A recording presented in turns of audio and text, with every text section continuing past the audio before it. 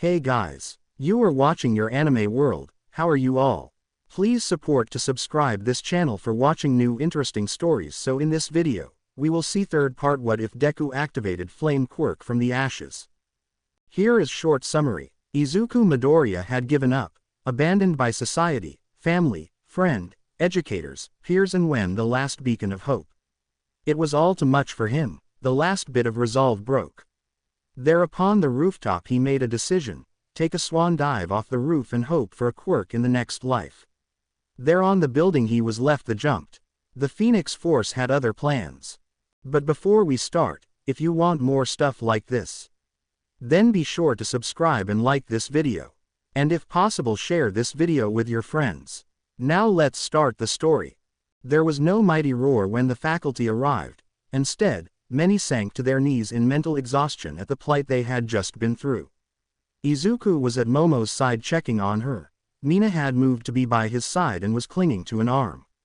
Slowly they made their way to their feet as the teachers swarmed the USJ. He saw a third-year group behind them and rushed to the students to check their wounds. Izuku saw Najire land near them. "Are you okay?" she asked. "No, not really, but we will survive," he responded. "Thank you, Senpai. Check on the others. I can handle these two for now." With a nod, she moved to the next group. He was amazed at the shift in her demeanor from bubbly airhead to licensed pro. All Might approached them, and Izuku glared at him. "Where the hell were you? They didn't come here for us. They came for you." "I was running late, young Midoriya. I am sorry." "Save your apologies." Izuku rose and helped the two girls up to their feet to leave to receive medical aid. Brighton was receiving some attention from a third year. "You are remarkably uninjured. Please head outside for evaluation from Recovery Girl." Brighton expressed relief, saying, "I'm grateful, but I don't know what force was looking out for me." Unaware of the strange looks from Ochako and Denki, he left, feeling frustrated that Momo had not thanked him for saving her from the portals and allowing the faculty to arrive. He tried not to dwell on the white fire that had given him renewed energy at the end, enabling him to move despite overusing his quirk. Nezu gathered reports that despite evidence to the contrary, most students had been recently healed from major injuries but still had several minor ones. Rikido and Yuga emerged from the forest area, visibly distressed and in tears upon seeing the heroes. Yuga's behavior was erratic, alternating between tearful outbursts and manic laughter as he stared at his hands. The class seemed to gather and move out as one unit, with Brighton and Bakugo the only outliers. Toru tenderly reached out for Shoto's hand and was relieved when he didn't pull away instead of taking her hand in his. Others were doing the same, just wanting physical contact with those they had stared down death with. Mina just said nothing and was clinging to Izuku's arm. Once outside, when every student or faculty approached her, she screamed for them not to touch her. It was a manic and frantic scream. The only person she would allow to touch her was Izuku. It wasn't till he had to empathically soothe her that she could withstand treatment from Recovery Girl. Izuku relayed what he had encountered to Momo, who was dealing with her own shock and troubles.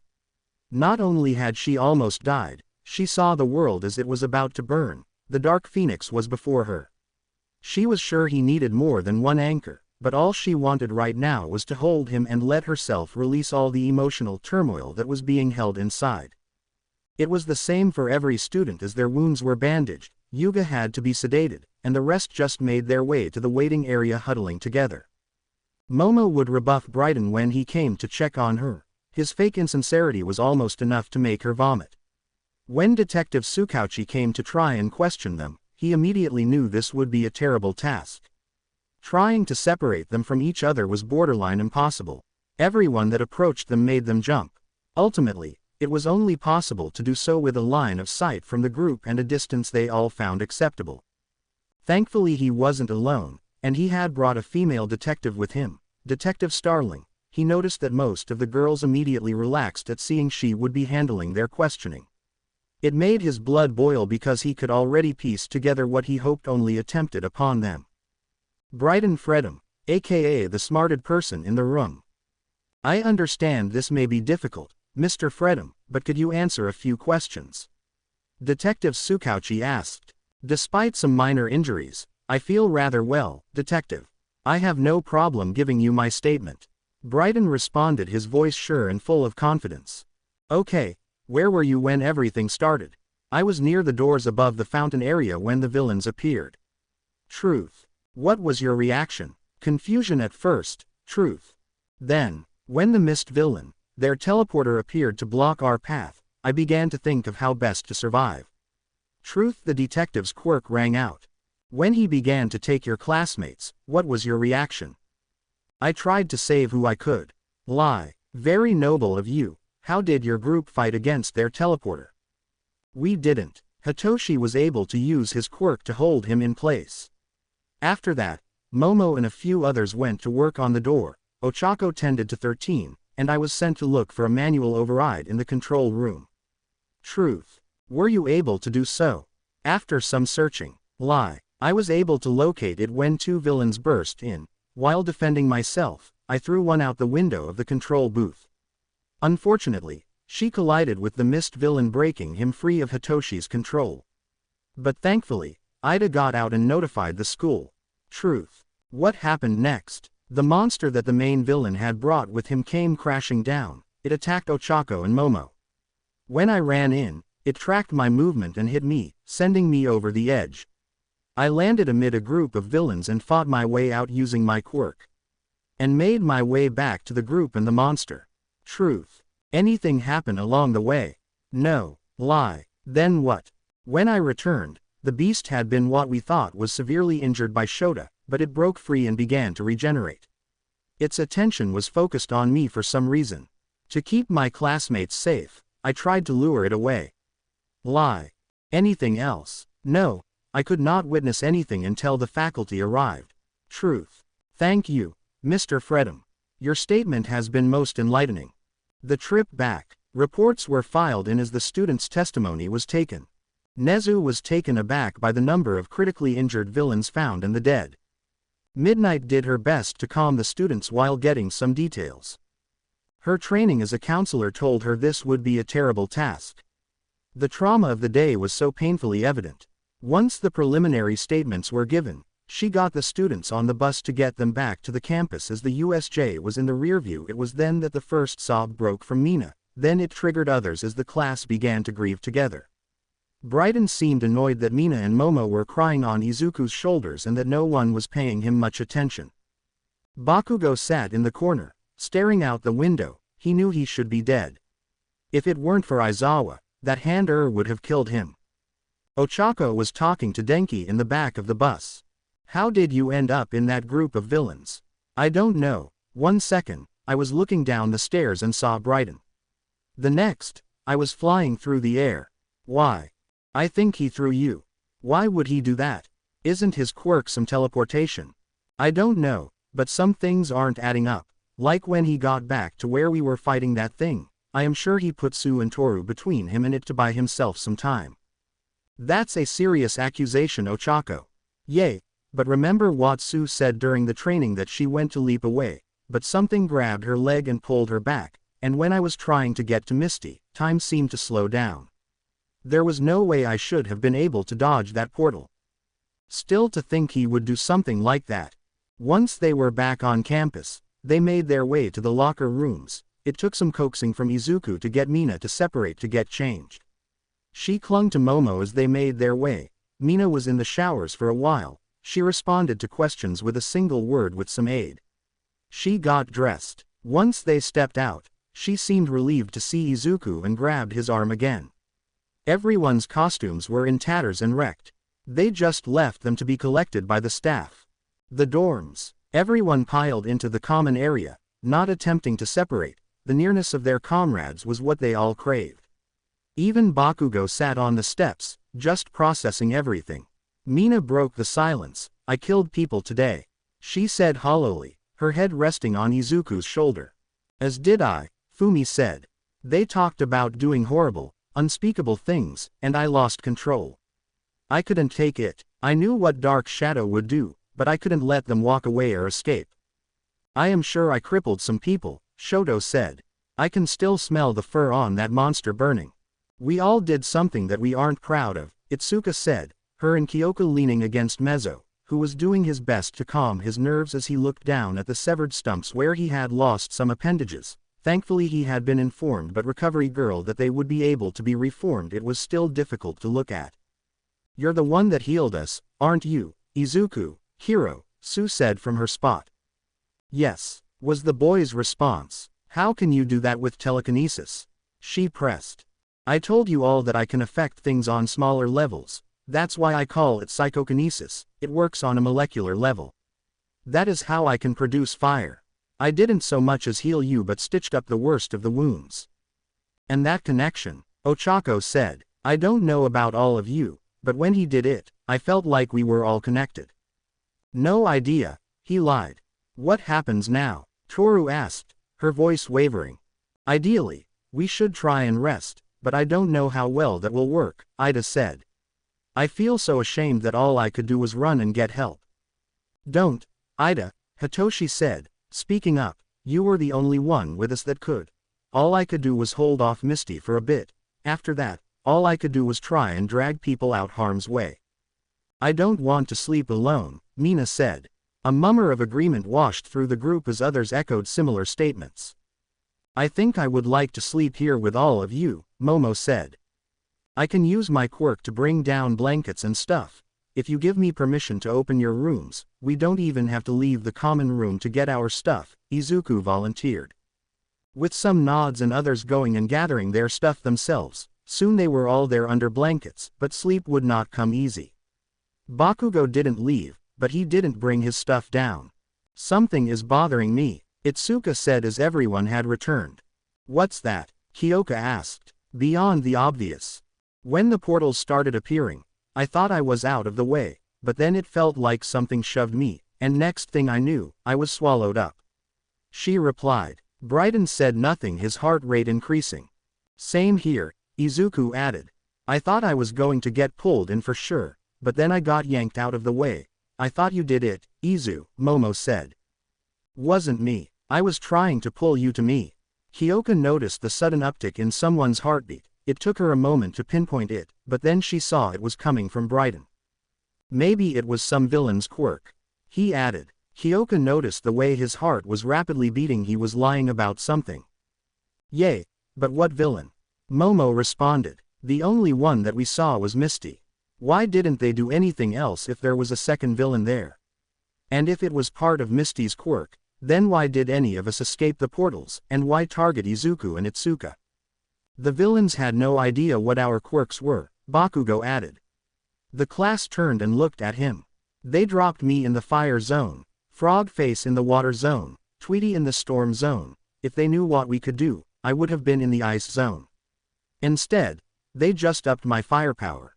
That was our thought when they dropped Denki in the flood zone," Ribbit, Sue said. "So, who shoved me into the portal?" Itsuka said. Before the conversation went any further, almost everyone's phones started ringing. People began to separate to other parts of the room as parents had received the news and were now reaching out to their children. Mina did her best. If it weren't for Izuku soothing her empathically, she wouldn't have gotten through the conversation. Most of the class held off their parents, claiming exhaustion and the need to rest. They were assured that such things would not hold them back tomorrow. Hitoshi noticed that Brighton was going up the stairs while the group had separated. "Hey Brighton, you okay?" "Yay, I just got you. Come back downstairs," Hitoshi said with a growl. "Hitoshi, what the heck are you doing?" Ida demanded. The rest of the class was stunned at what was transpiring. "Come on, Ida. Don't you think it is weird that the people he has been ing up to are the ones that managed not to get Ed into a portal except Itsuka and Denki? And the object of his obsession just happened to get pulled out of a portal. He is hiding something. His heart rate has been through the roof as soon as we started talking about what happened," Kyoko added. "But to use your quirk on him," Ida protested. "Fine, let's just ask him. If he didn't do shit, you can turn me in," Hitoshi said. "Either way, if he did us over, I would like to know if I can trust him." "Me too," Sue said. "I don't trust him. If he didn't do anything, then I think he was the one that threw Denko off the stairs," Ochako said. "And I saw him put Sue and Toru between him and that monster." "Brighton, Did you shove Itsuka and Izuku into those portals? Hitoshi asked. Yes. Why? So, I could save Momo and get her into bed out of gratitude. Itsuka didn't seem like she was going to go along with my plans about Izuku. How did you do it? With my quirk. What is your quirk? I can slow time down in a given area. For only yourself. No, I can choose who I affect and who I don't. So you could have saved everyone from going through the portals. Yes. Why didn't you? I didn't care. How long did it take you to find the override for the door? I found it almost immediately. Why didn't you open it? I was hoping that Izuku would get hurt if not killed, and I wanted to wait to claim more of the glory, as I felt that I wasn't in any danger. What about the rest of us? Itsuka yelled. I didn't care. Faculty. Midnight and Ectoplasm stood in front of the holographic projection of the USJ, moving people around according to the reports amassed from the students. Things weren't adding up. The first question to fly out from Ectoplasm was, why didn't Mr. Fredham act sooner? I don't understand it either. He could have stopped all of them from being ed in and separated, yet according to the report, we can only tell that he saved Ms. Yaoyorozu. From the reports, it can be inferred that he shoved Mr. Midoriya and Ms. Kendo into the portals. Midnight responded, looking up from the projection. It can also be inferred that he threw Mr. Kaminari into a group of villains to save himself as well, but we will need to question him with the aid of the detective to confirm, Ectoplasm added. Either way, I have to question his actions severely. If his classmates figure any of this out, we could have a dire situation, and he would essentially be a traitor in their midst. There would be no justification for his actions. We need to report this to Nezu immediately and get him out there for now. Midnight said. Truthfully, she wanted to throw the little bastard to the wolves, but she needed more evidence. Nezu was reading all the reports, including the very disturbing one from Detective Tsukauchi and his information from the interview with Brighton Fredham. As he began to put together all the elements of the incident, his mind suddenly painted a clear picture. He understood that Brighton was here to report back to his father, but he hadn't suspected that the boy was foolish enough to attempt to sacrifice other students for some petty gain. His mind clicked all the pieces together, painting a clear picture of some events. He immediately pulled up the security feed for the 1A dorm's common room. His eyes widened as he slammed down on the intercom. All faculty report to the 1A dorm immediately. We have a code red. Repeat code RED. Midnight and Ectoplasm broke into a dead sprint. -1 A dorms. No one could believe what was said, and no one moved to stop Mina, who screamed in fury and ran and punched Brighton with every ounce of strength. She wasn't alone. As he regained his senses, his mind flared in pain as a giant fist snatched him off the ground and punched across the room. As he landed, he activated his quirk. He could see the rage on their faces. He remembered Hitoshi talking to him. He must have used his quirk on him. His heart dropped. He had to run. He went to move only to feel unable to move. Where do you think you are going? Izuku said. How? I told you at the party that you were out of your league. Now you will catch the ass whopping you deserve. Time began to flow again. He tried to stop it, but he felt a mental block in place. No running away now. He heard Izuku's voice echo in his head. He turned in time to catch a knee to the gut from Rikido. As he doubled over, looking for any friendly face, he saw none. An invisible knee crashed into the side of his head, and he went sprawling. Sue followed up with a powerful kick, driving what remaining air was in him out. Ida tried to call everyone to calm down, but people were flaming. Momo was shaking in anger, trying her best not to join in. Mina had yet to respond. She descended upon him in a rage of righteous fury. He managed to get his arms up to try and defend himself. It is all your fault, you mother er. They tried to me, they tried to ing me, I was all alone. I had to kill to survive, you son of a bitch. She screamed as she rained down wild blows. He created some distance and slapped her, knocking her off him. Get thee off me, you psycho bitch, he cried. As he struggled to his feet, he felt a kick to his back from Mezzo. I lost ing limbs because of you. Denki grabbed him and let loose an electric jolt. You tried to sacrifice me to save yourself, you piece of shit. Brighton screamed as he tumbled, desperately reaching for his quirk only to find that block in place. Dark Shadow erupted and grabbed him violently before throwing him into a wall, causing it to spiderweb from the impact.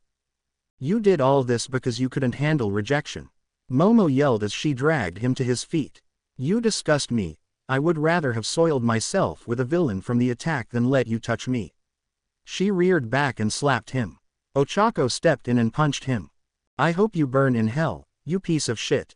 She spat out. Faculty. Izuku shouted. Everyone stepped back with their hands in the air as Vlad King, Ectoplasm, Midnight, and President Mike burst in with Nezu on their heels.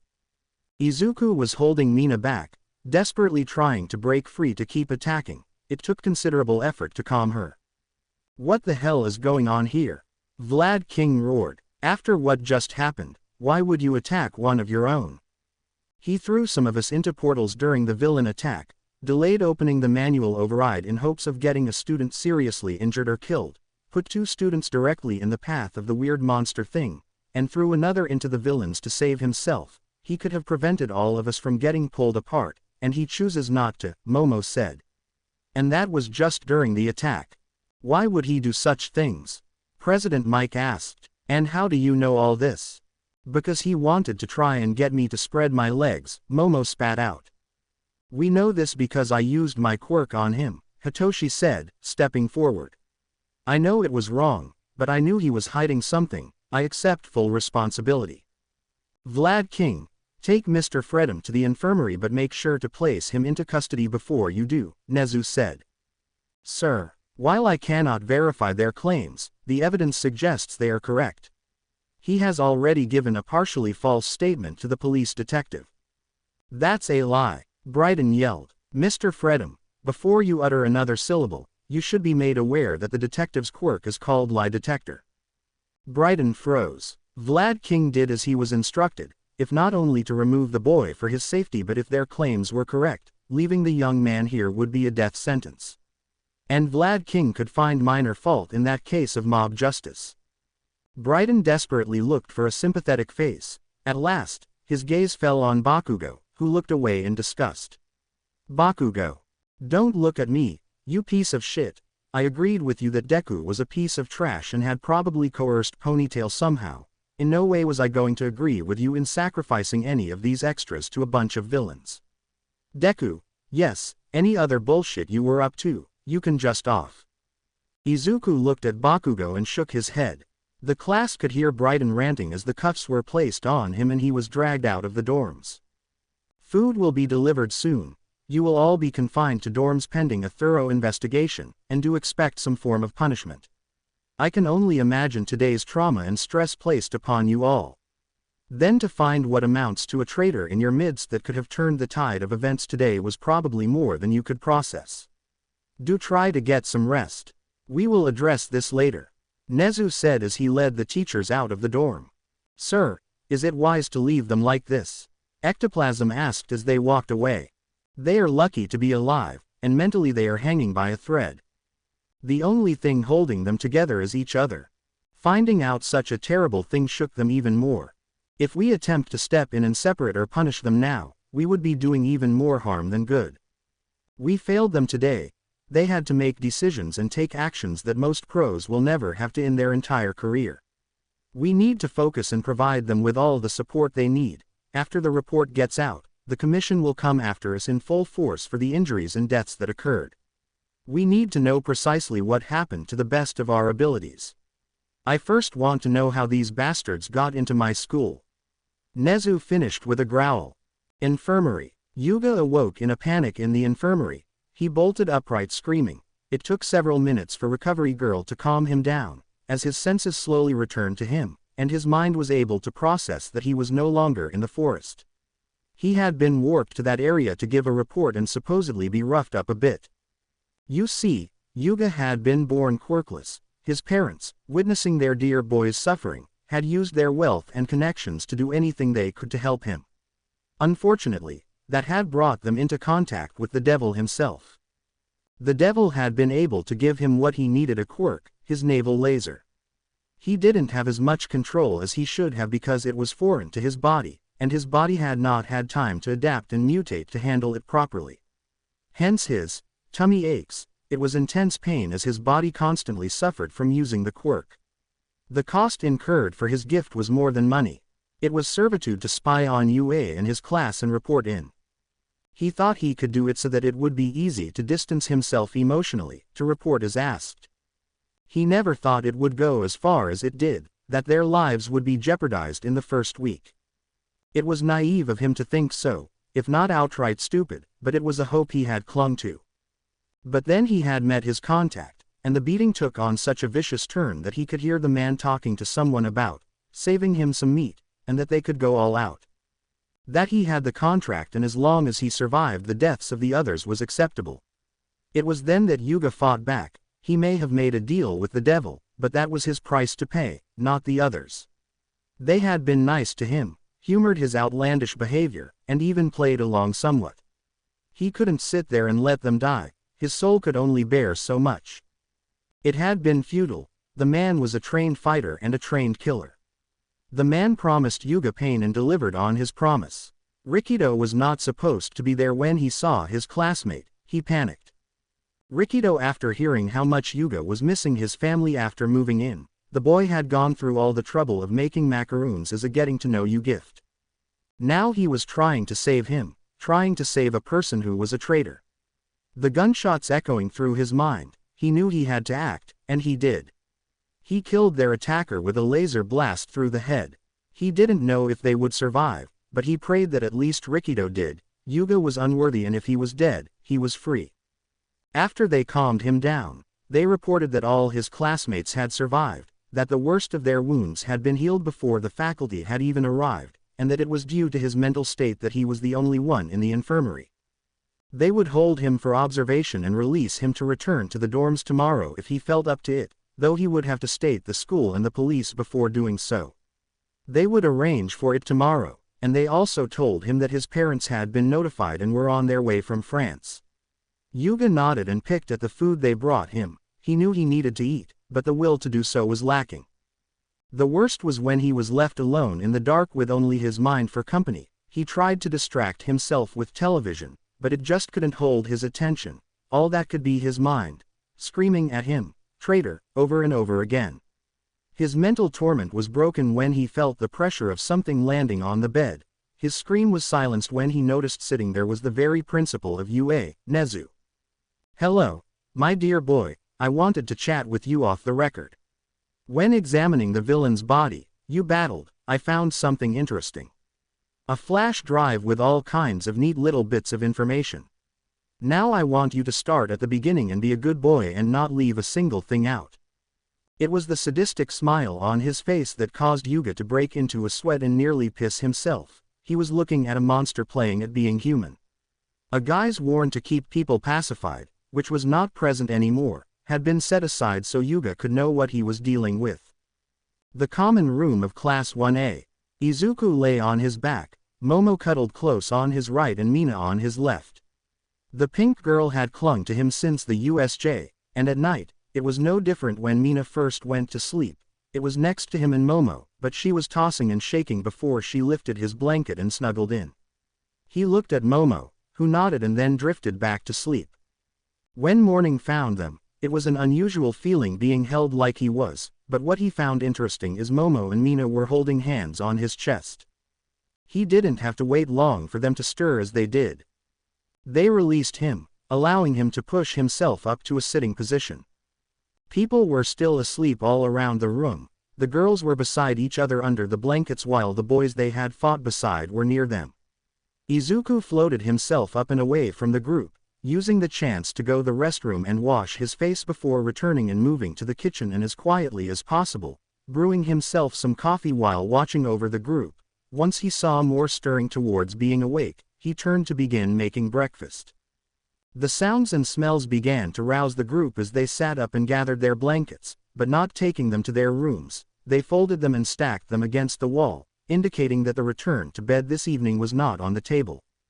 Surprised, he turned to grab something to see Kyoka looking at him. "You okay, Kyoka? Your phone never rang. You didn't even look at it once." "Anyone who cared was in the room with me except May and Melissa, but I had already talked to them. I am sure they will be by later anyways." Why didn't your parents call? They don't care. They disowned me when I turned 18. That's ed up, but thank you Izuku. For healing us, all of us. You could have just healed yourself and Momo.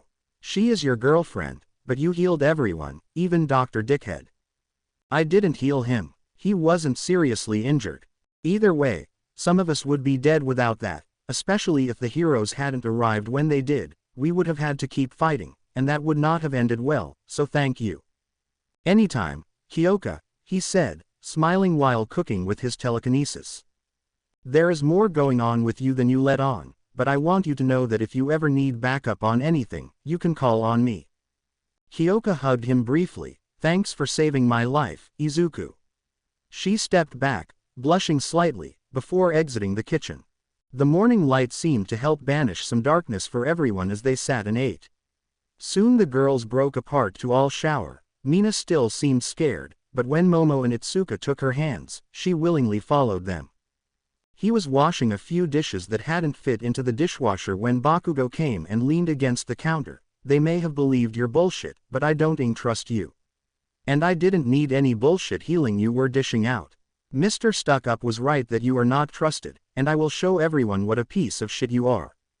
Really, how about I show them what you are? Before Bakugo could speak, his mind was flooded with images of him attacking and abusing Izuku and that fateful day. Why don't you take a swan dive off the roof? Bakugo went to step back but couldn't move. How do you think they would react? How do you think the school would respond? I know all your tricks, Bakugo. You have no idea what mine is. You can hate me all you want, but if you get in my way, it will be the last thing you do. Did you know that there are these glands called eccrine sweat glands? They serve a thermoregulatory function. They release your sweat to your skin, which is what cools you off, or in your case, it allows the release of your nitroglycerin. I wonder what would happen if all the ones in your arms suddenly got ripped out. Or if a small explosion was to occur inside them, are they filled with nitroglycerin? Do you want to find out?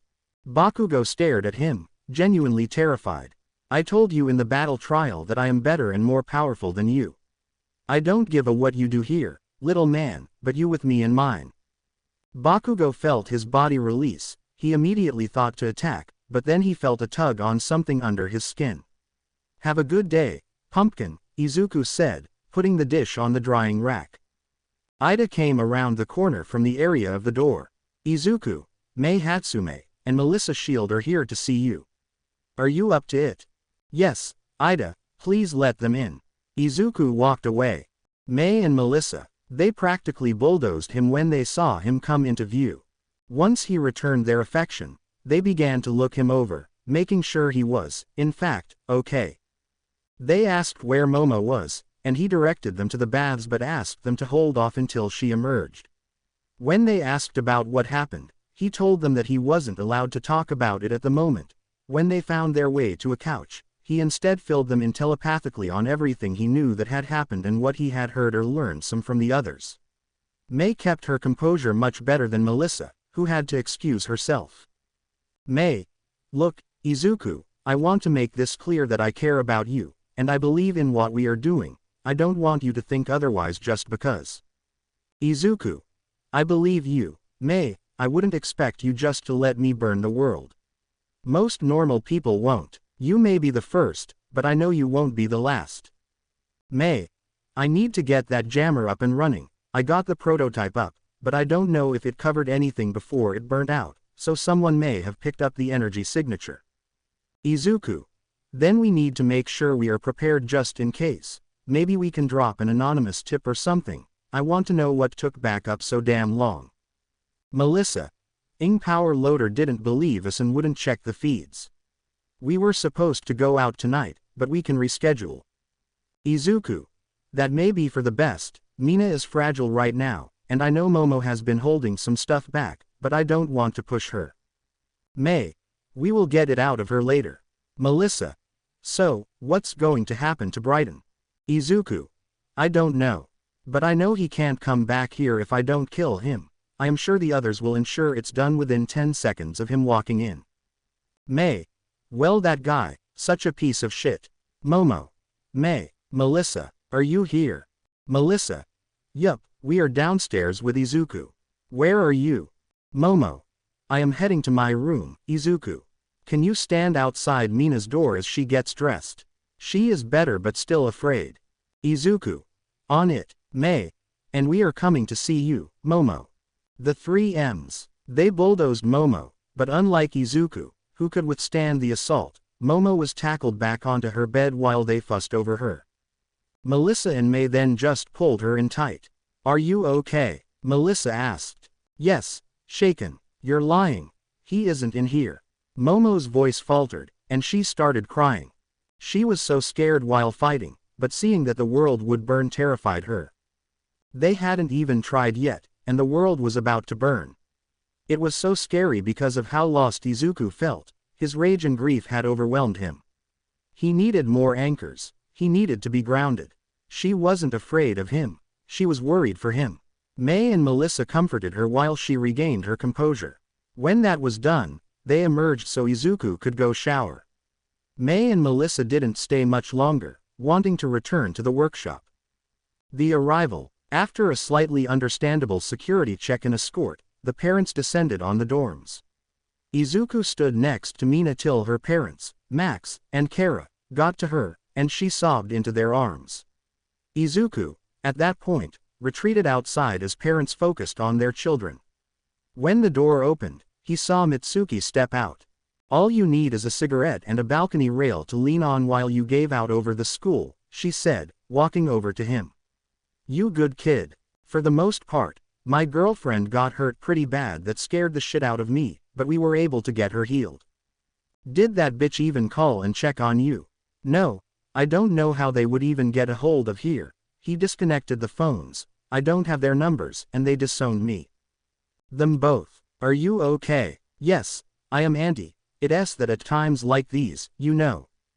Mitsuki stepped forward and wrapped her arms around him, pulling him in tight.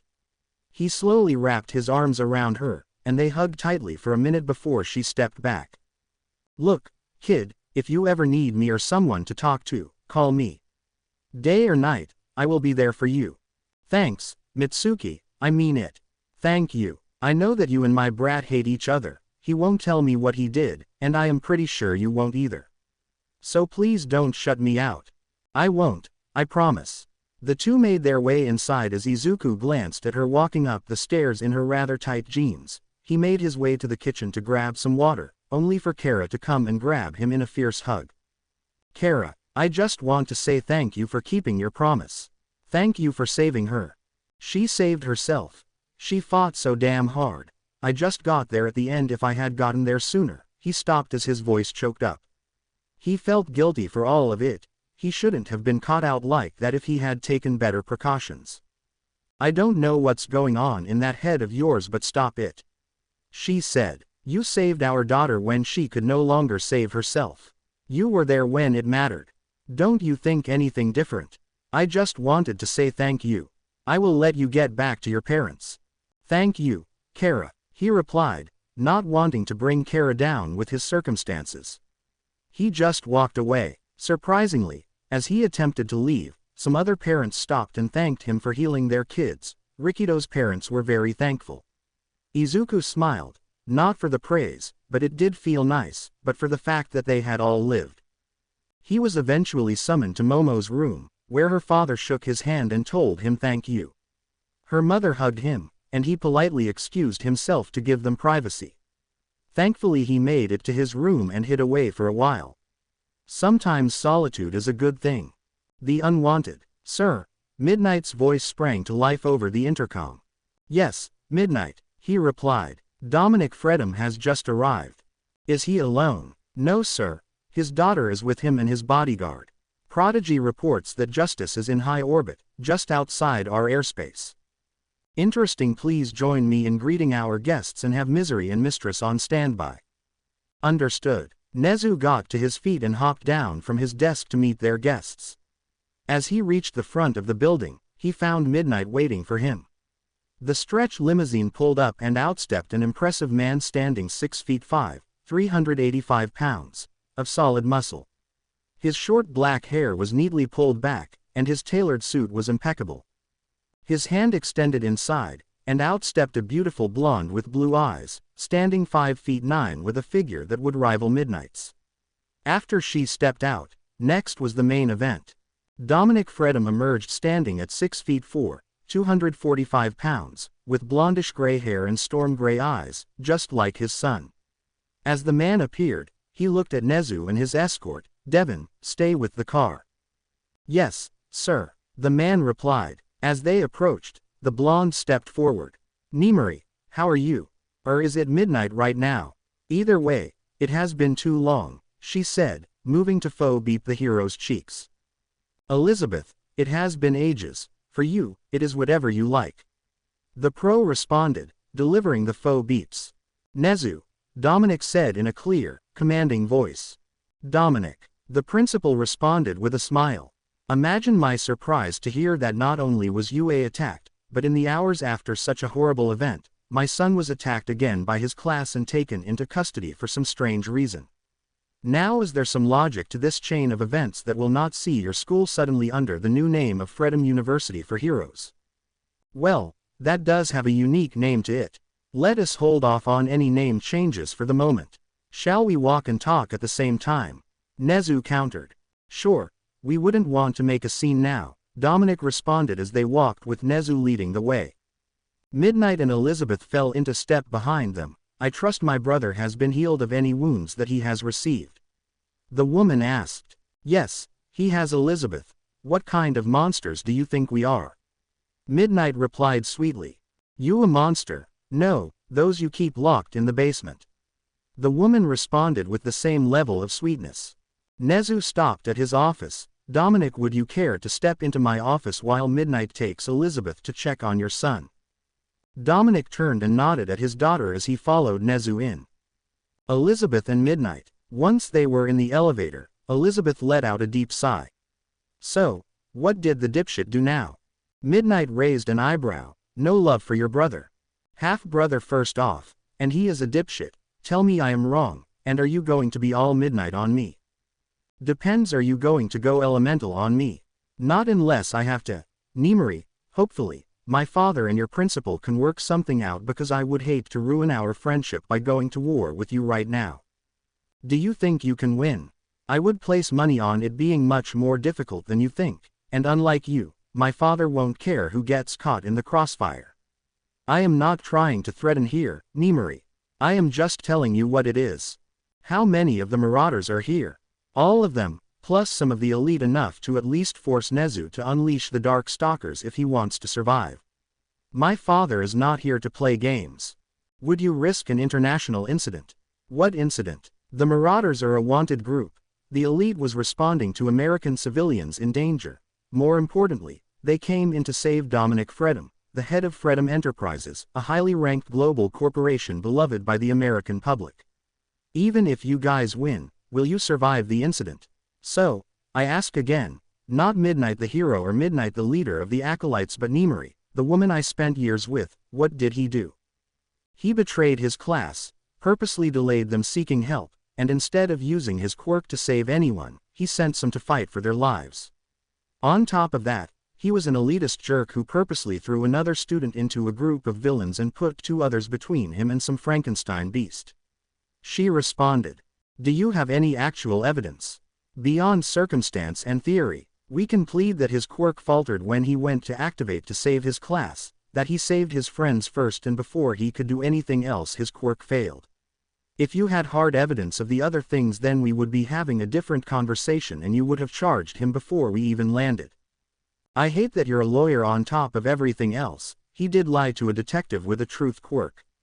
Misdemeanor. Punishment will be deportation, but I am betting that he didn't tell Brighton about his quirk before questioning him, and if he did, that kid is dumb and I don't know why we are having this conversation. Anything your detective learned will be inadmissible in court. It will be the testimony of whomever versus his. And I can drag this out in court for years, not to mention the whole incident will have to investigate it and discovery. The best option is for you to release him. I am sure Nezu and your father are dealing with that, but he can't stay in this school. Rumors will get out, and someone will take him out. I must know how you ended up with such an elitist for a brother. You are nothing like that. Like I said, half-brother. Nezu and Dominic Fredham. When are you going to release my son? I thought I would charge him with some crimes first, Nezu responded. Nezu, you and I know you have no evidence. You may know what happened, but can you prove it? We can hold him on falsifying a report to the detective. And how do you know he lied? Truth, Quirk. Did your detective notify my son that he possessed this quirk during the interview? Even if he did, I could get the charge thrown out of court in under 2 minutes. Try again. I highly doubt your surveillance cameras were up and running during the incident. If so, your response time will be dragged further into question. So, your grounds are hollow. At most, even if the charges did stick, you and I know I have enough pull to see he would be deported, which would bring him home regardless. So, either you release him, or those two you have lurking as backup won't make the door before something terrible happens. I don't appreciate being threatened in my own house. That wasn't a threat, Nezu, this is. I still owe you for the black site and will repay you. I am not afraid of your heroes or the monsters in the basement. I will live should they be unleashed, but your school and you will not. So, either you give me my son back, and we will sort this out another day, or everyone in the dorms of 1A will meet an untimely end before you can blink. Would you care to call my bluff? Sooner or later, Dominic, this will come to an end. But that day is not today. Careful, Nezu, I am not the one playing with fire. Are you aware of what is walking your school truly? I know they are here and we're at the USJ, and I will find them. Why don't you turn them over so I can do the world a favor and end them? You think such a thing is within your power, Dominic? How has your ego grown over the years? At least I don't play at being human. I know what you are, Nezu. What you really are, not this lie you put forth. Sooner or later, you will revert, and I will watch everything here crumble till they beg me to come in and clean it up. We will see in the end, Dominic, we will see, Nezu said as he picked up the phone. Release Brighton Fredham and have him brought to my office. Elizabeth and Nemery, you heard your boss, Elizabeth said. Before it gets too crowded, she handed Nemery a flash drive. I think I found a lead for you by accident. Why are you doing this, Elizabeth? Because we did have fun, and before all this shit, we were friends. I don't know if this world will ever allow that again, and if not, I want you to get at least what you were looking for. Thank you, Liz. Their facial expressions shifted back to neutral as they entered the holding area. Brighton sat up. Elizabeth, what are you doing here? He questioned. As father with you, he added with a note of fear. Yes, he is the one I am sure that secured your release. But I am not done. I can fix this and claim what is mine. The only thing that is yours, Brighton, is a conversation with father. Now, let's go. I don't want to be in this country longer than necessary. You failed, and now you answer for that failure like all the others have. Brighton, you could have been an amazing hero if you weren't such a prick with your quirk. I already am amazing. Professor Midnight, I don't need some piece of paper from someplace that harbors freaks and inferiors. I will just return home and get my paper there. This is just a bump on the road to my greatness. The boy responded. Midnight shook her head. He is all yours, Elizabeth. We will remove the quirk suppression cuffs once we get outside. As soon as they were outside, they removed Brighton's cuffs, and the boy was face to face with his father. There were no tearful or even heartfelt words. Instead, Dominic said, "Car." Brighton said nothing and stepped inside, followed by Elizabeth. I am sure we will see each other again, Nezu, but heed my warning. You are dealing with something you either are too stupid to comprehend or believe you can tame. Your hubris will doom the world. I would say the same to you, Dominic. Have a safe trip home. Nezu said as they departed. Turning to Midnight, have Prodigy track them till they leave the country. Yes, sir. Why did you let him go?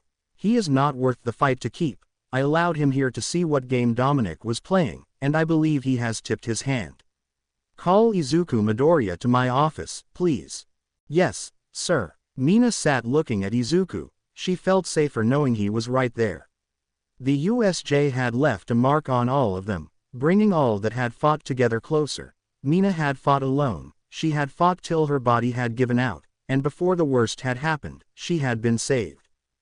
He had saved her at the entrance exam and the USJ. He was handsome, good-looking, intelligent, and an excellent person to be around. His presence in the room was nice and vibrant, giving off this sense of life. She couldn't explain it. Her fantasies could. They did to her, often and with great force. Yes, she was crushing and had been through a traumatic event, so it wasn't the best time to say or do something, even if she wanted to desperately. She wanted comfort now more than anything, but acting recklessly was not the right thing to do. She knew that. It was easier to ignore those desires with her parents here. Her mom was figuring out how to hold her and never let go, and her dad wanted her to withdraw from the hero course. Thankfully that conversation was shelved for the moment. Izuku had been monitoring her empathically since the USJ, calming her down so her emotions didn't overwhelm her, inducing a breakdown. He was also becoming keenly aware of her feelings towards him. He didn't want to prey on those emotions but didn't want to abandon her when this was what she needed the most. He was going to have to talk with Momo. He felt sleazy, especially how good it felt to wake up with Momo on his side and Mina on the other. She seemed to be in a better state with her parents next to her, but of course, who wouldn't be? A pang of jealousy ran through him, seeing so many parents that cared. Kyoka had said it best, his phone didn't even ring, and he didn't expect it to. Not wanting to sit around staring at the families, he took a walk to clear his head when he encountered Midnight. Principal Nezu would like to see you, she said. Her tone made it clear that it wasn't a request. Please don't make me fight the faculty after yesterday. I have nothing better to do. Please lead the way, Professor. He replied, falling behind her. At least the view was excellent. Meeting the principal. Welcome, Mr. Midoriya. Would you care for some tea? Nezu said from behind his ornate desk. Izuku looked around, admiring the craftsmanship of the work put into the furniture, all the pieces tied together exquisitely. Nice office, Izuku said. Yes, some tea would be nice. Stretching out his mind to their immediate surroundings, taking notice of the people stationed nearby. Nezu poured him a cup before retaking his seat, waiting for Izuku to taste it before starting their meeting. Izuku smiled at the flavor. A personal blend. Very nice. Now, how can I help you today? First, Mr. Midoriya, I wanted to inform you that Brighton Fredham has been released from our custody and returned to his family. Also, he has been expelled. Are you kidding me? Izuku said, setting his tea down. What more did you need to lock this asshole up? In a word, evidence, Nezu said calmly. We have your class's word against his, and he has plausible excuses for his actions at the USJ. Enough so that conviction would be a long shot at best. Now while we have a recording of the common room in your dorms, we do not have audio recordings to respect you and your classmates' privacy. Holding him was a danger to the school, and bearing that in mind, we released him to his family, who are leaving the country as we speak. Did you just call me in for this? No, Mr. Midoriya, I did not. Nezu said, leaning forward. Let me be frank with you. All Might approached me immediately after his encounter with you outside Aldera High, and after he told me the story, I became rather intrigued as to the particulars of your story. I'm listening, he said, his mind scanning the area again and noting that some of those he had detected earlier were moving closer. So I looked into you rather extensively to say that the transformation you underwent from before your accident to 6 months later is miraculous. And for your quirk to awaken after such an event is similar. And such a powerful and versatile quirk. All the doctor reports are perfect and amazing. Interviews were spot on, exactly what you would expect. I still do not hear a question. I haven't asked one yet, Nezu replied. Now, if we couple that with a report that someone had jumped off a Yaoyorozu building at the time of your accident, we find some interesting parallels. Those, coupled with unknown energy readings, are very interesting indeed. Unfortunately, there is no evidence to corroborate that suspicion, but nonetheless. You emerge 6 months later, looking like you do, test out of Aldera High, brush off the #1 hero in the country in such a way that he comes to me, then you go to work. You work 2 jobs, clean up a beach, court Ms. Yaoyorozu, piss off Brighton Fredham, and wander through our practical exam as if you were picking flowers, then your second exam was a joke. Your written exam would give only those without some intelligence-boosting quirk a chance at passing it, Yet you did perfectly, I might add. Still waiting for the question, Izuku said calmly, keeping his smirk as the people were even closer now, and he could see Snipe on the building across the way. Ms. Yaoyorozu, Ms. Shield, and Ms. Hatsume are attacked by an outside force for unknown reasons, saved by an unknown entity. You arrive at UA, eyes Mr. Bakugo during your battle trial, calm the student body during the break-in, and then during the USJ, you are sent off to fight alone. You emerge victorious, rescue Ms. Ashido, heal your classmates, save some from the brink of death, and drive off the enemies. Anytime now, Izuku said. Somehow Brighton Fredham wasn't able to escape the clutches of your class last night after his revelation, as well curious. So, my question is, what are you, Mr. Midoriya? I am just a boy in love with a girl who dreams of changing the world. Is that all you are going to tell me? Yes, it is, Izuku responded, sipping the tea. Great tea, by the way. May I ask why? Nezu said, leaning forward. Simple, I don't trust you. And why should I share my secrets with someone I don't trust? Izuku replied, setting his teacup down. Would you care to elaborate? Of course, we can start with Professor Snipe across the way on the rooftop and whomever I am sure you have lurking around us as we speak. I caught a glimpse of him and assumed others were around us. Stand down, Nezu called out. That better. Not really, it was the implication of what you intended to do, but for the sake of argument, we can say that I won't have to toss him off the roof. But let's get into specifics since you seem to like that.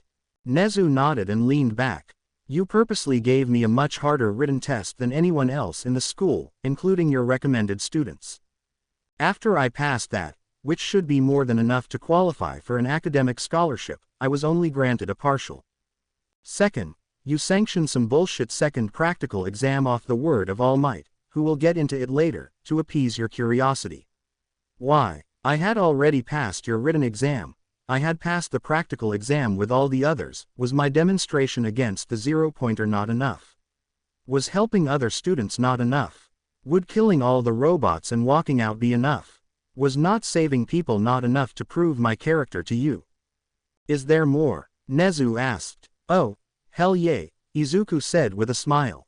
So, you invade my privacy and dig into my life, and in all that digging into my school life, how did you not catch a whiff of all the bullshit that Bakugo pulled?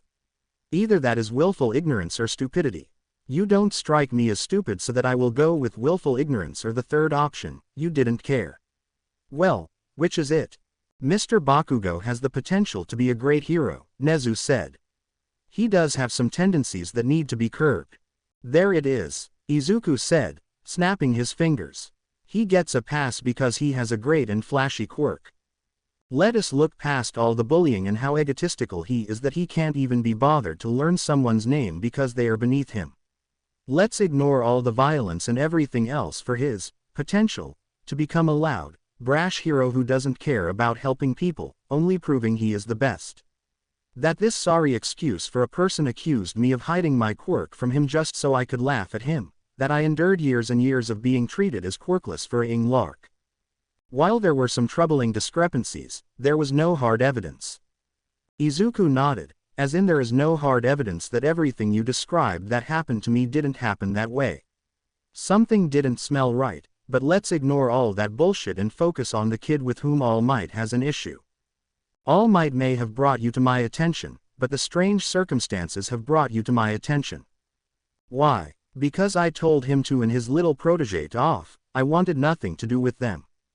I kept my promise. I kept his secret, and when he felt bad for being an asshole and I told him to shove it, he couldn't handle it. He came to my house after he was told if I wanted to talk to him, I would. He pulled my quirk registry after I updated it for God only knows what reason. When I told him I didn't want to discuss it with him, he threatened me. When I non-violently ditched him so I could test out of the hellhole known as Aldera, he followed me. I try to avoid him and Junior accosts me on the street. I try to leave, and they won't allow it. I did threaten violence at that time, but I answered his questions. I don't owe him shit. Then what's he do? Comes running to you, and you decide to root around in my life to satiate your curiosity. Nezu looked at the young man, nodding at him to continue. You know so much about my life, then you had to know that Brighton Fredham was here on ulterior motives, but you decided to grant him admission to play games with his father. You took a dream from someone else to play a damn game, and where did that get you, Principal? Your game got many people hurt and psychologically scarred. Your faculty ignored a legitimate warning that something was wrong because the people who delivered it were connected to me. All he had to do was check the damn cameras, and he failed to do so. Just like your heroics teacher failed to be where he was supposed to be, his idea of heroics class is to have us fight each other, like a homeroom teacher that seems to prefer sleep and threatens to expel us. Or because you say so, they take up a sniper position on a student who has done nothing but pass your stupid tests. Why? Because you allow this treatment. Despite everything I have demonstrated, I am allowed to be treated differently. Now you come before me and ask me to tell you my secrets. Go yourself. Is there any more? Nezu said. Was that not enough? Izuku said. In more ways than one, Nezu responded. You said you are trying to change the world. What will you do to those that don't want the world to change? Nothing. They don't matter. They can stand all they want against the rising tide of change, and all they will find is they are trying to stop the ocean from moving by standing in its path. And should I demand answers? You have your answers all there, whether you believe them or not, but I don't owe you, All Might, or anyone else here any answer. I answer to myself and the girl I love. This world ignored me and treated me like shit, and if you want to play by a separate set of rules for me, fine. You can do what you want, but if you threaten me or have people moving or in place to threaten me, I guarantee you will not like what happens next. I already told one person today that I do not take kindly to being threatened in my own house, Nezu said, his voice going cold. If it is becoming a regular thing, then maybe you should look at what you are doing to make people have to threaten you, Izuku said. After everything I said, you have nothing to say, not a single, I'm sorry, nothing. Would you believe me if I said it? Nezu said, his voice still cold. No, your words mean nothing, your actions speak for you. Is there anything else? I feel this conversation has run its course, and I would rather be anywhere else than in this office. Izuku said, getting to his feet. I believe we have exhausted all avenues today. Maybe next time, Nezu said, his voice returning to life. Izuku just turned and left, his anger bubbling beneath the surface. He could sense them all. They were all there except for Recovery Girl and Eraser Head. He reached out and could still feel all the parents at the dorm. Not wanting to dampen any of his classmates' moods, he went to the support course dorms. Melissa and May. The inventor found herself walking out of the workshop, covered in soot, as the latest baby had met an untimely end. The thing is, Melissa wasn't even sure how that it had happened, and with such force, a familiar laugh caught her attention, and the telltale snap of a picture caused her to whirl around. She saw Izuku standing there laughing. I know you didn't do that on purpose just for me or anything, but I needed a laugh. He said.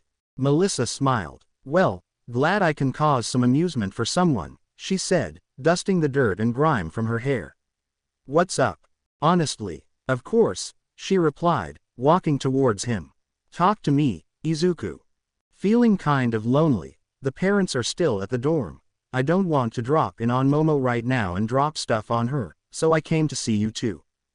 Well, May is cleaning up her mess. I was going to get cleaned up. Why don't we go out and get some food? We don't have to have our talk. We can hang out. Dreaming green and tropical lab coat. We always said we wanted to meet someday. She said, smiling. You know that sounds nice. I'll wait here. He said. I will be back in a jiffy, she said, jogging off. He walked over to the lab, the familiar smell of the explosion hanging in the air. May, you in here? Yay, come on in Izuku, he heard her call. Following her voice, he came across her staring at a schematic as some robotic floor cleaners moved around the dirty workshop. When she turned around, though, Izuku was not prepared for her to see her in her overalls with one strap down, lacking a shirt and her clothing obvious and very sheer. Holy shit, May, where is your shirt? He exclaimed, covering his eyes. What's the big deal? I am wearing a bra. May shouted back. It's not like you haven't seen S before. It's not different from when I wear a swimsuit to go swimming. Okay, I get that, but that clothes rather see-through. What do I not have nice tits? I thought they were pretty good, not Momo level but still worthy of being ogled. Yes, they are very nice. May, now, can you please pull up the other strap of your overalls? He pleaded. Her laughter rang through the workshop. Wait till I tell Momo you said I have nice tits, she teased. You can open your eyes now, you big baby. Cautiously he did. She was covered up, but it seemed more erotic now than before. He knew what those straps were hiding. When she turned sideways, he saw her sides and the thin black line of her panties over her hip, and her clothes visible again. He had to admit May looked incredibly hot right now. The look of the soot was rather erotic. He looked away, pretending to look around the shop at the mess. Want some help? He said. Of course, I am trying to figure out how this exploded. By my calculations, the explosion shouldn't have been this big, no matter what. Izuku reached out with telekinesis, lifting all the stuff off the floor and gathering all the dust and dirt into a pile. Melissa and I were going to go hang out. Do you want to come? He offered. Not today, I want to do some more work, but you guys have fun, May said, as everything started getting cleaner much faster, thanks to Izuku. You okay, dude? May asked, noticing the absent look on his face. Somewhat, just annoyed, wishing my parents weren't such assholes. Contemplating murder, you know, the usual. Yesterday was rough.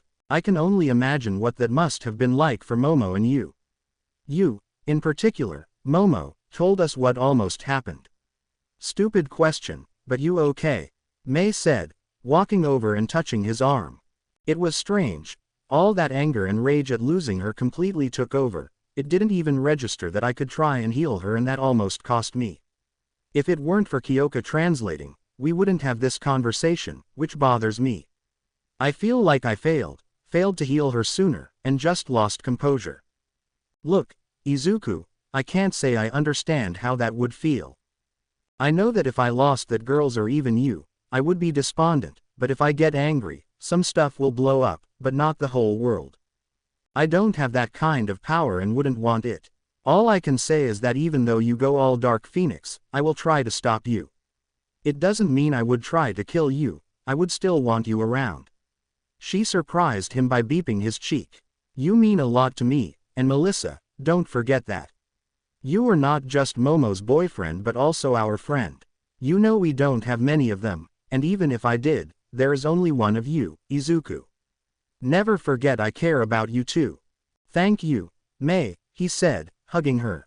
He was happy when she returned it. Better, much better, he replied. How about you show me what blew up, and I can see if I can help you figure it out. Melissa returned shortly, her hair in a braid, wearing a black t-shirt that read, Science.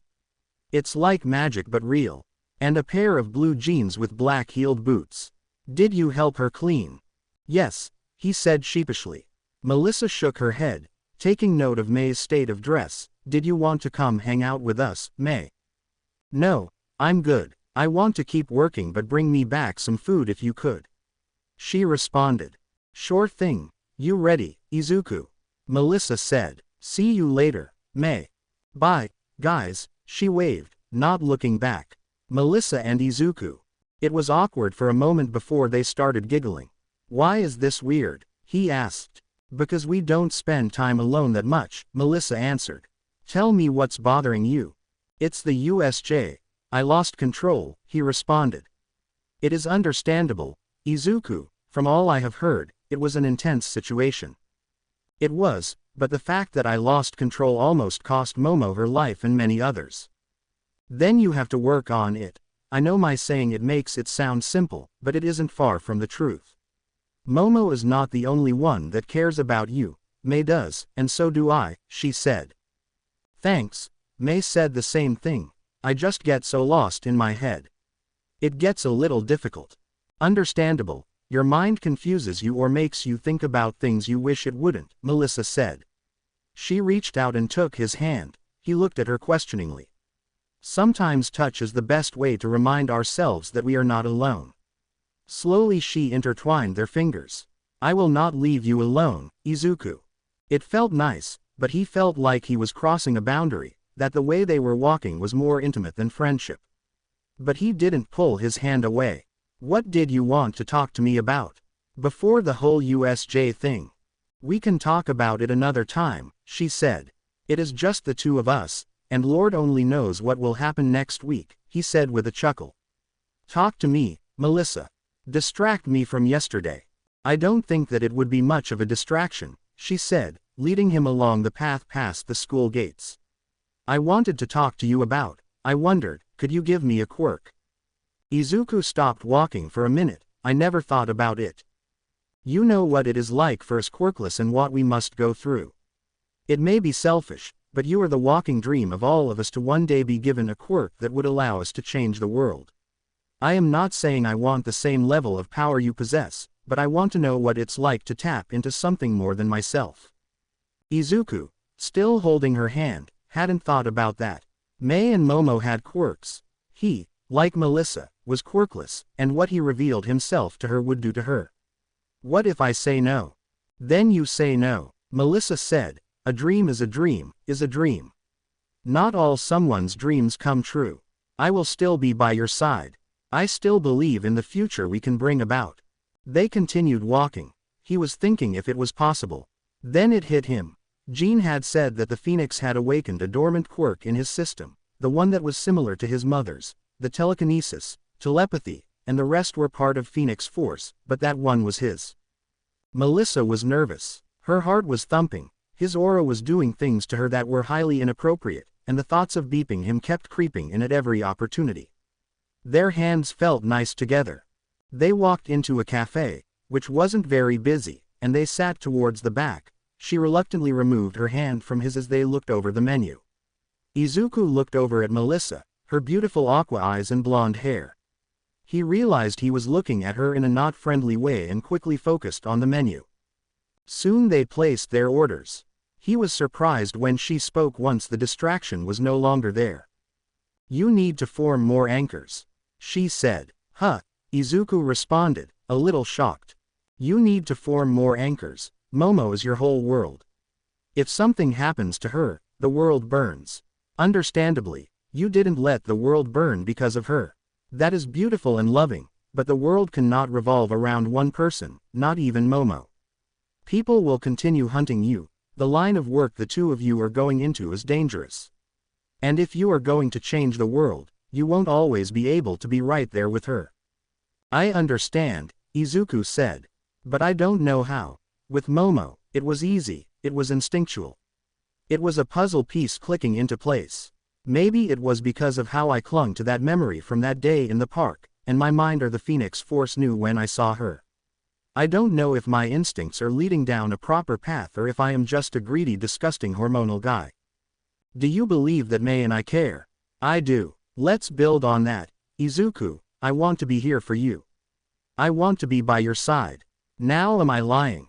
He extended his empathy and telepathy to her. She was telling the truth. "No, you are not lying.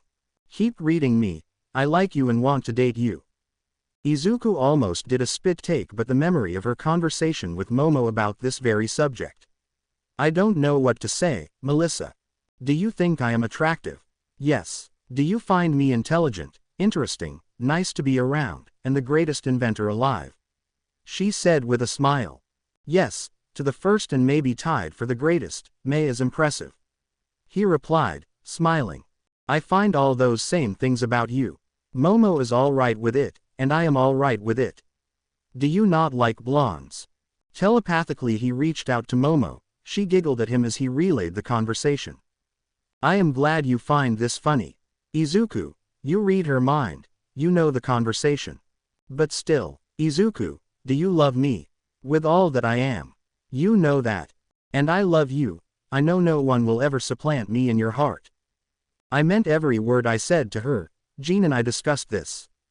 You must understand what your presence does to people, especially the girls. Mina would jump you if given the opportunity, especially after yesterday. Ochako thinks you're cute. The phoenix represents life itself, and creating life, you ooze a vibrancy that attracts people to you. I love that I am your world, and I genuinely do, but I know I can't be that forever. If something happens to me, I don't want you to stop trying to change the world. It is your dream and mine. As long as they have your best interest and know what they are getting into, I am okay. Now enjoy your date with Melissa." The conversation ended, and he looked at Melissa, who smirked. "What did Momo say?" "That she can't be my whole world forever." He replied. "Okay then, Melissa, let's date and see what happens. Then, after we eat, let's do something else. Let me distract you." "Distract away," he said. As it turned out, distraction meant bowling and much shit-talking while they played. Melissa was funny and also competitive. It was an exciting experience. She would flirt and crack jokes. All the while, she was dominating him in bowling. In his defense, it was his first time. They got to know each other more, discussing books and hero theories like they would argue about online all those years ago. He liked her laugh. It was light, full of energy and happiness. She would take his hand sometimes and hold it for a second or put her head on his shoulder, enjoying the closeness of each other. When the time finally came to journey home, they stopped by a burger stand to pick up some food for May, as promised, before heading back to campus. The whole experience had done precisely what Melissa had pledged to, distracted him, and lightened his load, from the USJ incident to the conversation with Nezu. Knowing that Melissa and May cared had been a comfort. The hug from May, and the declaration from Melissa, were another reminder that others cared for him, something he lost track of. As they approached the duo's private workshop, neither was surprised that the lights inside were still on. "Thank you, Melissa, I had a nice time. I am glad I could help Izuku. Now, something for me," she declared. She reached up and beeped him. He was surprised by the softness and fullness of her lips, the fullness of her chest pressed against him. His mind flared as she wrapped her arms around his neck.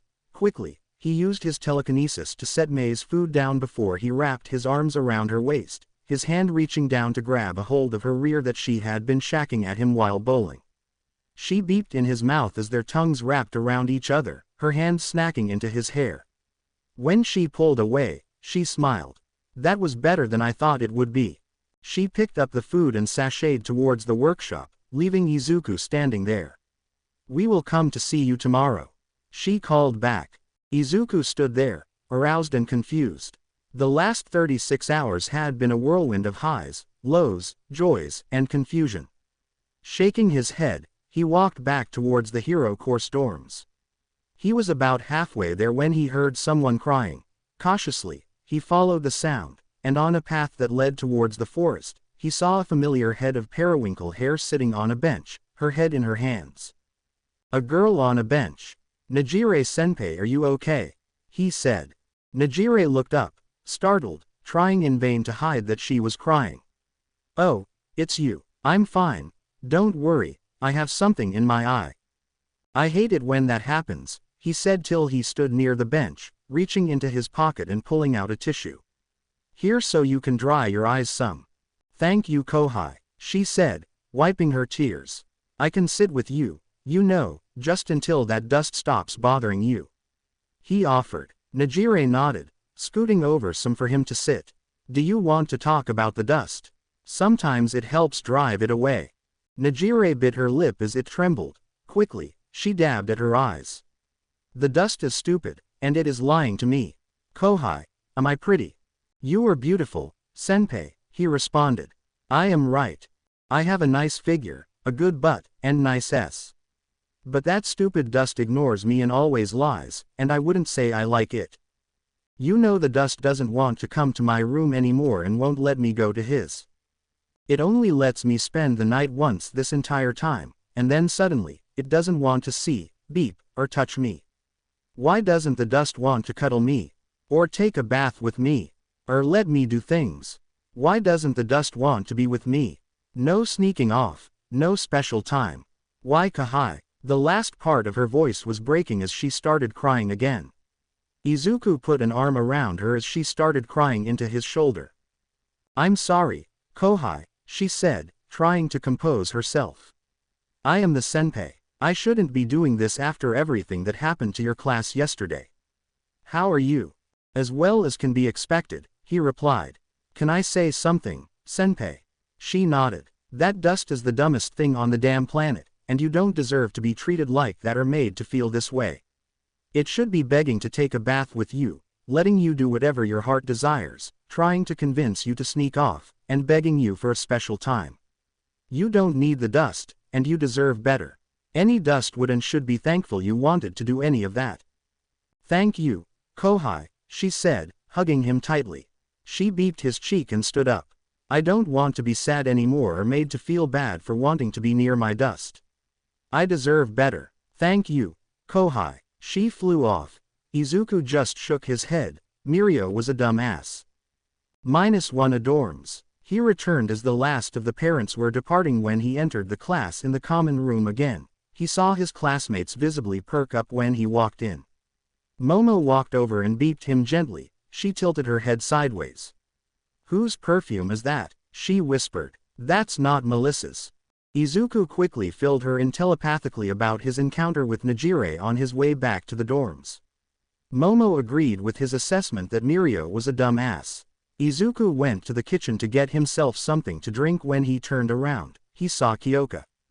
You okay, Izuku? She said, gently touching his arm. It must have been difficult with all the parents here. It was. It bothered me more than I thought it would. That was why I took off for a bit, he responded, pouring himself some tea. You better now. Yay, it helped to get out and distract myself, he said, smiling and patting her hand. Thank you, Kyoka, for noticing and for caring. Kyoko blushed slightly. That is what friends are for, stupid. She lightly punched his arm before leaving the kitchen. The class returned to their conversations as Izuku joined Momo back to where they had been the night before. Mina smiled, seeing him. When he sat down, she leaned over and placed her head on his shoulder. Under the blanket, she took hold of his hand. Momo did the same on the other side as the class debated what games they would play that night. Izuku slipped into deep thought, enjoying the comfort of the girls at his side and his class. His mind drifted to his conversation with Nezu, and to his interactions with All Might. The more he thought about it, the more he realized that while his points may have been valid, how he handled them could have been better. He was angry, still so very angry at how he had been treated in life and how things were continuing to be handled, but his anger was clouding his judgment. Nezu could be a useful ally, but they would have to build a way to trust each other. With a deep internal sigh, he realized that he needed to get control of this anger before he did something bad. Jean had warned him that as the Phoenix he would experience emotions more intensely than others, and while he had learned to control his anger as to not lash out, letting it go seemed to be a task that he was lacking. It was something that he knew now that couldn't be pushed back anymore. He had to start addressing this issue before it spiraled out of control. Trust. Hello, Principal Nezu. Mr. Midwariya. Yes, sir. So you're a telepath as well. I am. I reacted harshly today, but I am sure you can understand some of my reaction.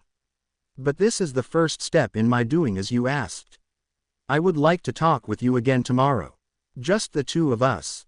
Very well, then. We will meet at my residence on campus. I will send you the location. Shall we say 9 a.m.? Yes, sir. 9 a.m. it is. Hangar 5. You had a simple task and couldn't even handle that. Dominic spat as he backhanded Brighton, sending the boy flying. If you had acted as I have taught you, you may be on your way to satisfying your urges instead of bleeding on the floor. You stupid, stupid child. Instead, I must fly to Japan to pull you out of the fire. But father, Brighton couldn't finish his sentence as Dominic slapped him across the mouth. In what world did you think I wanted to hear your response? Not only have you failed, you have embarrassed our family name. You will make this right, even if it costs your life. Send him in. The door to the office opened, and in walked a tall man, 6'5", well-built, 285 pounds, wearing an exquisite black suit, black shirt, and a red tie. His skin was an alabaster white. His black hair was slicked back but hung loose around his shoulders. A single red diamond pattern rested on his forehead. He is all yours, Dr. Essex, Dominic said with a dismissive wave. Brighton screamed in panic and terror after his father as the man walked away. Black tendrils slithered out from the doctor's shadow, wrapping around the boy and dragging him back. Don't worry, my dear boy, when I am done, You will be all he ever dreamed of." A sadistic smile danced across the man's face as the tendrils silenced Brighton's screams. Mirio was not prepared for the knock at his door at 6 a.m., having just returned from helping All Might with the investigation into the USJ incident a few hours earlier. Quickly he looked at the clock to ensure that he had not somehow slept through an entire day and that it was Monday. Assured now of the day, he walked over and opened the door, ready to yell at somebody. What he saw was his girlfriend Najire standing there. "Najire, I am exhausted. I don't have time for whatever this is," he said dismissively. "Can we talk about it tomorrow morning before classes?" Najire sighed. She had told herself that if he answered the door happy to see her and at least beeped her before going into the "I'm tired" speech, she would give him a chance, but his attitude and the fact she was there in partially unzipped hoodie that left no question of if she was even wearing a clothes addled it. And to answer the question, no, she wasn't. She wasn't even wearing underwear, but there was no way to tell that. "I'm done," she said. "Okay, done with what?" he said confused. "You," she replied, fighting back the tears. She didn't want him to see her cry. "I am breaking up with you." "Wait, why?" he said. "Look, I'm tired right now. I will make it up to you later, I promise." "Like you promised not to miss our next date night." "Yeah, but, like you promised to stop lying to me. Or how about you promised to come to my room after I sent you that picture?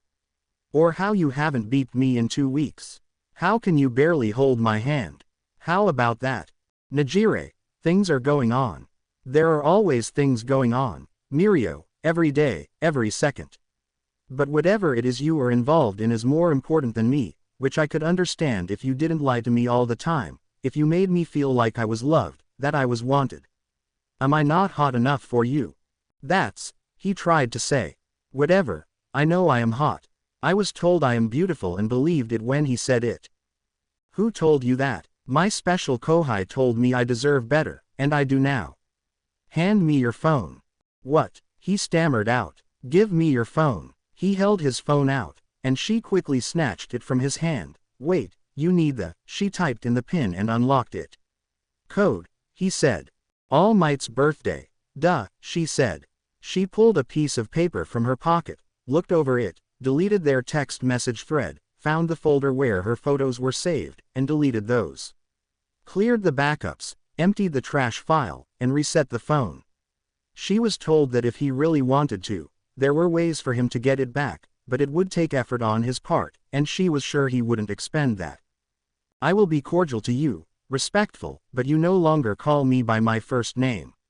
We are done," she said, shoving his phone back in his chest. "Nay," she glared at him. "Hado, look, we can work this out, you don't understand." "Are you going to explain it to me?" she countered. No," he said. "Tagata," she said. He winced at that. "If you were honest with me, I wouldn't do this. If you had made me feel the least bit special, I wouldn't have done this. If you made me feel wanted, loved and desired in the slightest, I wouldn't have done this. My special kahai made me feel most of that in less than 2 sentences, and you couldn't do that the entire time I was standing here. Goodbye, Tagata. I will see you in the field." She turned on her heel and walked away. She waited until she was in the elevator before she started crying. "Who the hell is this kahai?" he fumed, slamming the door. Najire's special kohai. He had woken early and prepared as best for his second meeting with Nezu. They had chosen a site near the forest. He was coming over when a crying, beautiful missile barreled into him. It took him a fraction of a second to realize who it was. He has to be the dumbest mother on the planet. Holy shit, is she not wearing a bra? He tilted his head to look at the sky while trying to control his other member's reaction. She was pressed very firmly against him. "Senpai, I may be overstepping my bounds, but I will gladly pound that dust into atoms for making you cry," he said. Najire realized who she had barreled into, and before she could even apologize, she heard what he had said. She went to look at him, and him staring at the sky with a blush on his face and something lightly poking her stomach. After she glanced down, she noticed her jacket was still unzipped. He noticed. My kohai noticed. Nodded. "Okay, kohai, but can you do 2 things?" she asked. "For you, Senpai, anything. He said, still admiring the sky. One look at me, she said. He lowered his gaze to the sky to her damp eyes. He instinctively smiled for her. 2. Forgive me. Huh, was all he managed before she crashed her lips into his. Instinctively, he beeped her back. She opened her mouth, and with delight, their tongues met. She beeped as his mouth felt so vibrant, so alive. She felt terrific when Watt was lightly poking her in her stomach before really poking her. Eliciting such a reaction, when he reached down and grabbed her ass, she leapt up and wrapped her legs around his waist. There was no way he didn't know that she wasn't wearing any underwear. She was the one that broke apart from him. Both were breathing hard. Am I forgiven, Kahai? She almost purred at him. Yeah, of course. He said, stunned. Momo may murder me, but... Thank you, Kohai, for making me feel good. She beeped his cheek and dashed off, leaving him stunned in the middle of the walkway. Are you just a beeping fool now? It wasn't like that, Momo, I swear. It happened just like I showed you. Well, you are forgiven, but don't be long. I have been missing you, and you can make it up to me later. You are not mad. No, I'm not mad. Najire is gorgeous. I wouldn't kick her out of bed. Huh. Her laughter filled his head. Izuku, are you okay? I'm sorry, the mind you are attempting to reach has temporarily shut down and is being rebooted. If you feel you have reached this mind in error, please try your telepathic communication again. If not, please allow the subject to reboot. Thank you for reaching out. Meeting round 2. How do you extend an olive branch to someone you don't trust? You reveal that you are a telepath. It was the second meeting in as many days. Nezu came alone this time, an immediate improvement over the last time. How would you like to begin? Nezu asked. First, while my reaction to your reveal was emotional, what I said is still correct. I was not wrong. You have done wrong with your actions and inactions. I don't hate you or fear you. Given time, we may be able to work together, but that depends on your actions. I will not be spilling my guts to you here. I believe that showing you I am also a telepath is enough for now. Izuku said, keeping his tone measured. May I ask about this telepathy? Izuku nodded. Have you used it to manipulate things in your favor? Only once. I was getting annoyed when I went to update my Quirk registry. It had been a difficult return to Aldera and used to get them to approve the document. Taking someone's free will immediately made me feel like shit. It would make things easier for you, Nezu replied. It would, Izuku said. I could have everything my black soul desires. Make women fall for me, heroes kneel, and all of society my puppet. But that is not what I want. I don't want to make people change. I want them to choose it for themselves. And your partner is aware of your telepathy. Of course, she knows everything. Izuku shrugged. Isn't that what you do with the ones you love? It is why I don't want to take over someone's mind. I didn't just want her body. I wanted her to choose to be with me, and to do that, I had to share my secrets. He paused before continuing. If I wanted to use my telepathy for nefarious purposes, All Might would have never come to you to ask any questions. I would have a full-ride scholarship, and you would be broadcasting to the world how this one student stood up and managed to help save his entire class during the USJ incident. That is a valid point, Nezu said. Could you do such a thing? Yes. I could invade your mind and have you transfer money, scholarship, and everything. Now I have revealed something to you, now you owe me something, Izuku said. I owe you an apology for not only digging into your life but for my conduct yesterday when I was the one that called you to my office, Nezu said. For those actions, I do apologize, and you were also correct in that you are owed a full scholarship from the written exam, the practical exam, and your actions at the USJ. Thank you. Izuku said. I think this is an excellent first step. Principal, I don't want to be at odds with you constantly. I aim to do my best for my class and the future of this country and this world. And Bakugo, do you have, shall we say, requests? Nezu said. No, keep an eye on him, and for God's sake, get him some help. I don't know if we can coexist, but I won't lose sleep. You are right. He has potential but is the poster child for everything wrong with this system. And what is that? Getting a free pass because of your quirk. going into heroics to only battle and defeat people without a single care about protection or rescue. Maybe you want to add a psych evaluation to your application process. He said. That may have disqualified you, Nezu said. It may have, but I know I have issues, and I was in therapy till the morning I came here, Izuku called over his shoulder. Why did you stop? Nezu asked. Because she had to go. This isn't her story. It's mine, he said. She had to go, Nezu said to himself. Return to the dorms. When he returned, everyone was awake, and he saw that the blankets had all been moved upstairs. It seemed that people would attempt to sleep on their own tonight. He noticed all the girls were missing. He summarized that they had all gone to the group baths. The boys were downstairs, minus Bakugo, but that wasn't anything new. Hello, gentlemen, Izuku said, using his telekinesis to grab a drink from the fridge and float it over to himself. Show off, Denki said with a smile. Couldn't you have just walked over there and grabbed it physically? Very much so, but it helps with my control, holding something with just the right amount of pressure, etc., and it is much cooler this way, he said, smiling. How is everyone doing?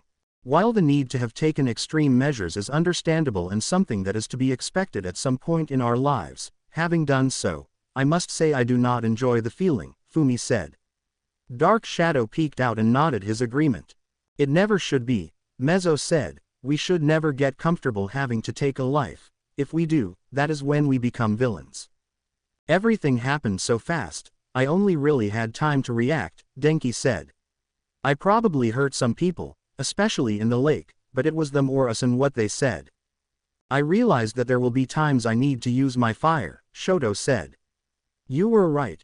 In the end, it is my quirk, not his, and if I want to shove it in his face, I will use it how I want to. That's good, Shoto, that's good, Izuku said. What about you, Izuku? Rikido asked. You have been caring for everybody else, you healed everyone. I know I wouldn't be here if it weren't for you, but you disappeared when all the parents showed up. Could yours not make it? No, they couldn't, he said. I didn't want to hang around and be a downer. I know everyone has been going through it, so I took off. I went and hung out with a friend and got distracted. It was what I needed. Distracted, Hitoshi said. What could distract you from that shit show? Would you believe me if I said bowling? He winced. Bowling, really? Hitoshi said. Was it any fun? I have never been. Neither had I. Yesterday was my first time. Izuku said smiling. It was a blast. There was a lot of shit talking and joking around. It was a lot of fun. Maybe if we can make it through a week without the world trying to break us down, we can all go as a class. I am so down, Ajiro said. Bowling is manly as. While I am quite terrible at the game, Dark Shadow is truly a terror on the lanes, Fumi added. I think that would be a great idea, Tenya said, pushing up his glasses. Next Sunday, we can see if we can go as a class. I would up first doing something together every weekend. While the events of the USJ were indeed nightmare fuel and something I don't believe I would wish on my worst enemy, it did bring the class closer together. Everyone looked at Tenya, slightly surprised. I also would like to apologize to you, Izuku. What for? Izuku responded. Brighton, he said. I was acquainted with him before I ever came to UA through our family's business dealings. When he approached me and began to speak ill, I should have known better. He said, sounding defeated. That wasn't your fault, Izuku said. You didn't know me and knew him naturally. You will listen and gravitate towards someone you already know. For now, I think I have earned the benefit of the doubt. You most certainly have. Ultra Beatdown 10 Tournament, Denki said. Everyone joined in piling onto the couches as the game loaded up. It was mind-numbing and a waste of time, but they wouldn't have had it any other way. Smut. Momo found herself naked, with Izuku's face buried between her legs, the music doing its best to mask her beeps and cries of pleasure.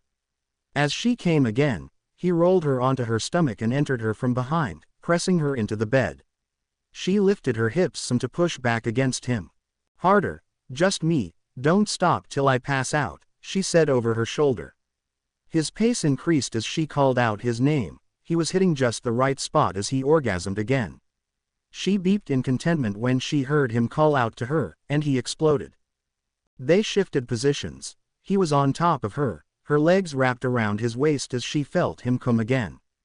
She held on a little longer until her legs began to shake in orgasmic pleasure.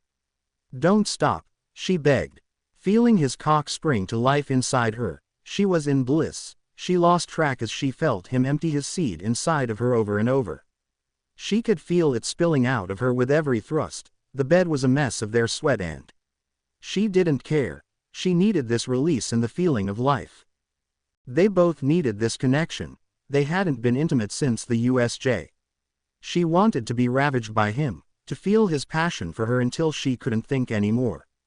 Ultimately, they were calling out, "I love you." She pulled him one last time as they experienced release together. They just collapsed, and the last thing she felt was him still inside her as darkness finally claimed her. She awoke to a tray of food. She looked a mess, but she didn't care. Sitting in bed eating next to her, Izuku was all she wanted. When she stumbled to the shower, she found herself with her legs around his waist as he edged her against the wall. She smiled when she felt his cum. She wiggled free, sliding to her knees. She took him into her mouth and deep-throated him. Hearing his beeps over the shower sounds was music to her ears as she fingered herself to another orgasm. She could tell he was close. She reached around and pulled him tight against her mouth as he shot his load. She got to her feet and bent over, her hands against the wall. He didn't have to be asked twice and buried himself inside her. Once he finished again, she reached back, arching her back, interlocking her fingers around his neck, the water cascading off her S. She began to grind against him, feeling him come back to life. She whispered for him to let her move when he started to move. He stopped as she edged against his cock, moving how she pleased. Bringing herself to another orgasm, she didn't stop until she could feel him twitching. She pushed back against him and whispered to him to fill her with his seed, to unleash it all inside again. She heard him beep her name. His voice deepened as he orgasmed. She smiled as she felt his legs shake. She pulled herself free. They finally calmed down enough to get clean. He stripped the bed and placed clean sheets telepathically. When they went to bed, they just wrapped themselves around each other. End smut. Izuku fell asleep in bliss. His name being called woke him up. He could hear someone calling for him telepathically. It took a second for him to realize it was Mina. She had a nightmare and was sitting in bed crying. He could hear her mental debate of wanting to go to him but not wanting to disturb him. "Mina," he heard Momo whisper. "Yeah," he responded. "Go, Izuku, it's her first night alone," Momo said. "Go do what you do. I love you. I love you too," she said, drifting back to sleep. He slipped on some pajama pants and a tank top before quietly slipping into the hall. He walked over and made sure she heard his door open. He left it slightly ajar with the light on. He heard her exit her room and walk over to his door. Gently, she knocked and whispered his name. He opened it. His heart broke by seeing her tear-stained face. He silently pulled her into his arms. He felt her melt. Then she started whispering feverishly. "I am so sorry. I should be stronger than this. It would be best if you were with Momo now. I thought I could handle this. I am so sorry, Izuku, I am so weak." He held her tight and guided her to bed, lying down with her in his arms. "It's okay, Mina, no one expects you to be perfectly fine after Friday. It has only been 2 days. I would be even more worried about you if you were fine. I have you, it's okay. You are not weak. You are one of the strongest people I have ever known. You didn't give up. You fought with every ounce of your soul." "But the nightmares," she sputtered. "They won't go away overnight, but I will do my best to keep you safe," he whispered. "Now sleep. I have you. Nothing will touch you, I swear." "But," she protested. He nuzzled her head and beeped her forehead. "Sleep, Mina, I will hold you till you wake." She nuzzled as close as she could. Their limbs entangled. He felt her begin to relax before she drifted off. He wanted to help her. He knew he could go into her mind and start fixing it, but he knew it would be wrong unless it would destroy her. He didn't want to resort to that. But he would push her mind away from the nightmares. She awoke to the sound of a strange alarm. wrapped in the arms of someone who was becoming increasingly familiar. As she opened her eyes, she found those tender green eyes looking down at her and that gentle smile. "I'm sorry," she began to say. "Don't be, you are surprisingly cuddly and squishy in the right places," he retorted. She could feel herself blushing, the way their bodies were pressed against each other. There was no denying that he could feel all of her against him. "Izuku, she just stopped and tried to snuggle closer. "Thank you. Anytime, Mina, just ask." As they disentangled, he creased her cheek. She leaned into the tender gesture. He leaned down and beeped her cheek. "I will be here for you, I promise." She blushed some more as she got up and quickly slipped out of the room. Izuku got dressed for the return to class. He went to the kitchen, surprised to find Rikido, Fumi, and Toru cooking. "We got this, mister," Toru said, pointing a spatula at him. "You just relax." Izuku smiled and chose to sit at the counter so he could chat with them as they cooked. The rest of the class came down and soon ate together. Bakugo, once he learned Izuku had nothing to do with it, sat and ate with the class. They all stood in the foyer together, steadying themselves as they entered the morning light. Class 1A made their way toward their class. It was impossible not to notice the stares and whispers they were being given. Though they had avoided the television and social media all weekend, they were not dumb as to think that the news hadn't picked up on the story. The class just made their way, not stopping, and filled the room. The door opened, and there stood Yuga. The class all rose, and when he entered, they swarmed around him, hugging him and telling him how much they worried. Bakugo, of course, just stood in his seat. Rikido just wrapped him in a massive hug and cried. Yuga, who had been doing an excellent job until that point, broke down. Izuku noticed this guilt spike when Rikido thanked him for saving his life or when the class said they were glad to see him. Everyone found their seat as the bell rang, and like clockwork, the door opened, and in walked Mr. Aizawa. His arm was still in a sling but looked very good. "First, I am glad to see you all here today. Today, all of you will meet with counselors due to the incident. Despite my objections, the school has decided to move forward with this year's festival." "Sir, what if we are attacked again?" Itsuka said. "Is this the smartest course of action?" "Yes and no," Aizawa said, taking his spot before the class. "Security will be ramped up as a show of strength. The sports festival is the most watched event in the world, and you only have 3 opportunities to show your stuff on that stage to help gain the attention of the pros watching in the hopes of earning an internship opportunity. This year, more eyes will be on the first-year events due to the incident than ever. This is an opportunity for those in general studies to earn a spot in the hero course and for those in the hero course to lose that spot. This is different because we have an open seat, so rest assured they will be coming for you all harder than ever." He looked over his class. "You will be given ample time to train over the next 2 weeks, so take advantage of it. Please open your emails so you know when the appointment is with the counselors." Now moving on. The normalcy of class was a welcome relief as, at various times, 3 students would get up and leave for their appointments. This continued to cycle through to right as the bell rang. As they headed out for lunch, some students started talking about the festival. Some were excited, and others thought it was too soon, but the opportunity it provided was immense. "I can't wait for this," Ochako said, bouncing. "Let's all do our best out there and take the top spots." She turned and held her hand in front of her like a boxer. "I can't wait." "You seem rather excited, Ochako," Tenya commented. "You heard sensei. This is our opportunity to get our names out there. If we do good, we can get a better internship with a higher-rated hero. So, let's all do our best out there." She punctuated her statement by pumping her fist in the air. "Why do you want to be a hero?" Izuku asked. Ochako blushed some. "The money," she said. Izuku was shocked it wasn't the answer he would have expected from her. "You see, my family owns a construction company. We aren't that big, and well, it has been hard. And I would beg my dad to let me help out. With my quirk, I could save the company so much money." "That would negate the need for heavy equipment," Izuku said. "Exactly, but they wouldn't hear of it. They wanted me to follow my dream, so I want to be a great hero to care for them. My dream is to send them to Hawaii on a vacation. I want to help people. I want to be someone who, when disaster happens, feels better knowing that I am there to help, but I also want to be able to take care of my parents. Is that bad?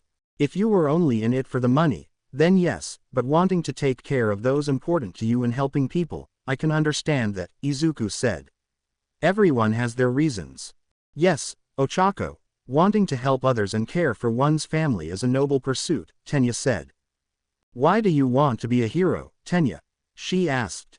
For my family. My brother is the pro-hero Injinum, and he has inspired me all my life. I aspire to one day be as great as him, he said, smiling. Lunch was a simple affair. Other students were looking over at them, but no one bothered them. They ate and returned for their afternoon. It wasn't until the end of the day that things began to take a turn for the interesting. The end of the day. When the final bell rang, the class gathered their belongings and were getting ready to head out for the day when Ochako opened the door to leave and froze. There was a whole crowd of students. Excuse me, please let us go to our dorms, she said. Izuku, who was not far behind her. What's going on, Ochako? He asked. All these people are out here, and they won't let us by. Do you know why they are here? Before he could answer, Bakugo barged and passed them into the hall. They're here to scout the competition you heard, Captain Nap. We are being targeted, he growled before turning to the crowd. Now get the out of my way, or the only thing you will be competing for is a grave. Violently, he shoved past the crowd. Just what I would expect of the toast of the town UA, a snotty voice rang out. Izuku immediately recognized Nito. Yeah, we have heard all about 1A and how awesome you guys are for fighting off some small-time villains. A new voice chimed in with a noticeable lisp. We heard a seat open, and you should watch your back because we are coming for it. But if any of you lovely ladies wish to talk about some other arrangements, I would be happy to say over dinner. The source was this very short boy with purple orbs for hair. As he looked past Izuku to Ochako and the other girls, he proceeded to lick his thumb and smooth out his eyebrows. Yeah, just because you guys are getting all the attention doesn't mean 1B are just some secondary characters. For some reason, some guy with silver hair and sharp teeth reminded Izuku of Eijiro. We are going to make sure you all fall to the waist side, and we take center stage. We are here to declare war upon the 1A. We shall expose just how much of a joke you all are and that what happened at the USJ was nothing more than hogwash, completely blown out of proportion by the media, Nito proclaimed with a hair flip. This is a war, we will take you guys out, Purple Orb exclaimed, making a slashing move across his throat. Taunts and jeers started to fill the hallway as other students added their insults. Izuku noticed that Shota and a green-haired girl were trying to regain their class. Class 1A was pissed. At first, they were hesitant, but the more Orb Boy and Blonde spoke, the more angry they became. These people, who had no idea of the hell they went through, dared to come and belittle their ordeal and make some foolish declarations of war. Ochako and a few others near the door were about to say something when this menacing aura began to ripple, and they felt this heat begin to emanate. They knew it was coming from Izuku. It wasn't like the USJ, but it was very distinctive. I'll handle it, he said. How dare all of you, he said, stepping into the hallway, his aura forcing people to step back. You want to come down here and talk about things that you know nothing about, make disgusting comments to the ladies of our class, threaten to take us out. Have any of you stared death in the face?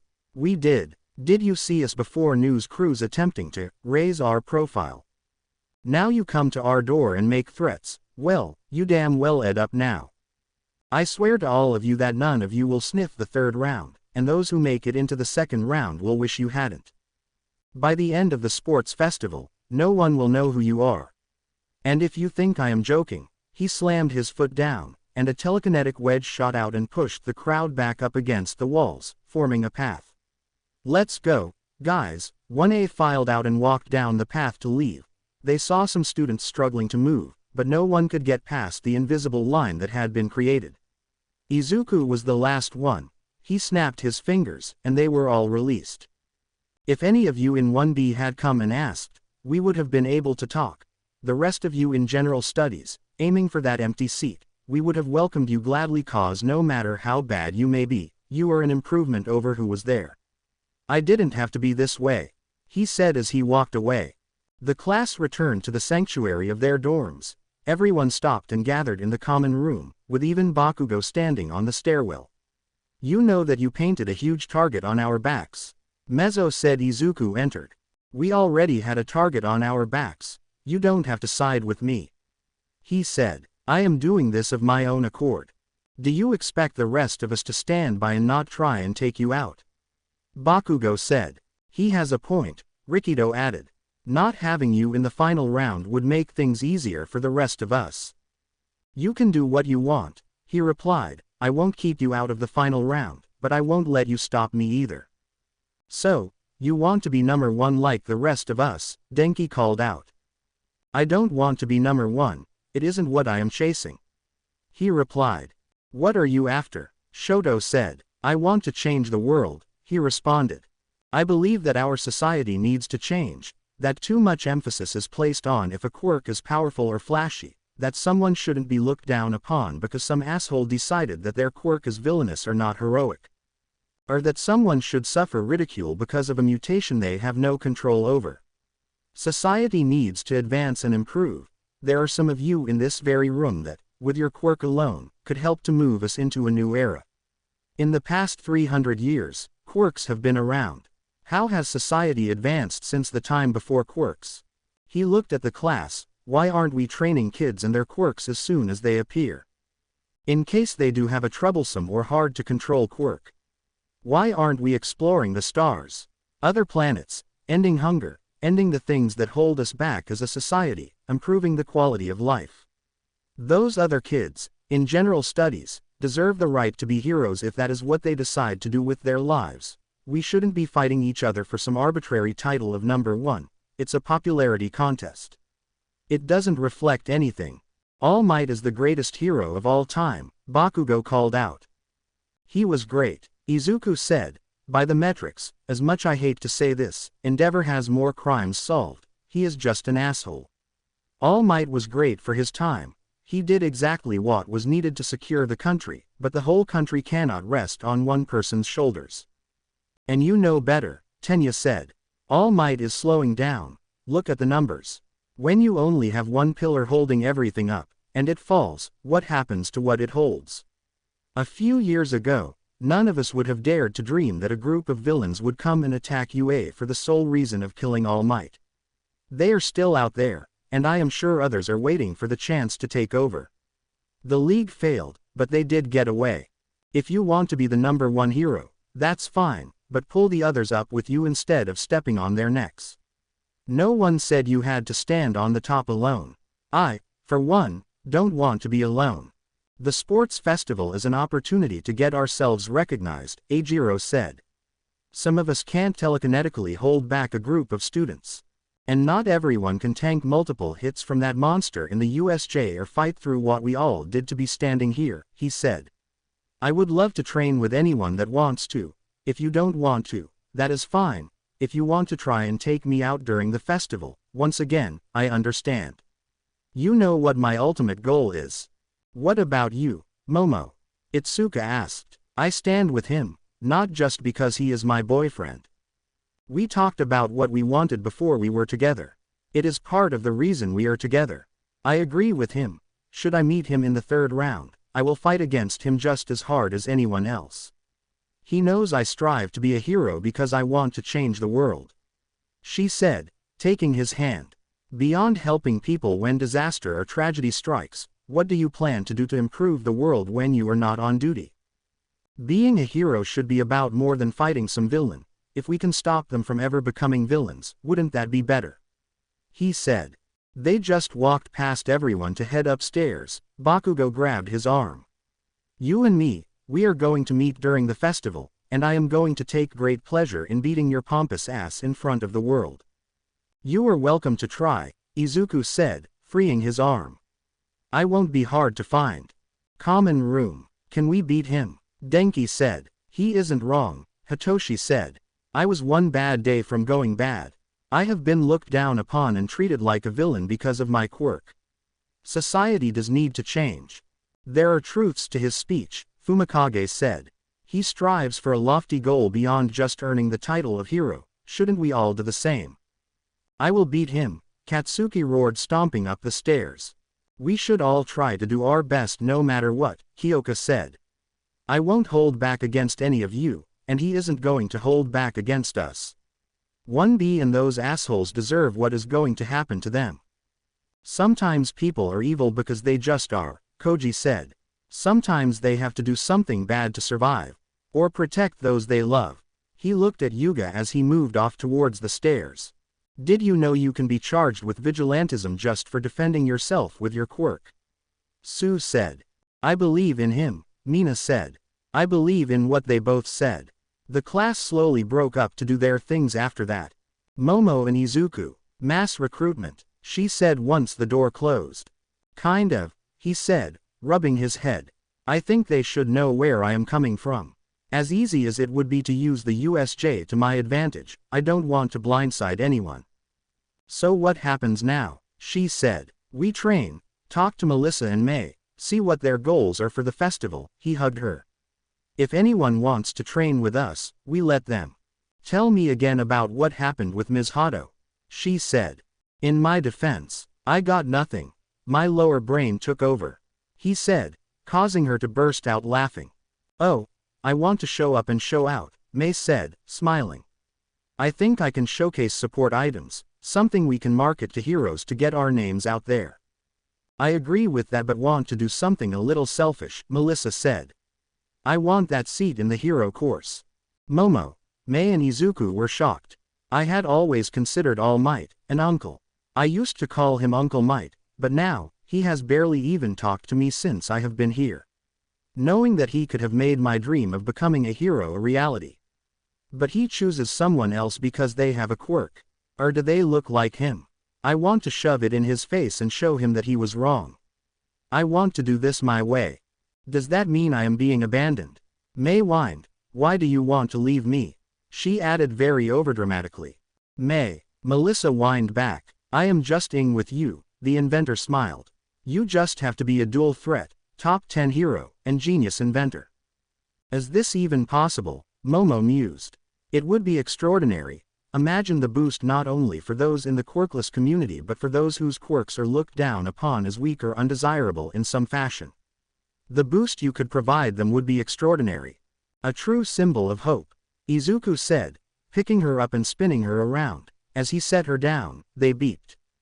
Not now, children, we have plans to make, Momo chastised, causing them to break apart and blush. Momo stepped forward and beeped Izuku. The heiress stepped back and licked her lips. You still use the same flavor of lip gloss. Melissa exploded like a tomato, causing the others to laugh. May bit her lip as thoughts raced through her mind. All right, unless this is going to turn into a live three-way for my pleasure, we have some inventing to do. When Momo and Izuku joined Melissa in her tomato impression, May was on the floor laughing. Once everyone was as composed as possible, you have to have an idea in mind. May teased her friend. I do. As a matter of fact, she pulled out her Halo tablet and a small robot appeared floating above the screen. The image had 2 metal spheres with 4 to 6 metal trapezoids attached. Are we going to Big Hero 6 this MOTHERER? May said. Melissa smiled and nodded her head. I love that movie, it made me dream of being an inventor and that I could be a hero as well. She smiled. I will want to streamline them later, but if we can get them into production, we should be able to make enough that I can use them at the festival. 2 weeks to create an army of mini robots. Izuku smiled broadly. Let's do this. How are we going to get the materials? May said, we could requisition them, but that may take forever, and asking Momo to make them all. Not if I ordered the raw materials from home, and I just need Momo to help with some small stuff, Melissa said, smiling. How did you pull that off? Momo wondered aloud. Veronica, can we trust her? May was looking over the design. Something is happening with her. I don't know if she is becoming aware or is aware. But deep in my bones, I feel that cultivating a relationship with her is best. She looked at her friends, wondering what their response would be. Good enough for me, Izuku said, leaning over the drawings with May. Really, this isn't a dictatorship. I don't get to decide everything on my own. We are a team, all four of us, and whomever we bring in later. If you feel that working with Veronica is what is needed and what is best not only for her but you, then we all support you. Momo and Mei nodded. Now, let's get you into the hero course and making history. Shoto. Izuku, may I speak with you for a moment? Izuku stopped, turning to his friend. Sure thing, what is up? I wanted to tell you that I agree with what you said in the common room, and I agree with what you said in the hallway outside of class, but the reason I am not training with you is that I want to try and compete with you on my terms first. Shoto paused. I never wanted to use my fire. I always thought of it as my father's quirk, and my hatred for him made me reject that side and instead focus on my mother's ice. It was a stubborn refusal, and I may have carried that with me if it wasn't for you. He held up his hands, ice forming on one and fire on the other. The battle trials, the USJ especially, showed me that I can't limit myself for the sake of my vanity or pride when lives are on the line. I want to take this fire and make it mine, not his. I want to take the first steps on my own and prove to myself that I can do that. I want to help you with your declaration against those idiots who came to challenge us. I want to meet you in the finals, and then after we fight, can we train together? As friends. Shoto, we are already friends, Izuku replied. I can't wait to fight with you, but don't overlook the others. They are pushing and fighting as hard as they can as well. I know at one time I may have scoffed or dismissed that, spouting something about strength, but after the USJ, I know that is simply foolishness. He smiled, looking at Izuku, so when I go through them with not only ice but with fire, they can blame you, my friend. I will happily take that. Training Ground Zeta.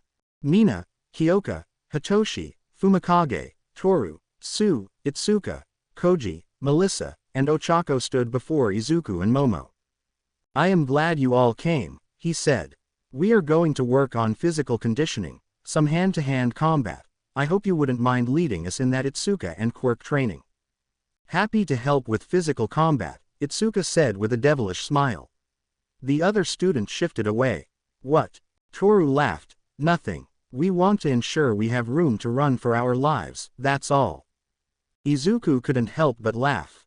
This is our friend Melissa. She will be training with us as she hopes to take Mr. Wonderful's seat, and I hope she does. Ochako smiled and extended her hand. Anyone would be better than that asshole, and besides, another girl to boot gets my vote. What's your quirk? Melissa took a deep breath before she shook Ochako's hand. I am quirkless.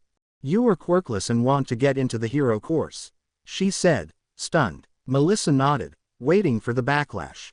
That is awesome. Melissa was stunned, while Momo and Izuku smiled. It's going to be hard, but I hope you get in. That would be so great, especially after Brighton and his elitist bullshit. Oh, I hope he sees it. Ochako's outburst immediately made everyone relax and smile. All right, guys and gals, let's start with some stretching before we go for a run. In a normal 2 weeks, there would not have been much that could be expected. Physically, strides were to be made. Fumi, Hitoshi, and Melissa needed the most help in this area. Dark Shadow was strong, but Fumi lacked the physical capabilities his quirk did. Izuku pointed this out when they were running through a fight at a slow speed between him and Kyoka. It was interesting for Izuku as this was an opportunity to study quirks up close, including a sentient quirk. Dark Shadow was its person in some ways with things that it enjoyed. Their personalities were similar but more in the form of brothers, with Dark Shadow being the older, more protective one. It was amusing to see Dark Shadow tease Fumi one moment, supportive the next, and then back to teasing. It was a sibling dynamic that Izuku was unfamiliar with, leaving him wondering if he had a sibling to fall back on. Would he have even been in a place to jump? Could this fictional sibling have been the difference maker in his life? Or could they have been superior to him in every way and made him grow to resent them? Jealous of their accomplishments, their abilities, even their quirk. Their parents praise one while putting the other in the dirt. In his fantasy, he was the older brother, doing all he could to protect his younger sibling. He liked that idea. Then again, Izuku wanted to protect. But this was not the time for fantasy. Instead, it was time to help his classmates and friends improve and advance. But he could see it all differently. Thanks to the Phoenix Force, he could watch the energy move inside of them, flow, or, in some cases, falter, where something wasn't right. Energy would react, try, then stop, like a child trying to do something new but not knowing how or having a clear example to follow. This was extremely evident in Ochako. Mina and Itsuka some as well. Toru, well, that was a whole different issue with her invisibility unable to turn off. The more he studied, the more he could see. With Momo, it was super easy, it was her mind. A simple routing of information, giving her a hotkey, would allow her creation to increase speed. She was brilliant, her mind was full of molecular structure, and it was how it was accessed. That was part of the trouble. Mina just needed some pathways open to allow her better control of her acid. He theorized that not only could she control the viscosity and the pH, but she could go further with it in creating hardened objects of acid that she could dissipate on command. Imagine her swinging a sword of acid, and when it contacts, she can release its hold and cause it to splatter. Or reinforce to deflect a blow, orbs that acted like acid bombs. Ochako could remove gravity, but could she increase it? If it were more akin to actual gravity control or manipulation, increases and decreases would allow her attacks to hit new levels, and her mobility would skyrocket. He could see the very energy of her quirk reaching out to do something but faltering. It wasn't that it couldn't do it, it was more that it didn't know how. Did the user's mind limit quirks? The initial outlay of power when quirks manifested was instinctual, primal almost, the basic application of their ability. So, was Ochako limiting herself because she thought she could only remove the effect of gravity from an object? Where did that energy go? Was it inside her till she put it back? Or just floating around waiting? Did a quirk awakening begin with the mind latching onto something? Theory testing time. Ochako, why don't you increase gravity on an object?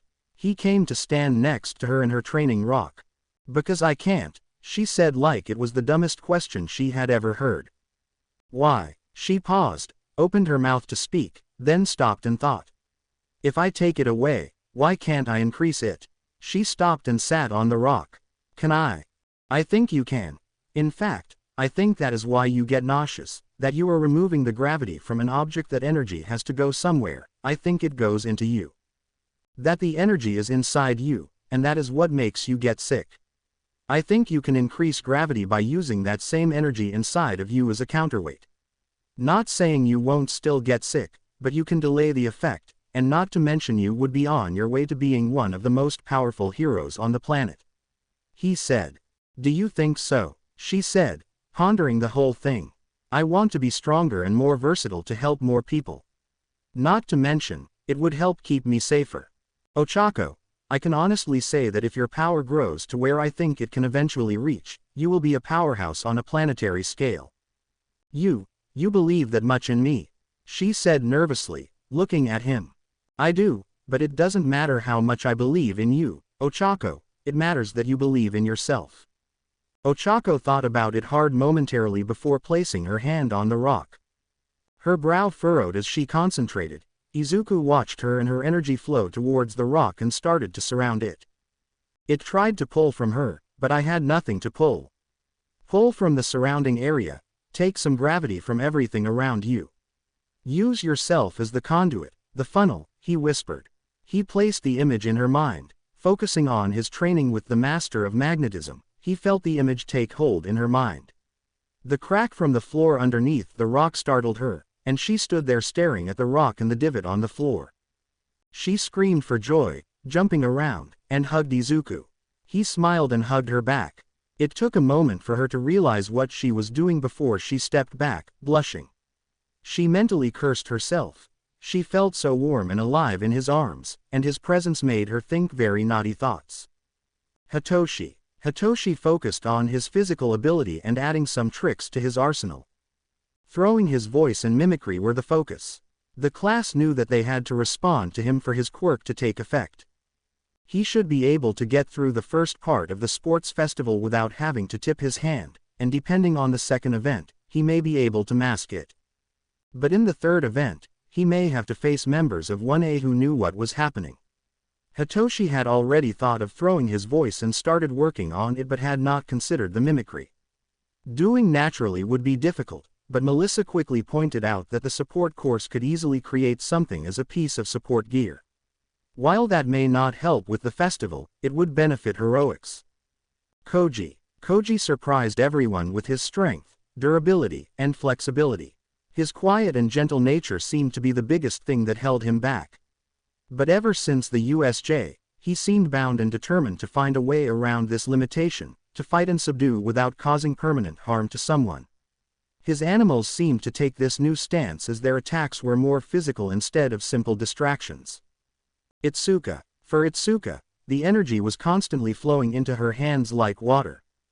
The channels were there and well developed. He could see others around her body, but they were small, maybe enough for a mere drop to find its way through. Forcing them open could be disastrous, and the sudden flood could have unexpected effects.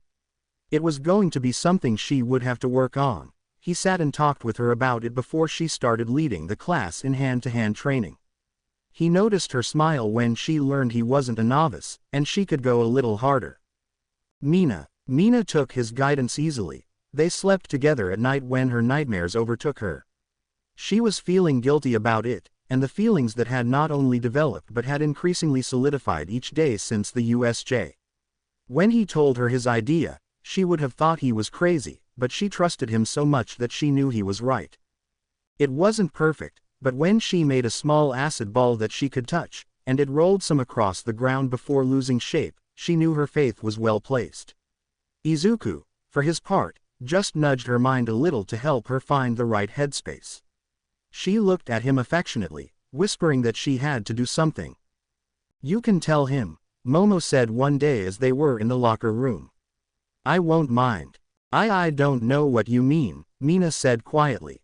"I think you do," the heiress said, wrapping herself in a towel before heading to the shower. "We can talk more about it whenever you want, Mina." It was all physical for her, and she thoroughly enjoyed it. The one thing she did learn was that she actually could camouflage herself. She couldn't disappear like Toru, but she could make it nearly impossible for others to find her. It seemed tied to her emotions. She and Izuku were meditating, and his voice guided her almost hypnotically. He pulled her into a state of terror where she just wanted so desperately to hide when it happened. Trying to pull it off again was difficult. She didn't want to go to that place every time, but by the end of the 2 weeks, it was working reliably. Rolling on the floor with Izuku for combat training was also rather pleasant. Kyoka Jiro was training her jacks as a further extension of her body, strengthening them and working on increasing their durability. The training was fine, it was helping, but that wasn't why she was here. She emerged from the locker room and saw Izuku standing there waiting. She knew that after their training, he would go with Melissa and May to help them work on their projects for the festival, do homework, spend time with his girlfriend, and find time to comfort Mina when her nightmares were too much. She had stumbled upon the latter one night, seeing Mina going to his room and the familiarity of how he opened the door. Kyoka was at first angry, thinking that some hanky-panky was going on behind Momo's back. She thought Izuku was hot herself. After the USJ, the aftermath, and the confrontation in the hall with the other classes, she would lie that her thoughts had not all been pure. So, she might have listened in on them when she heard them. She knew that nothing unseemly was going on and that he was giving more of himself to help someone. If he was constantly giving to others, did he feel lonely? What struck her was when the parents came. When they were attacked, people called to check on all of them. Family, friends, and even some distant relations had contacted Kyoka. Members of the music industry who knew her parents had reached out to ensure she was okay. But no one called for him. He said that all he had was Momo, Melissa, and May. "Hey, Green," she said, walking over to him, her hands in her pockets. "Hey, Purple," he said, raising an eyebrow. "Everything okay?" "For me, sure, but I am more interested in you." She responded. "Me? Yes, you, dummy. You were so busy being there for everyone who was there for you. Asking you how you feel. I know you have Momo and the other girls, but you and I know you can't always tell them everything, that sometimes you hold back a little." She said, looking at the ground.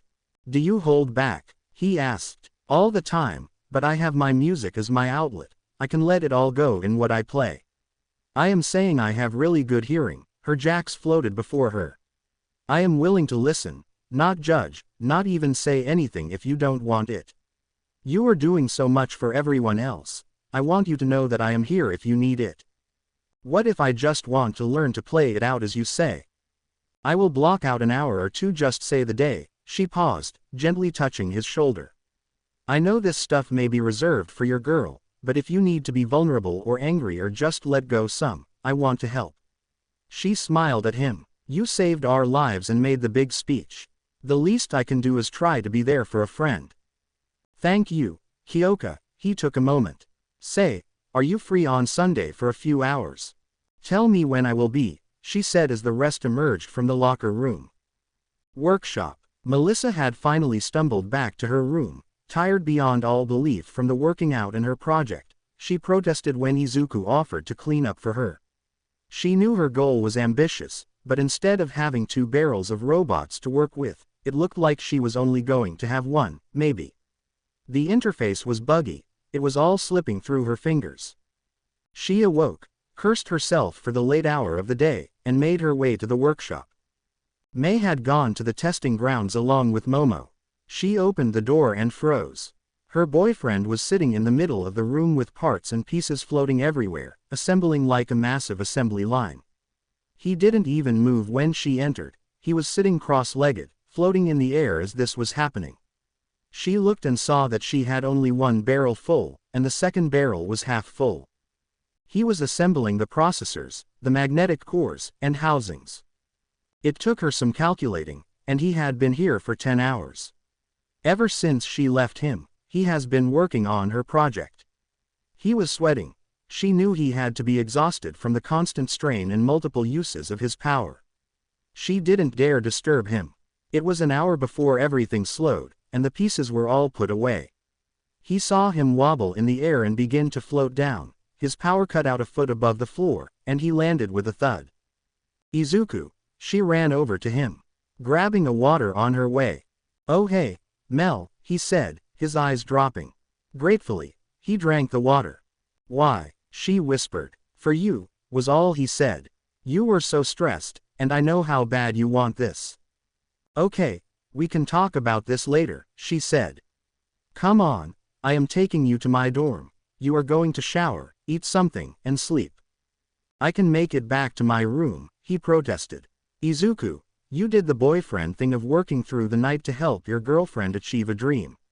Let me do the girlfriend thing and take care of you, she whispered. I can work on the coding in my room so I won't lose time. Yes, my dear, he said, struggling to his feet, very thankful he didn't have to go across campus. She nearly dropped his plate of food when she heard him come out of the bathroom, and she saw him standing there with no shirt, wearing a pair of her basketball shorts that she used for sleeping. She managed to control herself as she set the food down for him. She was all smiles, and he devoured the food, complimenting her cooking as he did. Once he was done eating, he had this contented look on his face. She pulled him to his feet. She intended to tell him to go to bed. Once they were face to face, her hand resting lightly on his chest, her intent changed. She pulled him into a passionate beat, her hand wrapping around him, trying almost to pull him closer. She didn't know what came over her but was overcome with desire. She felt him responding to her with his body and his lips. She beeped salaciously as he started to beep and nibble on her neck. She felt an ache between her legs when she returned the favor. His beeps washed over her. Mel, if you don't, he was interrupted as she pulled him into another fiery beep. Smut warning. Melissa pulled back from the beep she was tangled in with Izuku, both breathless. They looked at each other for a moment before returning to making out. They fell back with her on top of him onto the couch. Her shirt came over her head, and her clothes soon followed. His mouth found her hardened nipples as her beeps filled the dorm room. She wasn't sure how she ended up on her back. She suspected that Izuku had cheated via telekinesis, but at the moment, she didn't care. Her pants were undone in the same mysterious manner he pulled them back and freed her legs from the confines of those tortoise blue jeans. She pushed the shorts from his waist, pushing them down his thighs, leaving him in his underwear. Her hands reached to free his hardened member, and she began gently stroking it, encouraged by his reactions and beeps at her effort. Her eyes widened as Izuku was a reciprocating lover and returned her attention as his fingers found her clit. She fell back again on the couch as she felt him at her entrance. She nodded at him to continue. Gently, she felt him slide into her and open her up. Her eyes widened, and the sensation of pleasure kicked in. Melissa lifted her hips and begged him to take her in one thrust. He pushed forward, breaking her hymen and burying himself to the hilt. The pain was over in a second for Melissa as her hips bucked against him in pleasure. She found herself orgasming within moments of him being fully inside her. Izuku smiled at her, feeling rather good about himself, as almost anyone would have after bringing their lover to such an orgasm so quickly. "You are a naughty girl, aren't Ms. Shield?" he teased. "I am," she beeped. "I have been so naughty. Please, Mr. Phoenix, won't you punish this naughty girl? If not, I don't know what things I may get up to if I am not punished thoroughly." It was not the response he expected from her, but lordly how it excited him. Melissa gasped as he began to her, nice hard strokes that rocked her to her very core. Her cries of ecstasy and how only he could make her a good girl drove him wild. She begged him to her from behind, grab her hair and pull it back. When he smacked her ass, she came hard against his cock, squirting around it. "Don't stop," she nearly growled at him, spurring him back into action. When he finally came, she beeped louder, shifting positions so they were at least sitting. He was still inside her as she started grinding against his still hard cock, her plump tight ass bouncing against him. She leaned back, took one of his hands, and placed it on her clit and the other on her. He knew what she wanted. When he pinched her nipple, he felt her come again. As his other hand was rubbing her clit, she was lost in pleasure. When he came again, she slid off him and took his cock in her mouth. It took her some tries, but soon she was deep-throating him. When he was about to burst, she took him as deep as she could, swallowing all of his seed she could. She stood up a blonde goddess, her body sleek with perspiration. He stood and lifted her. She wrapped her legs around him as he found his way back into her.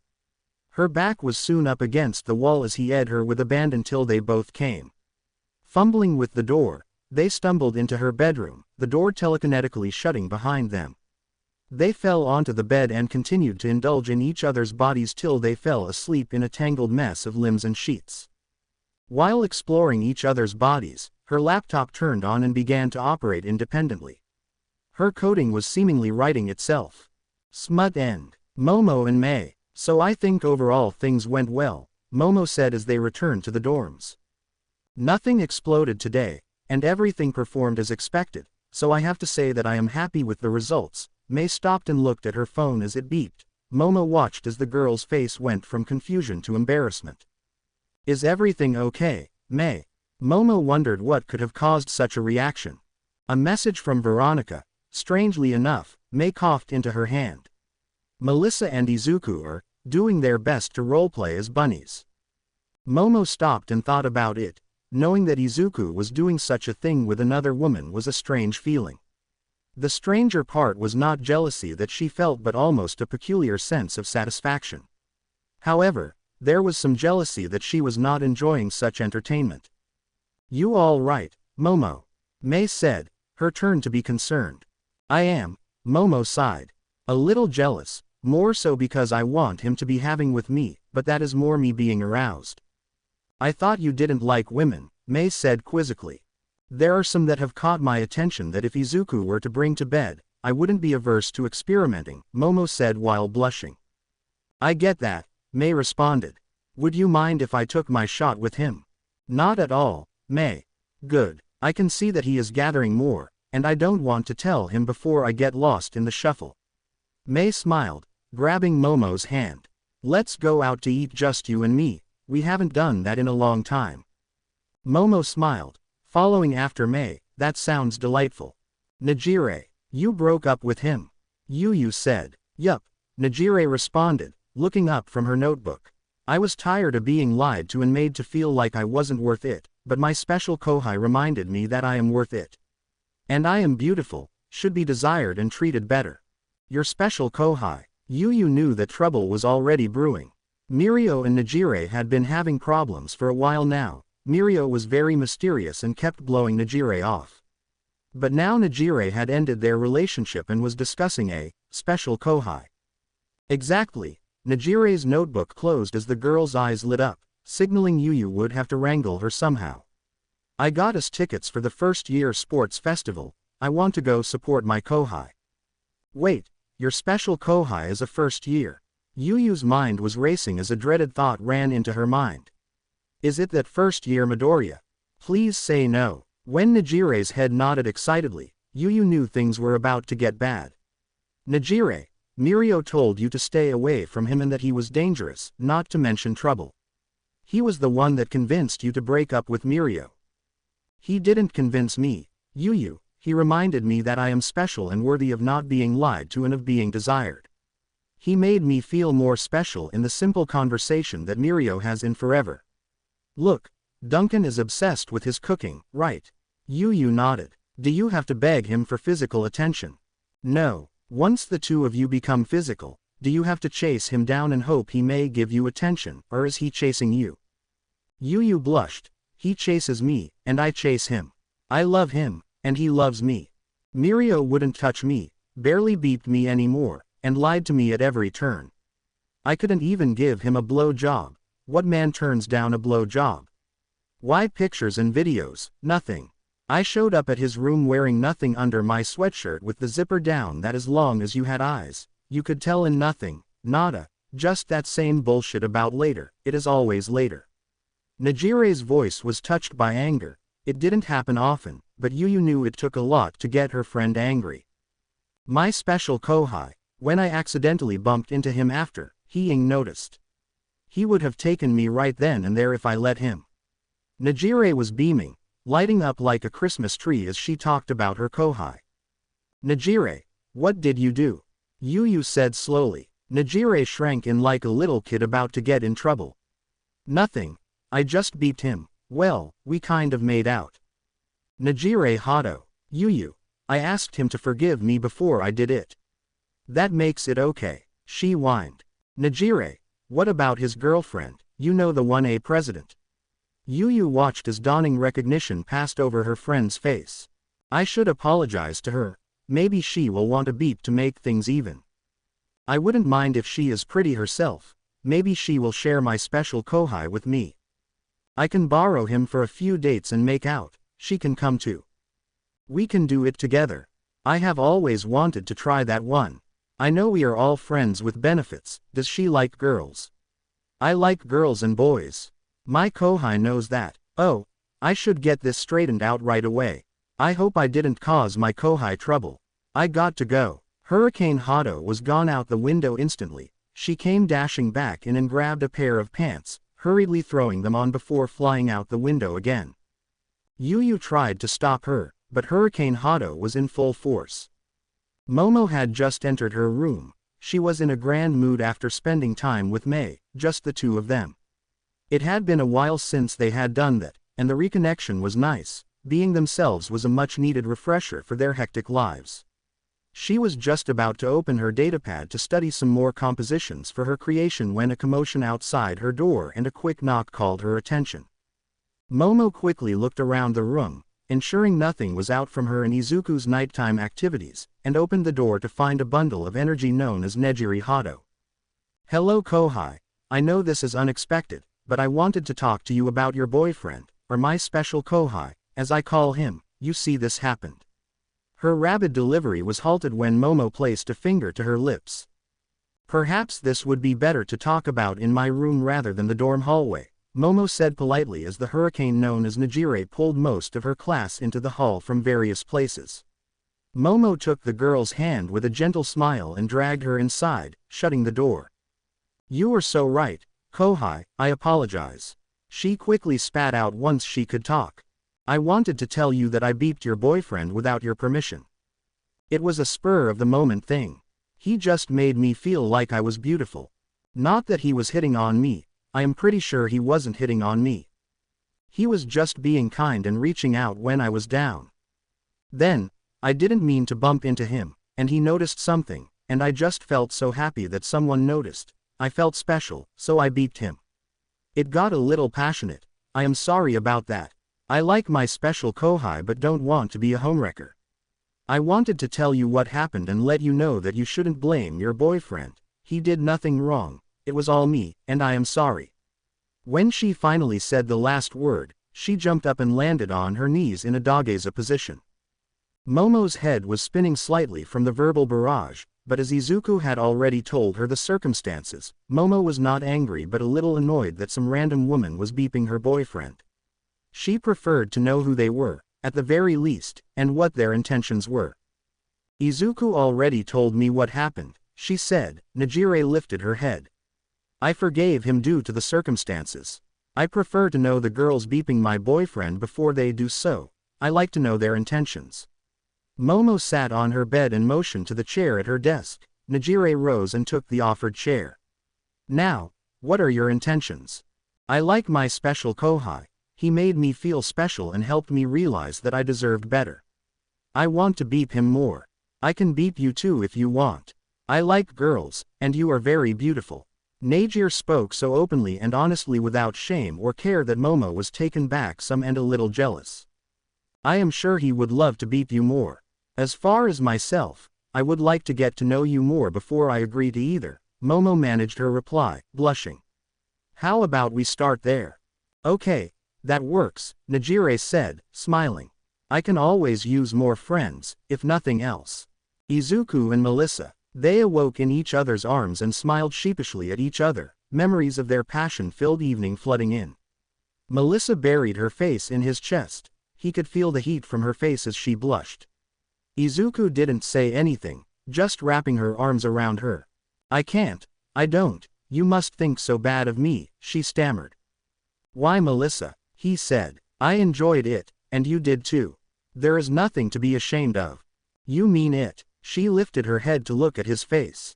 I swear. He gave her a devilish smile. Now, why don't we shower, my dirty girl? Her face went slack in shock and then exploded again as she blushed. She sputtered before smacking him on the chest. His laughter made her mind focus as she calmed down and smiled at him. Only if you promise to dirty me up some more, she said playfully. It was her turn to feel empowered as she felt his immediate physical reaction to her words. Quickly, she leapt from the bed and made a mad dash towards the shower. Halfway there, she felt his telekinesis wrap around her and lift her into the air. No running away now, my bad girl, he said as she floated back to him. You are not getting away so easily. The sports festival. It was a feverish 2 weeks of training for everyone. Izuku took the day off before the event to sleep and rest in Momo's arms. He had talked to her about what he thought, and she had agreed that it would be very beneficial, but she wanted to test herself as she was now. They would talk about it again afterward. Momo did have some fun playfully teasing him about his tryst with Melissa and was even more delighted when she told him about Nejire visiting her. The morning of the festival went off without a hitch, with everyone nervous and excited about the day. It was rather quiet in the locker room as everyone was mentally preparing themselves for what was to come. Izuku was shocked when he was told that he would be allowed to address the crowd in the opening speech. Class 1A gathered in the entrance area, waiting to be called out, as the 1B formed up behind them, with the other classes following suit. They could feel the daggers staring at them. Murmurs and comments floated up from behind them, with people taking verbal shots at them. They all did their best to shut them out. They entered to the crowd's deafening roar. Izuku noticed how the cheers steadily got quieter and quieter as the other classes came in. The Master of Ceremonies and Judge Midnight took to the stage to the crowd's joy. With a swish of her hips and whip crack, she commanded everyone's attention. Ladies, gentlemen, everyone in attendance and to all you watching around the world, welcome to the UA Sports Festival. The crowd erupted, as did the student body. Now let's begin with the opening speech by this year's top scorer in the entrance exam, Izuku Midoriya. Izuku calmly walked towards the stage, looking over the assembled spectators and the students. Once upon a time, a kingdom dwelled in a land long forgotten to time. Devoted to the light, to the betterment of all, it grew and flourished. Some hated the light and sought to make it crumble like all things. A great evil would arise to punish an attempt to destroy the kingdom, but a hero would arise and save them. This happened for generations. A great evil or demon king would come, and a hero would always come and save them.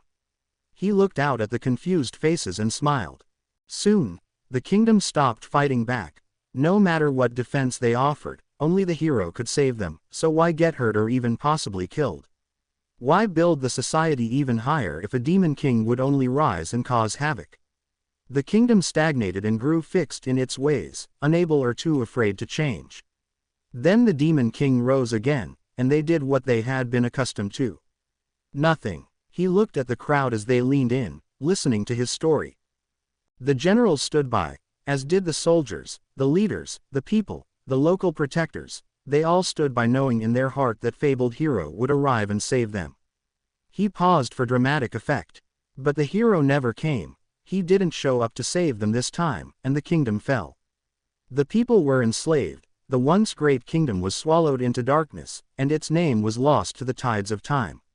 It only to be recalled ever existing by a young man standing on a stage. This is our fate. We have become the kingdom that stands to the side, waiting for the fabled hero to save us, waiting for All Might to swoop in and save the day. Sure, some heroes take care of smaller things, but others are here for the fame and fortune it brings. Very few strive to push to the top, to rise and hold up the fragile society he has held up. He could hear the mummers. No society can hope to stand on the shoulders of one man, no matter how broad they may be, as one day he will not be here to save us. While no villain could ever hope to best him, time remains undefeated. For decades and generations, he has held back the darkness to allow us to walk in the light. It has become so commonplace that no one thinks about it. Some heroes strive to be people we can depend on, but do they limit themselves, knowing they could never eclipse or rival All Might? Society has stagnated. Quirks used to be celebrated, not berated.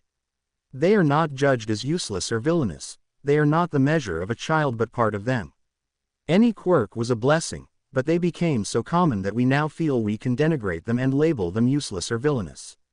Force those we deem so into boxes or roles, not allowing them to grow and show what they truly are.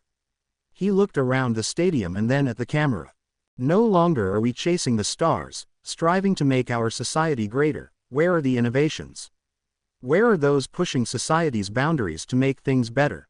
Not just for a select few but for everyone. To raise not just themselves but everyone around them, not just those they know but those they will never meet. If that is the society you want, then I know I don't. I want greatness for everyone.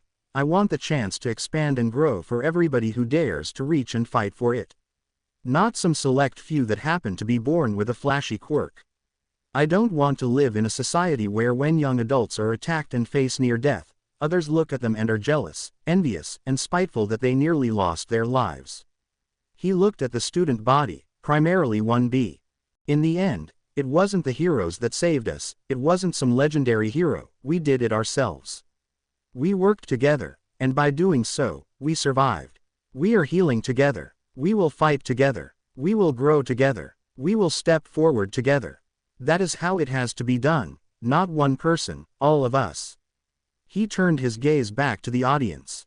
All of you, everyone watching, everyone listening, everyone who dreams of a better tomorrow, who dreams that there is more to life than what we are told. Don't just dream.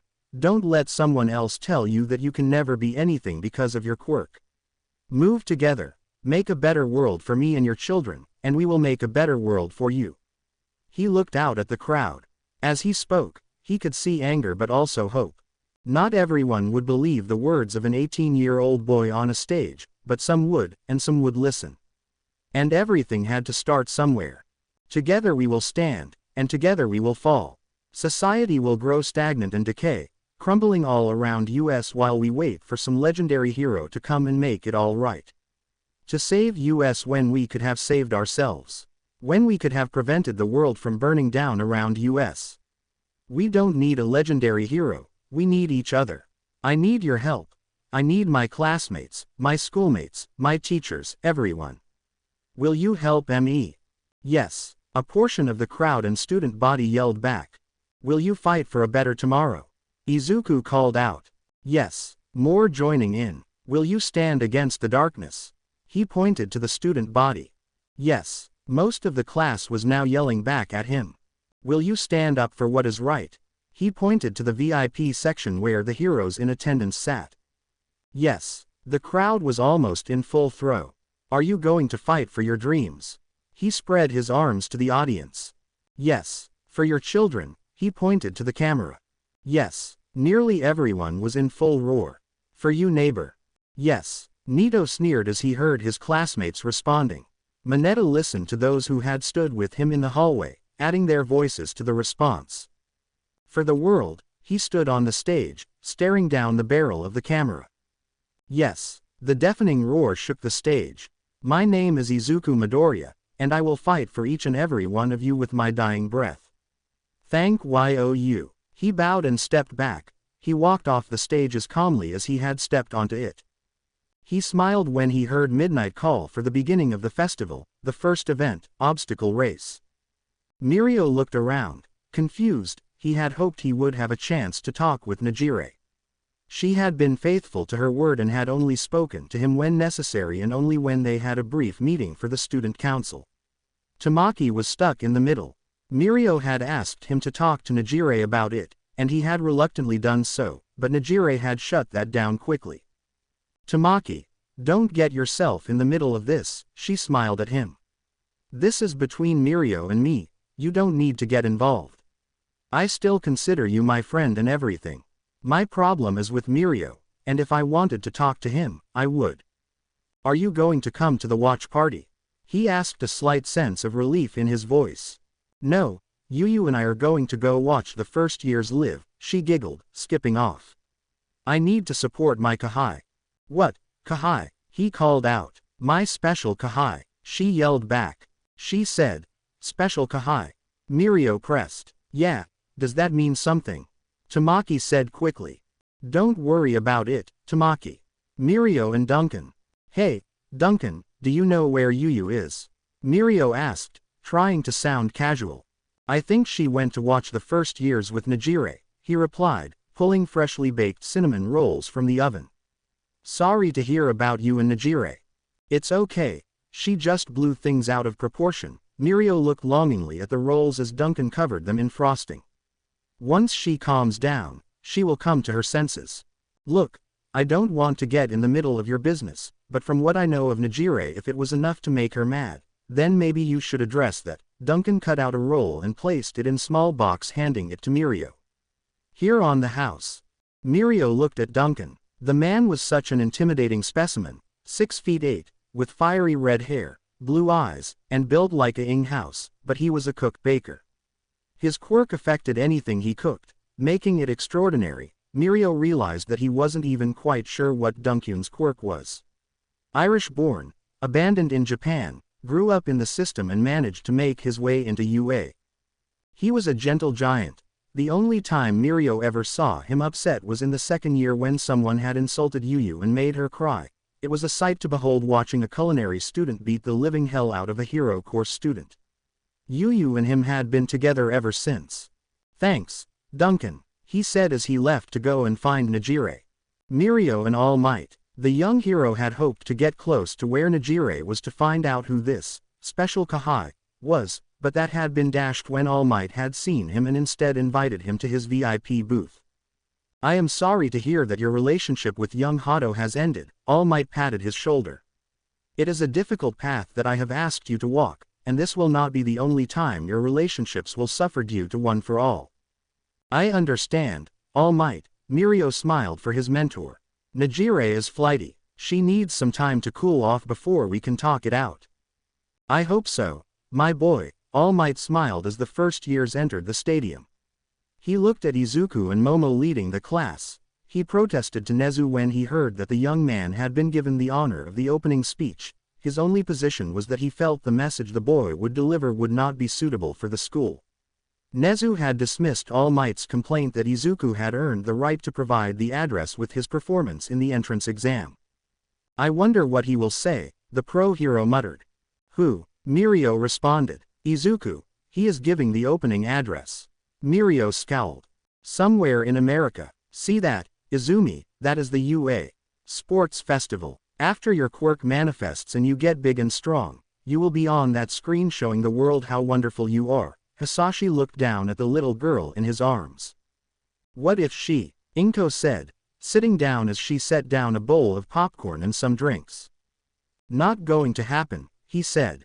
She is perfect, so much better than. Don't, Hisashi, she said. You weren't there, eyes that Izuku. No, it can't be, Hisashi responded, passing Izumi to Inko. Now let's begin with the opening speech by this year's top scorer in the entrance exam, Izuku Midoriya. Izumi giggled and began to babble. The nowhere bar. That is him, the one responsible for our defeat. Shigaraki, a glass, is disintegrating in his hands. He just destroyed the Nomu. Yes, young master, but there is no need to take it out on the glassware, Kurogiri said. You should bring him here so I can destroy him. Shigaraki smiled. Let's do that. We will wait and see how far he goes. I hope he wins it all so I can kill him in front of the world. I wonder what dribble he is going to spew. We shall both find out at the same time, young master, Kurogiri said, setting another glass before his young master. Somewhere. Are you positive, doctor? A hollow voice rang out, the sounds of various medical machines beeping and whirling. I am almost positive, master. He is the boy that we collected decay from. The doctor stared at the screen. There is no way he could have developed a second quirk unless this is your doing, master. If so, forgive me. I have done nothing with this one. Is he also not the one that Kurogiri reported that disassembled our Nomu, forcing them into retreat? Malice permeated the voice. Yes, master, I believe so, the doctor said hesitantly. I want to know more. Get me everything. England. Can't believe we have to sit here and watch this. The boy with colorless eyes said, pouting as he flopped in the chair. We lost Ashcroft, his sister responded, handing him a bag of chips and a drink. Don't remind me, Emma. You weren't the one in charge, so I had to make the report to father. He took the chips with a smile, seeing they were his favorite. So your answer is to make me sit here and watch this damn spectacle. I believe we can learn more about our opponent. Or do you not wish to confront the Phoenix again? Emma sat, her eyes fixed on the screen.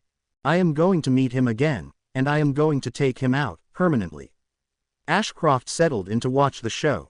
No society can hope to stand on the shoulders of one man, no matter how broad they may be, as one day he will not be here to save us. While no villain could ever hope to best him, time remains undefeated. For decades and generations, he has held back the darkness to allow us to walk in the light. It has become so commonplace that no one thinks about it. Some heroes strive to be people we can depend on, but do they limit themselves, knowing they could never eclipse or rival All Might? All Might. He listened to the story. Initially, he wondered where Midoriya was going with his fairy tale, but it soon became apparent. It was an insult and a call for change. He had praised All Might but at the same time had condemned his actions and mission statement. This boy didn't know what lurked in the darkness. The reports about the monster at the USJ attack had been troubling but not as alarming as when the reports came in on the monster's remains. It was not just a person, it was several people combined. There was only one person he knew capable of such a thing, All for One. But maybe he did know something. The Demon Lord Izuku mentioned he was referencing All for One. Did he know about All for One, or was All for One truly responsible for Izuku's quirk and his transformation? Jean had told him that she was responsible, and with the demonstration of her telepathic capabilities, if All for One was the one responsible and she was working with him, things would get dire. Was it all a plan to throw him off, and he had almost fallen for it? He might have thought for a minute that the attack could have been staged. But would the boy have let his class be in such danger? He had read the report about the actions of Brighton Fredham and the danger that the boy's girlfriend had been put in. According to the AAR, after-action reports, especially the report that young Jiro had given, the girl was on the verge of death. She and the others were healed, supposedly, by Midoriya. It would have endeared him to his class, but Brighton's actions seemed outside the plan's scope to destroy the monster. It would have been a vast waste of resources, and All for One was not one to waste resources. Midoriya was praising All Might. No villain could beat him, but criticizing how the other heroes didn't try because he was around. Saying a very reasonable truth that time would catch up with all of them, only All for One had been able to outrun it, had been his constant theft of quirks. He was taking a shot at many other heroes. He could see the anger growing on their faces, but he was surprised that they weren't as angry as he thought. He could see the beginning of anger, which turned to contemplation. Endeavor. At first, he didn't care for the boy's words, especially when praising that blonde buffoon, but then he heard it. The call out to all the other heroes who just sat back and never thought to push themselves to improve. He recognized the young man from the Yaoyorozu's ball. Shota had gone to the ball, but that foolish girl had chosen this boy over the others present. He had overheard from Fuyumi that he had helped them move Shoto's belongings into the dorms. On top of that, he had seen Shoto training harder than ever in the weeks leading up to the sports festival. When his siblings asked him why, he told them that there was someone that he needed to beat. Then Shoto came to him and asked to be trained in his fire, to learn how to control it. Endeavor had read the reports. The bear villain had finally pushed his stubborn son to realize that using only half his power was not only dumb but just plain foolhardy. Was this friend he wanted to beat this boy up on the stage, calling out all the heroes for playing it safe? Telling them to challenge for the top just like he did. If this boy could back up this talk, he might invite him to intern with Shoto. Mirio. How dare this guy? Was he calling out All Might for being a symbol? For being a pillar? In the same sentence, he said All Might kept the shadows at bay, allowing them to walk in the light. He was criticizing the very heroes that were here to offer him mentorship. To let this undeserving, arrogant, clear danger to the school continue to spew this garbage was unconscionable. He was just ignorant. Mirio was sure of it. This idiot on the podium was just up there daring to spit in the face of all those who had made his life possible.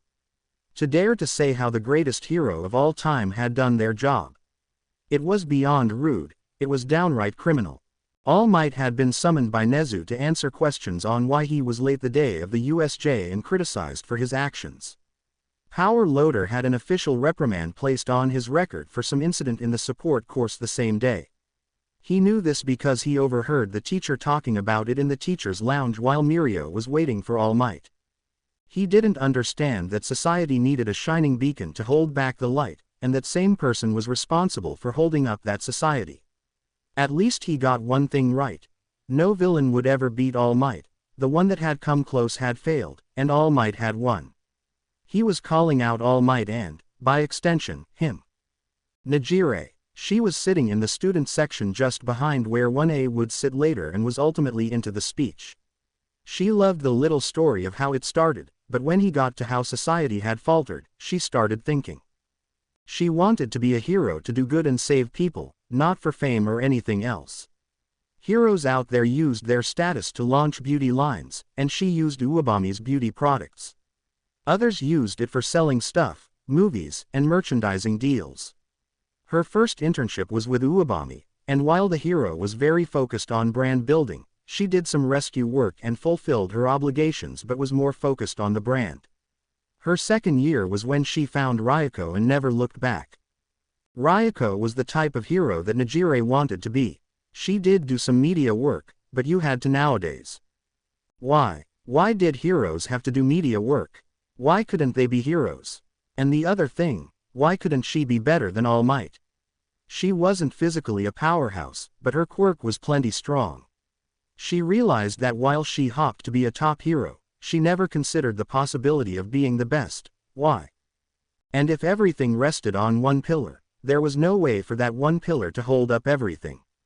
Parts would get heavy and have to shift to support that part, others wouldn't get the needed support, etc. She was going to challenge All Might and even Ryuko. She wanted to be the best and be a pillar, not the only pillar but one of the pillars that holds everything up. Society has stagnated. Quirks used to be celebrated, not berated. They are not judged as useless or villainous. They are not the measure of a child but part of them. Any quirk was a blessing, but they became so common that we now feel we can denigrate them and label them useless or villainous. Force those we deem so into boxes or roles, not allowing them to grow and show what they indeed are. Unknown apartment. Can you believe that shit? Magna called out to her roommate. A fair-skinned girl with delicate features sat on the couch with her knees tucked under her chin. She seemed to be wholly absorbed in the image on the screen, blushing slightly. Her yellow eyes tilted inward, and had thin slit-like irises, giving her a feline appearance. Her wide mouth also appeared somewhat feline, with pointed canines longer than the rest of her teeth, giving her a vampiric look. She was twirling her pale ash blonde hair styled in two messy buns, with a straight fringe and two chin-length side bangs framing her face. Earth to Toga, Magna said, looking at the girl. I can, and I do. I bet he means every word he is saying, Toga finally responded. I bet he would look even better covered in blood. Do you think he will bleed today? Toga's breathing was getting heavy. If anyone other than Magna was witnessing this, they may have been freaked out. But for Magna, this was normal. If he makes it to the third round. Magna responded. Magna was a woman with a broad, muscular build. Her shoulder-length hair was smooth and had a reddish magenta hue. She had a square jawline and a thin layer of facial hair. Her lips were noticeably large and had a slightly pinkish tint. She was wearing a dark orange shirt, which was unbuttoned, revealing the white V-neck she had on underneath. She had paired her shirt with blue jeans and a belt, and dark brown espadrilles completed her look. She had experienced a hard life due to her looks, her identity, and just trying to make a living. She saw this boy on that stage calling out for equality, for those like her and Toga, whose quirks should be celebrated. If only the world were that way, then maybe she wouldn't be living in some run-down apartment in the worst part of the city. She knew this kid's speech was a pipe dream, but that was the thing about dreams, they were nice to think about. No longer are we chasing the stars, striving to make our society more extraordinary. Where are the innovations? Where are those pushing society's boundaries to make things better? Not just for a select few but for everyone. To raise not just themselves but everyone around them, not just those they know but those they will never meet. If that is the society you want, I know I don't. I want greatness for everyone. I want the chance to expand and grow for everybody who dares to reach and fight for it. Not some select few that happen to be born with a flashy quirk. I don't want to live in a society where when young adults are attacked and face near death, others look at them and are jealous, envious, and spiteful that they nearly lost their lives. Hosu City. There was a man with an imposing build and walked with a noticeable hunch. He had a flat, somewhat triangular face, devoid of a nose, which he had removed himself. His tongue was unusually long and had multiple small papillae. He kept his long black hair messy, but it didn't cover his face, thanks to his headband and mask. His small eyes were red with tiny irises. He stood watching the television, listening to the words of the child. On the one hand, how dare this nobody, this naive child, was up there giving a backhanded compliment to the only true hero of the age. But then he was calling out those who were just there for fame and glory, the fake heroes. Words were nice, but deeds were needed. They spoke much louder than words. Another message would be sent tonight, and another false hero would be brought low. Speak your words, young man. Maybe you can awaken those who are asleep before I get to them. It was almost a prayer being sent out into the ether as the man prepared the tools he needed for his hunt. The Nowhere Bar. Are we still going to kill him, young master? Kurogiri asked as he presented another energy drink. Interesting, he sees some of the problems with this world. He recognizes that change is needed, and he is calling for it. He isn't speaking to the heroes but to the masses. I think we can use him. Shigaraki took a long drink. The heroes just blind him. We just need to bring him over to our side. Maybe his flowery words are just what my party needs. Bards do have some uses.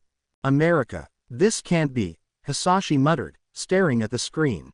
Quickly, he opened his phone and began to Google UA. The first thing was the sports festival, and the second was the headline, UA attacked. He opened the link quickly and scanned the article. Villain attack, students injured, Izuku Midoriya. He froze, zooming in on the class photo. It was the same person on the screen in front of them. He keeps looking. Izuku Midoriya, the name is part of some article on the society pages. Relationship with the heir of the Yaoyorozu Corporation. His heart was pounding. His head started to hurt. He wanted to say it was just a terrible coincidence. This boy on the screen was too well built, too confident, and there was no way his weak, useless son could have become this boy on the screen. Fight off a villain attack, court an heiress. Message alert. Sender Kazuki. Isn't that your son? He breaks into a sweat. It can't be, it just can't be Izuku. Inko stares at the screen, her daughter in her arms, just babbling away at the boy speaking on the screen. It is almost like she is replying to his words but definitely reacting to him. It is Izuku, no, not hers anymore, but it is him. Their son looks different and even sounds a little different, but she knows it. Their son is on center stage at the UA Sports Festival, the top scorer in the entrance exam. Inko is that, she hears her husband say, sounding shell-shocked. Yes, she whispers. Detonate Corporation. Rikiya Yatsubashi leaned back in his chair, his gaze fixed on the giant projection of the UA Sports Festival and the young man giving the opening address. As the president and CEO of Detonate Company, Rikiya inherited the leadership of the Metal Liberation Army, once controlled by the ancestor Destro. Rikiya is a middle-aged man who is tall and has an odd appearance. He has small, dark eyes, a prominently long, pointed nose, and an obtruding chin. His hair is short and orange-brownish, but it's noticeable that it's set far up his forehead with a widow's peak pointing downwards in the center. Due to his quirk, which causes his hair to recede, he doesn't have visible eyebrows and has two dark moles on the left of his forehead. Sometimes, when he's upset, a dark fire-like stain spreads around his eyes, becoming a sizable facial stain that looks like a domino mask. Despite looking slim, he has a muscular mantle and figure. The Metal Liberation Army stood for a straightforward thing. Quirks should be celebrated, not suppressed or controlled, and not labeled, forcing people into a box. He is dissatisfied with the current hero society and often points out its flaws and shortcomings, usually using villains as examples. He thinks that despite various quirks, people still need to conform to a specific mold to be accepted by society, and those who do not fit in are cast aside without empathy. He believes many outcasts or individuals with limited options turn to villainy as a way out. He argues that a society where quirks are completely liberated would eliminate loneliness and estrangement, and he uses this to support his agenda. Here was this boy calling for everything they believed in, the people to fight, to stand up. He had to follow their beliefs. There was no way for it to be anything else. Either the boy was indoctrinated by his parents, or he had read his ancestors' teachings and realized their truth. Has he responded? He said to his subordinate watching the broadcast. No, the woman responded. But I already started digging, it's him. That is Hisashi's son. A woman with long, pale lilac hair wore it parted to her right side. She had full lips, pale blue skin, and notably long eyelashes, wrinkles, and small eyebrows. Her eyes were unusual. Her sclerae were completely black, her irises were green, and her pupils were also completely black. Thank you. Curious, get skeptic on this. I want to know everything about this Izuku Midoriya, and I want to see his father first thing in the morning, Rikiya ordered. He leaned forward, his arms resting on the desk, his fingers steepled under his chin. This boy may just be what we need to get our teachings out there. I want you to meet with him as well. Find out if he has read the book, get him too. Yes, Grand Commander. She immediately went to work. Infinite Arcana, isn't that him? Sylvia purred as she sat up in bed, stretching her arms above her nude form. She was gorgeous, with flawless pale skin, raven black hair, and soulful storm gray eyes. Her voluptuous body caught the eye of many in their meeting with the woman, a fact that she used to her advantage. That is him, her lover and husband responded, the enigmatic Infinity. He was that to the outside world, he was simply Marion to her. He brushed his unkempt brown hair from his distinctive eyes, which looked like the circuit boards in many products worldwide. He's handsome, rather impressive speech. She commented as she laid back down across his chest, her hand slipping underneath the covers and in between his legs. Lightly, almost absently, She began to stimulate him. It is interesting. It seems he wants change to happen voluntarily rather than with force. He lightly traced patterns across her back. I think we should initiate contact through this girl. An image of May filled the screen. She is the inventor, right? Sylvia smiled, feeling him harden in her hand. She is. She was also to reverse engineer the latest public chip. The girl is brilliant. Make sure you have our people check out her booth. He smiled as she nodded, slipping under the blankets. Elizabeth Fredham. She sat in her office looking over the boy's file on the screen, the same boy her brother had an obsession with. Her relationship with Bryden was non-existent. He was her brother by blood, which was the extent of their interactions. Truthfully, she hadn't even known about him till he was brought into her office at Fredham Tower, and her father told her he was. She had tried to get to know him but was blocked at almost every turn. Then, he began to spout off this quirk of superiority nonsense. Telling her how unfit she was to be father's heir and that the company she kept was a shame upon them. It wasn't clear till she met his mother, Heather King, and it all began to make sense. Heather King was one of those social elites who spewed the same nonsense as her child. It was surprising that her father had even sired another child, let alone with that woman. Heather was attractive, but her personality was just ed up, and the sort of attraction or beauty the woman had. When her father turned Bryden over to Essex, it haunted her. She knew what Essex was capable of. She had seen his modifications in the flesh. How he looked at the world seemed sinister. He was amoral, which was a whole host of problems in and amongst itself. Essex would think of something and never complete if he should do it, and that made him very dangerous. Whatever returned one day would not be Bryden. She returned to work, reviewing the files her father had sent her. She wasn't sure what she was looking for, but something about this Izuku Midoriya wasn't adding up. America. Mr. Yatsubashi wants to meet with me, tomorrow. Hisashi muttered. They have already sent a plane ticket. You better get packed, she responded. Are you going to see him? No, not unless I have to. He got up and headed towards the bedroom. USJ Sports Festival. The stares from the student body didn't leave Izuku till midnight announced the first event. Everyone started to break apart. He noticed 1B standing together and casting glances at him in the general studies class. He saw the boy with purple orbs talking frantically with his arms moving around, seemingly trying to rally his class once more. Truly a wonderful speech, Momo said, beeping his cheek. Izuku smiled at her as he noticed Melissa and May approaching. It wasn't long before the rest of their training group made their way over.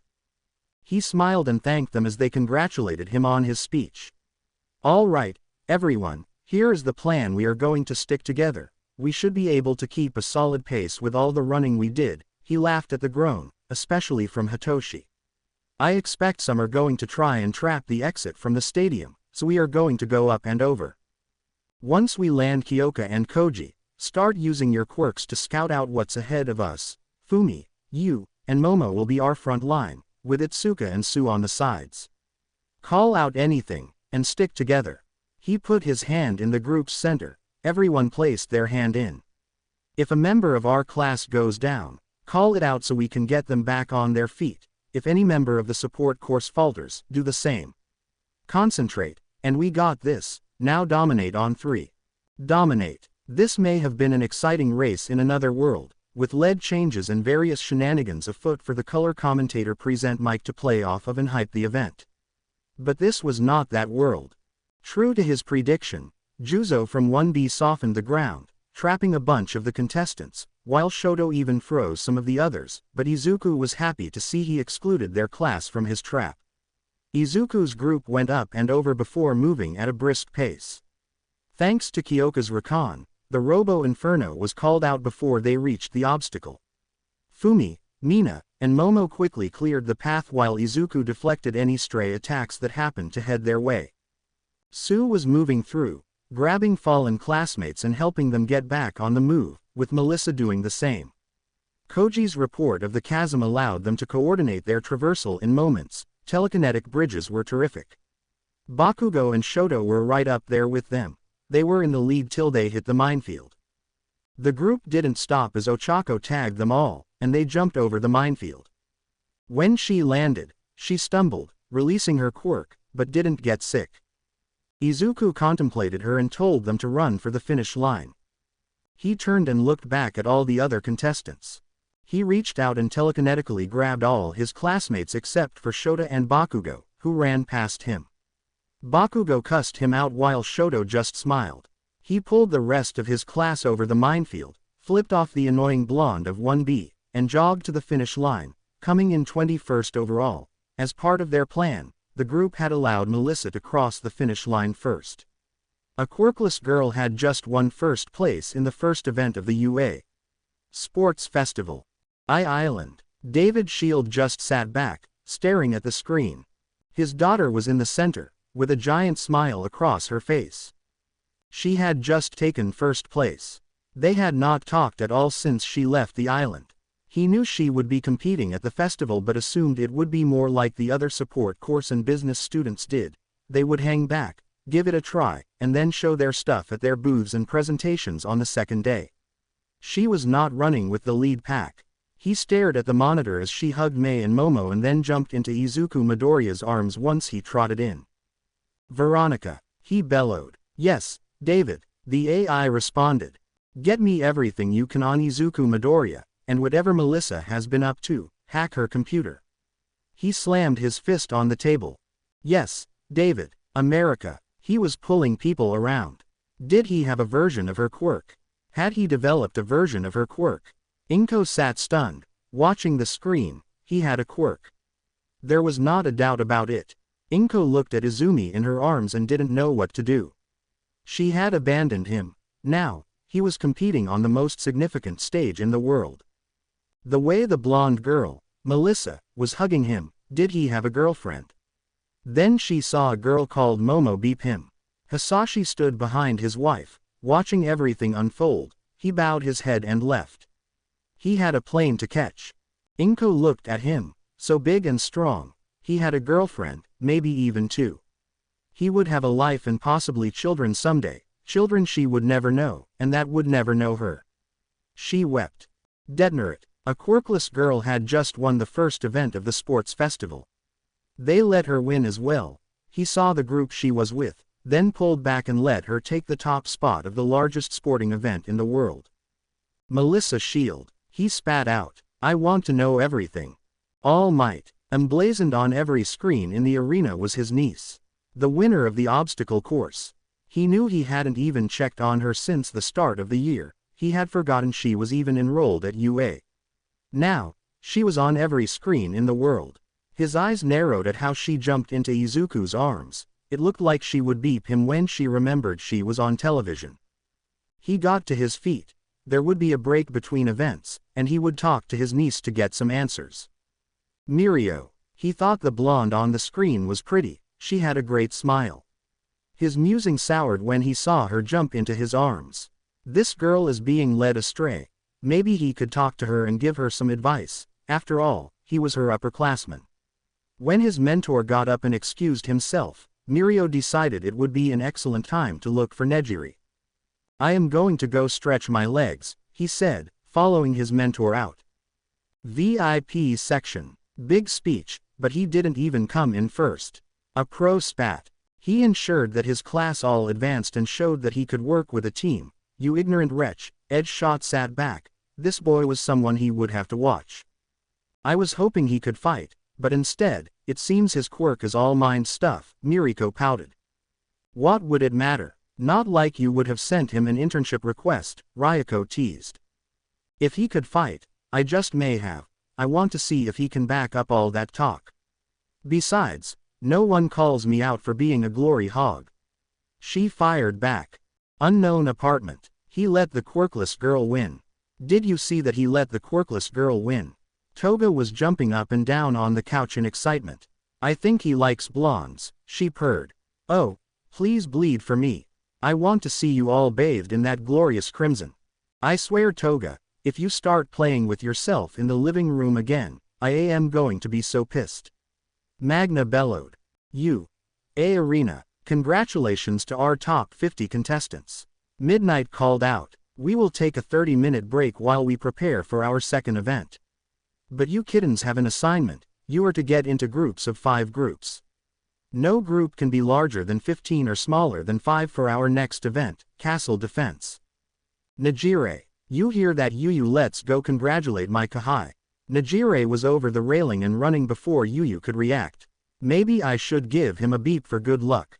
Izuku walked over to the table where Shoto and Bakugo were sitting with the other members of his class who had not signed up with him. I gave you guys my word, but I will not allow anyone from 1B into the 3rd round. You can take anyone else except or boy from general studies, Izuku said to them in the table. First you, Bakugo growled. We have decided to keep our team to our classmates, Shoto said. We will not actively seek to eliminate you or our other classmates from the next event, but if it means securing our way to the next round, then we will not hesitate. Understood, Izuku smiled. See you on the other side. He extended his fist to Shoto, who smiled and returned the gesture. Locker room. Izuku was heading to the locker room when a missile came barreling into him with a fantastic rack and periwinkle hair. Kahai. Izuku let out an oomph for effect more than anything. Nejire, how are you? He turned to look at her and was almost washed away by an adorable pout and watery eyes. Though the lip quiver was sweet, it took him a moment to say, how are you, Nejire-senpai? The pout immediately vanished. First, that speech was amazing, then how you helped your team win the first contest was super cool. And you were right, I never thought about it, but why can't I be better than All Might? I will be better than that bad old dummy who made me sad. And why should I wait for some better hero to come along? I am going to be the greatest. You watch. I will be so awesome when I graduate that you must chase me. But I won't make you chase me too hard, just enough so you know I am worth it. But I want to beat you, but I need to ask your girlfriend first so I don't get in trouble. She was very nice about me beeping you. I would be nice about you beeping other girls if I got to beep the same girl cause I like girls, and you make me feel special. So much more special than him. Where is your girlfriend? Izuku blinked at the beautiful woman glued to his side. I am glad you liked my speech. It is all about my class right now, at least till the 3rd round. I think you can be better than anyone you set your mind to. I have no problem chasing you because you would be worth it, I have no doubt. Thank you for holding back and beeping me in the hallway. Nejire, you are special. I have working eyes to see that. But even if I were blind, I could feel it just from your presence. My girlfriend is right through that door. Kahai, if you keep talking to me like that, I am going to ask your girlfriend if I can be your girlfriend, too. She whispered fiercely. You would have to ask my girlfriends. Her eyes widened, and a smile that just absolutely lit up her face beamed at him as she dragged him through the door. Mei watched as Izuku was dragged into the private room. Momo was eating to get her quirk all fueled up for the next match. She felt a little self-conscious about the amount, but it was more the honesty with which she was eating as they were on a time crunch. Melissa was near her, getting her interface ready to debut her robots. Mei had just finished the final checks on her gear when Hurricane Nejire blew in. Mei grabbed Izuku from her and pointed to Mel and Mom. They are over there. What's up, me, was all he got out as Mei grabbed the back of his head and pulled him into a beep that made him weak in the knees. He opened his mouth as her tongue came in to explore. He regained his senses enough to beep her back, sparks passing between them. She leapt up and wrapped her legs around his waist, knocking him back against the wall. She beeped when he caught her by the ass and held her there. She pulled back. I get you before anyone else. Mei's eyes bore into him. Tonight, after you win this thing before you go to Momo or Melissa, you come to me. I will not wait or be forgotten. If you want to be with me, come to my workshop tonight and claim me. She was about to pull away when he pulled her back into a beep that left her breathless. I will be there, he said as they broke apart. Nejire sat there, stunned, watching everything happening. Does this mean I get to be a girlfriend if I want? No, Momo said quickly. You can go over there and give him a good luck beep, but we have to get to know you better and what kind of a person you are before you get to try and be his girlfriend. Nejire grinned and beeped Momo suddenly and deeply, leaving the heiress stunned and aroused. The hurricane waited until Mei stepped aside and beeped Izuku, and his knees wobbled again. Good luck, Kahai, now give me your phone number. She pulled her phone from her bosom. She liked that his eyes followed her hand and lingered. She held it out for him to type his number in. She leaned in and whispered, "If you win the whole thing, I will send you something special." She beeped his cheek and was off. From the door, she called back, "Good luck, my special Kahai, I know you are going to win." "All Might, you want us to get Melissa's shield for you," Ochako said, slightly confused when they encountered All Might on the way towards their locker room. She looked over at Sue. They heard someone shouting something about Kahai down the hall as they looked back at the number 1 hero. "Yes, if you would, I am friends with her father," he responded. "Oh, David Shield, hero, he designed many of your costumes," Sue said, snapping her fingers. "Yes, that is correct. I want to wish her luck, and I don't wish to cause a large commotion," All Might smiled. "If you could have her meet me in prep room 23, that would be great." "Sure, we can tell her," Ochako chirped as she and Sue walked off. Mirio. He heard her and heard what she said. Who was her special Kahai? Who was this bastard who interfered in their relationship and filled her head with this nonsense? He saw her in the hall as the door closed. He ran after her, catching her hand. She spun, yanking her hand away. "I did not give you permission to touch me, Tagata. Najire, don't be like that. I just wanted to talk to you," he said quickly. "I wanted to see if you were over this nonsense and ready to work it out." "Nonsense," Najire said back. Her voice was calm, almost deadly calm. Ignoring the warning sign, "Yes, Najire, this nonsense is about some special Kahai telling you that you're beautiful and deserve better. He doesn't even know you and is just trying to take advantage of you, you know how you get sometimes. Let us sit down and talk, we can get this straightened out." "How I get sometimes?" She glared at Mirio. "He is just trying to take advantage of me. If he were, he wouldn't have to try hard." "What?" he said back, stunned. "He had done more for me in a matter of days than so many others." She stomped forward, making Mirio step back. "He didn't make me leave you, Tagata, you did. I am single, thinking of other people I want to beat because of you. You lost me, you made me choose to not be with you." "Yes, my Kahai helped."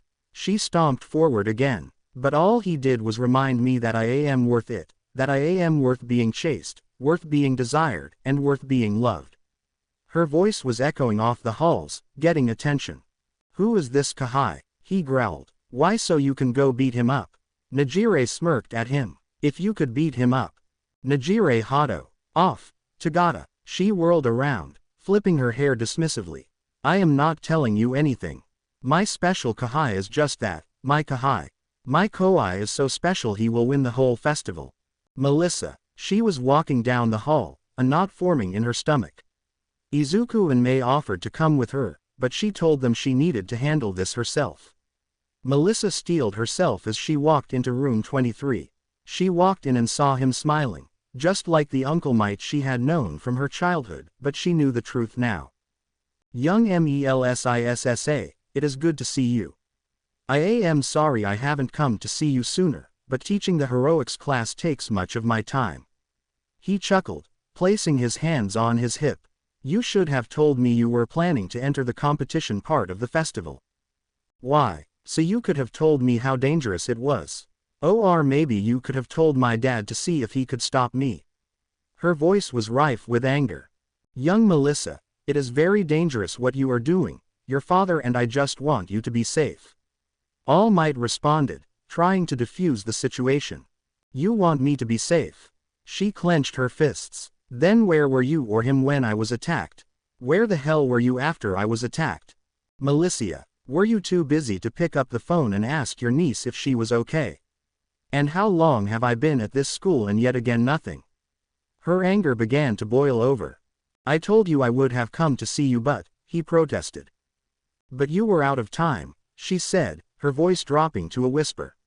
All Might was stunned. "You didn't want to let me see you in your real form, you wanted to keep lying. You didn't want to tell your niece the truth, someone who loved you not because you were some amazing hero but because you were my uncle." He protested. "Or was it the truth about your quirk? About one for all?" She stunned him into silence.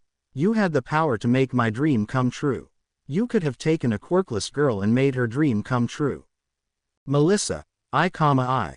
Was I not good enough for you, Uncle Might? I know I wasn't physically strong, but you couldn't have trained me. Why couldn't you only give me a chance? Melissa quickly wiped the tears that ran from the corners of her eyes. Why couldn't I be the one you choose? Tell me, Uncle Might, which was it? Was it because you didn't believe a quirkless girl could do it, or was it because you wanted to give it to someone who already had a quirk? How do you know about One for All? All Might was dancing between emotions, anger, hurt, and guilt. He could hear the pain in her voice. No, you tell me first. Her anger and tears flowing. You tell me why Mirio was a better choice than Me. You tell me why someone you had just barely met was better and more trustworthy than someone you had known their whole life. Why? I choose Mirio because I believed that he would be a worth successor, All Might replied, his tone measured. He was in a better position to inherit my power and carry on my legacy. He looked deep into Melissa's eyes and saw hurt mixed with anger. So I wasn't even a thought, Melissa said, the anger washing away in a sea of hurt and pain. I know you are not stupid, All Might, you know how I know. He winced at her dropping the Uncle Might and calling him All Might. Melissa, you need to remove yourself from the festival and stay away from Izuku Midoriya. What you are doing is dangerous, and who you are choosing to associate with is just as dangerous. Melissa said nothing. She stared at the man she cared for so much. How quickly and without thought he had dismissed her, how she hadn't even been a thought on his mind. When he got hurt and decided to find a successor, he never did. Your father wants you to drop out of the festival. I will go and find Midnight and let her know you are not feeling well and are unable to continue. No, you will not. She roared. I am not your niece. You are not my uncle. I don't give a damn what my father says. You do not get to make any decisions for me. I will continue to participate and may not win the whole thing, but I will place so well that they will give me that seat in 1A. She glared at him. Neither of you get to decide how I live my life, who I talk to, or who I love. You love. He sputtered for a moment. Melissa, you don't know what you are doing or who you are dealing with. He is just manipulating you, like he is attempting to do with that speech. He is manipulating me. Melissa was shocked. Not that she believed that for a second, but that All Might honestly thought that Izuku was manipulating her to get to him. All Might started to press, thinking he was breaking through. Melissa, he is using you. That boy is dangerous. You heard him during his speech. He will cause a panic. He is calling out heroes, accusing them of not trying or only being in it for the glory. He took her silence as he broke through whatever Izuku had done to her. Society needs a pillar, a symbol of peace, someone that will always be there to tell the world, I am here. He is standing before the world telling them that a symbol of peace is wrong, that hero society is doing it wrong, and that they, the people, need to rise. He is dangerous. Melissa, I know you are confused, just listen to me. He walked towards her. We will remove you from the festival, and you can go home to be with your father. I will figure out a way to break this spell he has over you, it will save you. Just let me call Mirio.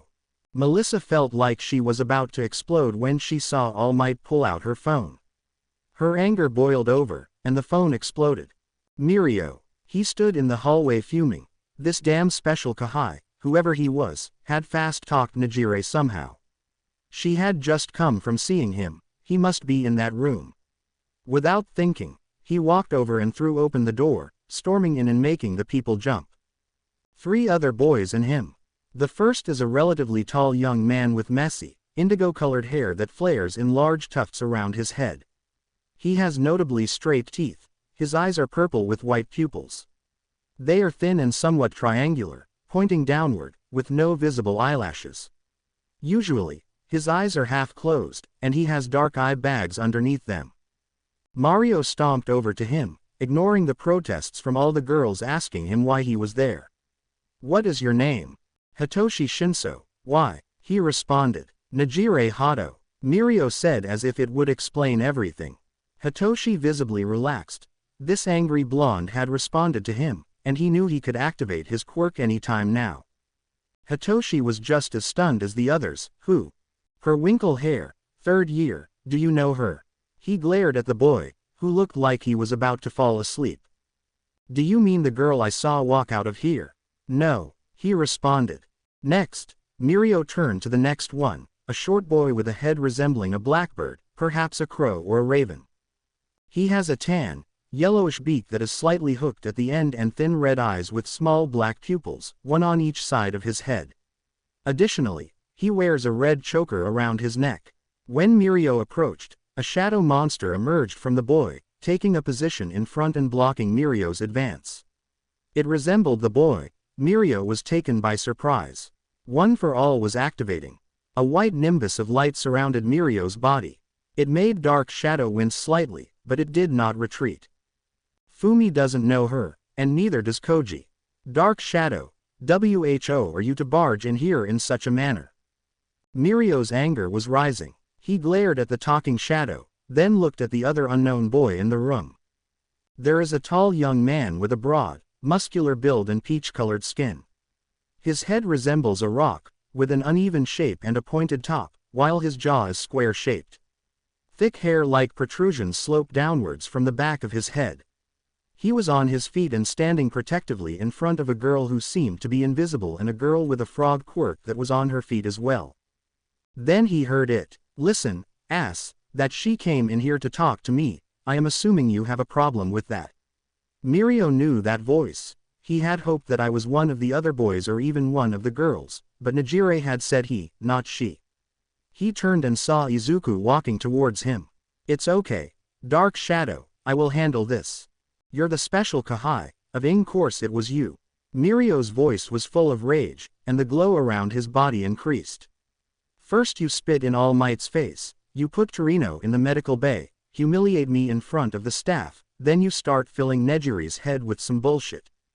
I didn't fill her head with shit, you are the one that ed that all up on your own. That woman wanted some of your attention, not to be lied to or kept on the outside. Izuku fired back. For the record, you, your mentor, that old man, and did I mention you? Mirio was about to explode. Nejire is a big girl. All I told her was the truth, that you were a dumb for not spending time with her or letting her in. You know why I can't. Mirio's mind was just thinking about punching him in the face, through the wall, and out of this damn school. Then you have the nerve to stand up there, make your dumb speech. Dare to criticize the greatest hero of our time. This world a shining beacon to drive away the darkness, not a bunch of ignorant idiots causing chaos. Oh my god, Izuku rolled his eyes. Do you ever have an original thought? Or is your mouth so busy trying to deep-throat his cock and his balls that your brain is not getting enough oxygen? The rest of the room froze at that comment. A few dams might have slipped out. What did you say? Mirio was done. This was it. Let me repeat it. Stop choking on his cock and balls, learn to breathe through your nose, and have a original thought. Mirio just saw red. This bastard had insulted him for the last time. He had insulted his mentor in front of the whole world, and of course, he would sit there and spout nonsense about letting Nejire in. He didn't know what it was like to carry such a burden. You had to walk alone, and hard choices had to be made. This guy needed to be humbled, and Mirio was going to do it this time. Maybe by kicking Izuku's ass, he would break the spell he had over his classmates, over Nejire, and exact a measure of revenge. Mirio just blurred to everyone else in the room. He crossed a few feet before anyone could even comprehend he had moved. No permeation, he was just going to show this son of bitch what One for All was all about. He could use 20% of the quirk comfortably but briefly push it to 25%. He deemed this a need. With an overhand right, he roared, Detroit Smash. He was going to take this idiot out. He watched as Izuku smiled and caught Mirio's punch. The blowback from the impact almost sent everyone flying. The kathum from the blow was deafening. But nobody was blown back. Instead, they all felt held protectively in place. Kyoka heard the noise, but it was muffled. Momo and Mei knew that Izuku was holding them, that he was holding everyone, and had just caught a punch that would have destroyed just about anyone else. Mirio was stunned. He didn't see the uppercut that lifted him off his feet, but his brain began to process it as he rose into the air. He saw Izuku leap up to grab him quickly. He activated permeation, but he felt not only Izuku's hand grab him, but it was like he was in his flesh and muscle. Mirio screamed as he released his quirk, hoping to push Izuku's grip out, but he found himself flying through the door he had burst in from and crashing into the hallway in a thunderous noise cacophony. All Might. When his phone exploded in his hand, he didn't have time to react when another explosion came from the hallway. He busted out of Prep Room 23, immediately turning to where the sound had originated. He saw Mirio spider-webbed into the way opposite one of the man prep rooms. The door had been blown off its hinges. He saw Izuku Midoriya emerge from the room floating. A thin line under him was being burned into the ground. Young Midoriay, stop. All Might roared and rushed to put himself between Mirio and Izuku. Melissa came stumbling into the hallway as more people filled the hall. All Might and Melissa could see Izuku's eyes burning with fire. Small fire trails began to trail out in wisps from the corners of his eyes. Don't make me stop you. All Might nearly growled. You can try, Izuku said coldly. Take you, little sycophant, and get out. The fire died away, and he floated back to the ground. He then saw Melissa and could feel that she was upset. Are you all right, Mel? All Might watched in near horror as his niece ran over and hugged Izuku. Society doesn't need a single pillar. It needs hundreds, thousands, if not millions. You choose him, I choose Izuku. He doesn't lie to me, believes in me, and believes we can change the world. And we will change the world, All Might. Either you can help us do that, or you can watch as we do it without you. Melissa had released Izuku and was now standing in front of him. She was staring down All Might, not flinching. She was no longer the little girl who hung on his cape or every word. She was a woman who had chosen her side. He only prayed that he could get her to see the light. He was torn. This boy, Izuku Midoriya, was just a child. He didn't understand the world's dangers. He was full of anger that could be controlled with proper help. He needed to find out if Izuku did have a way of controlling people and, if so, free them. If this boy was slipping into villainy, All Might had to try to stop him, maybe bring him back to the side of heroes. If not, he must ensure he didn't cause more damage. What is going on? Midnight yelled as she entered the hall with present Mike, Eraserhead, Vlad, and Nezu. Ectoplasm duplicated out and began to disperse the crowd that had formed.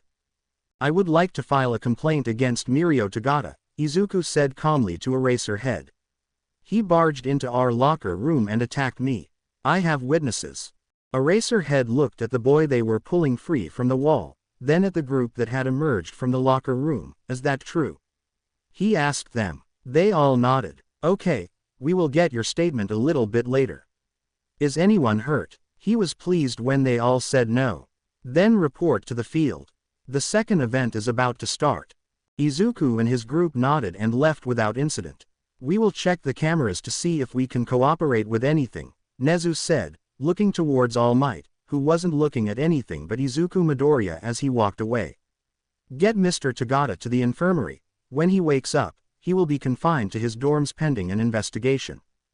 That statement brought All Might's attention back to the situation. Surly, you must be kidding, Nezu. I can personally vouch for Mr. Tagata. There is a reasonable explanation for all this. Then he should be cleared quickly once we launch the investigation, Nezu said. He is a student in my school, All Might, and I will not tolerate a third year attacking a first year. We have made enough mistakes as of late, and I will not compound that situation even more.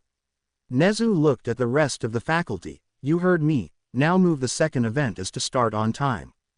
The faculty nodded and began to move immediately. All Might glared at Nezu as he took Tagata to see Recovery Girl. A Sports Festival second round. Welcome back from break all my little listeners.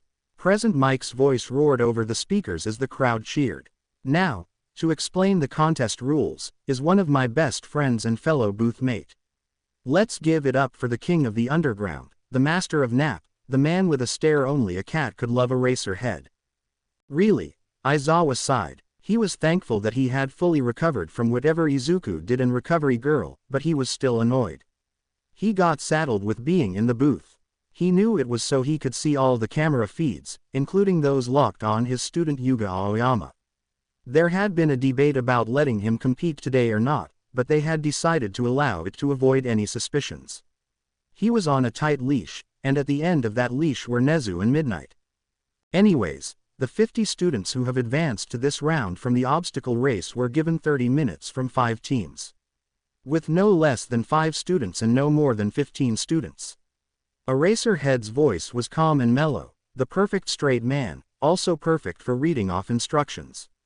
Every student has been assigned a point value, starting with 10 points for the 50th student and increasing the value to the number 1 student whose point value is 10,000. Melissa's face flashed on the screen. Her point value was more than most of the lower ranks and more than the combined higher rank, with only the top 5 under her coming close to her score. She felt the nerves flutter in her stomach, but then she felt Momo and May grab her hands. Numbers 4 and 17, respectively. The rest of her team smiled at her. Ochako mouthed, "We got you." It couldn't help but make Melissa smile at the girl's declaration. Her face lit up the screen.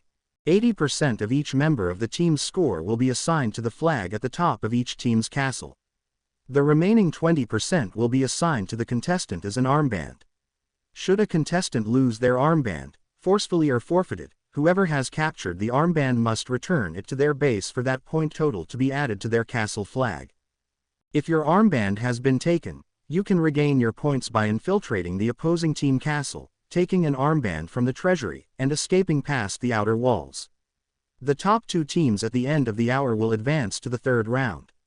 Eraserhead sat back, thankful he was done for the moment. Zowie wowie, thanks for that. Now, ladies and gentlemen, let's get ready for castle defense. Midnight, take it away. Inside the arena, a massive forest was set up with 5 castles on the outside and an open area in the center. Thanks, boys. Now, remember, kiddies, lethal attacks are a big no-no. We are heroes in training, after all, she called out, her voice oozing out in a sultry tone. Everyone, please give a welcome for the future heroes of Japan with a combined point total of 450 points, led by Mineta Minoru. All the general studies students who had advanced, led by Mineta, walked in. There were 6 of them in total, along with a student from the support course and, surprisingly, a member of the business course. Pamela Ivy and Nathaniel Richards, respectively. As they entered, there was some applause as their names flashed along with their point value on the screen. As they took their place in front of their castle, a flag was raised reading 360 points. Next, we have Team Domination, led by Nieto Monoma, with 2,170 points. Team Domination entered the arena, and the applause grew louder. Nito was waving to the crowd, trying to curry favor. His team was all 1B, and he was slightly annoyed at how members of his class had sided against him and decided to go on their own for this. Ojiro, Yosetsu, Sen, Kosei, Juzo, Bondo, Abara, Toguru, Jirota, Tetsu, and his ace Shanhai were all by his side as they were ready to destroy 1A. Their flag was raised in 1736. Now, entering the arena, we have the mighty Thunder Lizards. Midnight announced, a massive smile on her face. Setsuen Tagata leads them. Their team has 2,260 points. Setsuna led her team into the arena with a huge smile. Her team consisted of the rest of the class that decided not to side with Nieto, except Ibara, who had given her word and would not go back on it. Washu from the support course joined Pony, Reiko, Hirayu, Yui, Manga, Niran, and Kanoko. The girl had asked to join their team as she had said that Mineta was a douche, Nieto, and an egomaniac. The other 1A team had some loudmouth on it, and she wanted to test her invention versus May, who was on the central 1A team. Their flag was raised in 1808. Next, we have a grand total of 4,525 points. The future winners. This team is led by Katsuki Bakugo and Shoto Todoroki. Katsuki came in with his trademark scowl. He was unhappy the team hadn't named him their leader. Instead, they had added stupid Icy Hot as co-captain. He just stomped towards their castle, the flag raised at 3,700 points. And our final team, Co-captained as well by the obstacle course winner and the man that delivered that rousing opening address, we have Melissa Shield and Izuku Midoriya. Midnight yelled as the crowd went wild. They enter with an astounding 24,620 points. I present to you Divine Right. They positioned Melissa slightly ahead of the group so they could help her garner attention. The rest of the team just fell in step, smiling and waving to the crowd. As they reached their castle, the flag raised at 19,712. Now, teams, you have 15 minutes to enter your castle, prepare your plans, and retrieve your armbands from the treasury. Support course students, you can now retrieve your inventions from the staging area. At the end of the 15 minutes, the battle will begin. Divine Right, would you be so kind as to bring in our gear? Mei said sweetly, batting her eyelashes at Izuku, who laughed. They are on their way, he said. The group entered the base and familiarized themselves with the layout, as they figured it should be similar to the other bases. Melissa was nervous as she looked around. Ochako came up and hugged her. You got this, Mel, the gravity girl said with a smile. Thanks, Ochako. Melissa stopped. Hey, everyone, she called out to the team. They all stopped and looked at her. Thank you. I know this is a crazy, quirkless girl, but your believing in me is more than I could ask for. There is nothing to thank us for, fair maiden, Fumi said, stepping forward. Your desire to be a hero is just as strong, if not more so, than ours. Your methods are noble, and your heart is right for the cause. We would be villains for not recognizing those traits. I agree with my brother. So many people would call us villainous for our visages. We take great delight in making them eat those words, Dark Shadow added. Momo and Izuku vouched for you, and after getting to know you, I believe in you, too, Mina said with a smile. I don't like it when someone tells me I can't do something, Itsuka said, flexing her arm. You're nice and much better than Brighton, Toru yelled. I think what you are doing is amazing, Koji said. I want you in our class. Besides, my bunnies like you also. Well, if the bunnies said so, Hitoshi laughed. Kyoka.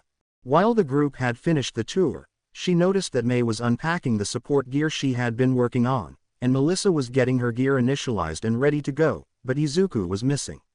She wandered outside the base and saw him there. He looked out to the forest, seeming lost in thought. She walked up, making some noise so as not to startle him, before she placed a hand on his shoulder. Penny for your thoughts. Sometimes I wonder if they are watching, Izuku said, looking around. Who, your parents? She said quizzically. Yes, he smirked. In a way, I hope they are so I can rub it in their faces. Part of me wants to scream and yell, asking them if they can finally see me. I don't know if I want to tell them to themselves or. It's complicated, she said, her hand still on his shoulder.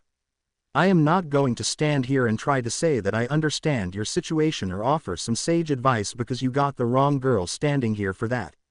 She smiled when he laughed a little. What I do know is that after the USJ, they didn't reach out, and if they do now, it is because they see what we see, and the world now sees. What is that? He said, looking over his shoulder at her. That you are a strong, caring man with a brilliant future ahead of you, Kyoka smiled at him tenderly. You are going to go on to amazing things, Izuku. If they reach out now, it is for the wrong reasons. I want you to know I am here for you, not some false front but the one I have come to know. I am not the type of girl you need to put on a false front with, that is what I like about you. Just be you. He noticed a faint blush dusting her cheeks. He turned and touched her shoulder. Thank you, Kyoka. He leaned in and beeped her cheek quickly, causing her to go nuclear, but distracted her enough to let him escape her retaliatory strike. I am so going to get you for that, she yelled, chasing him back into the fort. Plans. The forts had giant tables. The group could stand around with a medieval-looking map marking the castles. So, everyone knows where everyone else is, at the very least, Ochako said, looking down at the map. I think they are looking for larger encounters, Ribbit, Sue added, pointing to the open area in the center. But I highly doubt that would happen, not till things get later. I agree, Itsuka said.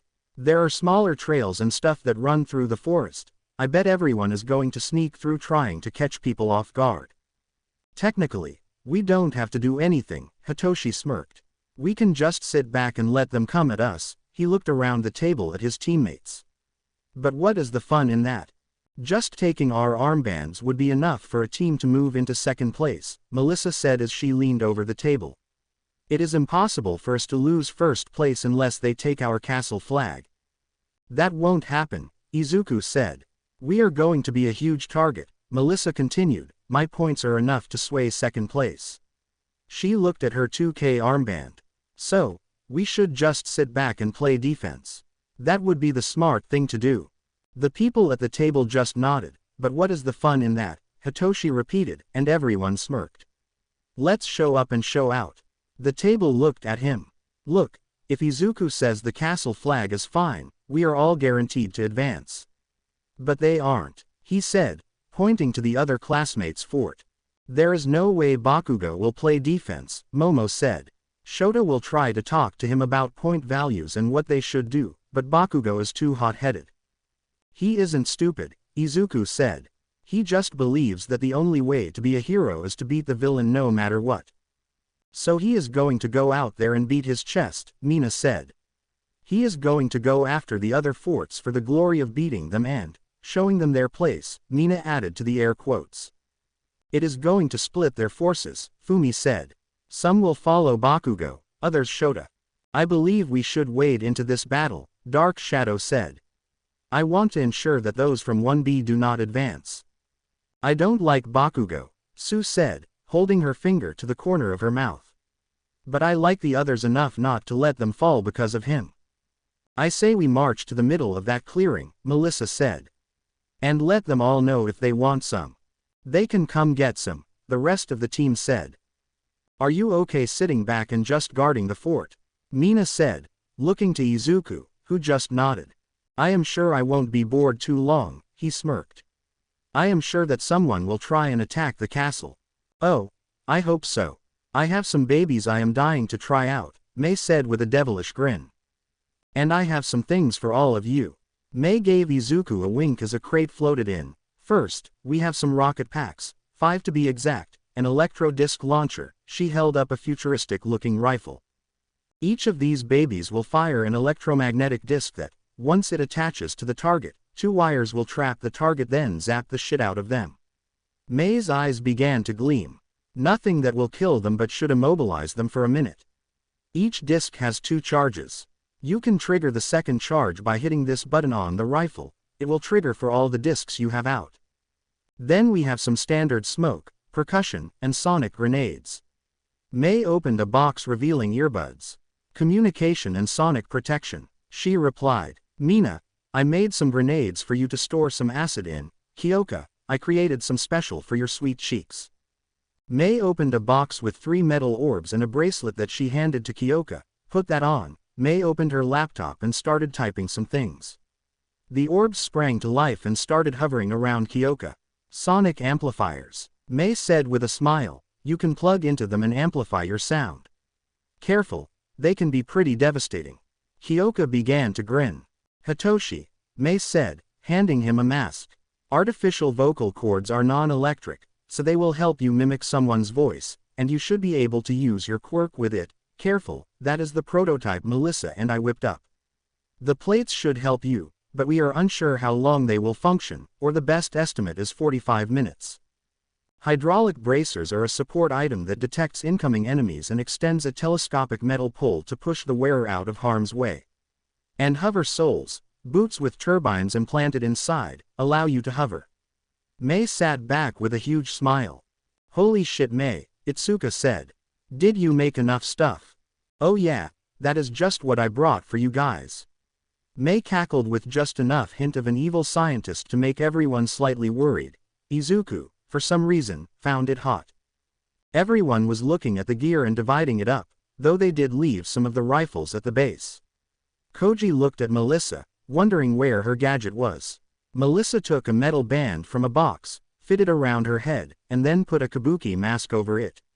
There was this rumble from the staging area as a 55-gallon metal drum fell over, and all these white diamond shards came rolling out. Some moved over and lifted 2 more drums, bringing them over to her.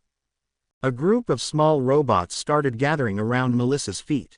They clustered together to form what looked like a flowing white cloak, complete with a golden sash and trim around the hood and cuffs. As more of these microbots appeared, they began to take on the appearance of white kitsune tails with golden tips, swaying and flowing behind Melissa, making it seem like she was standing on a golden cloud.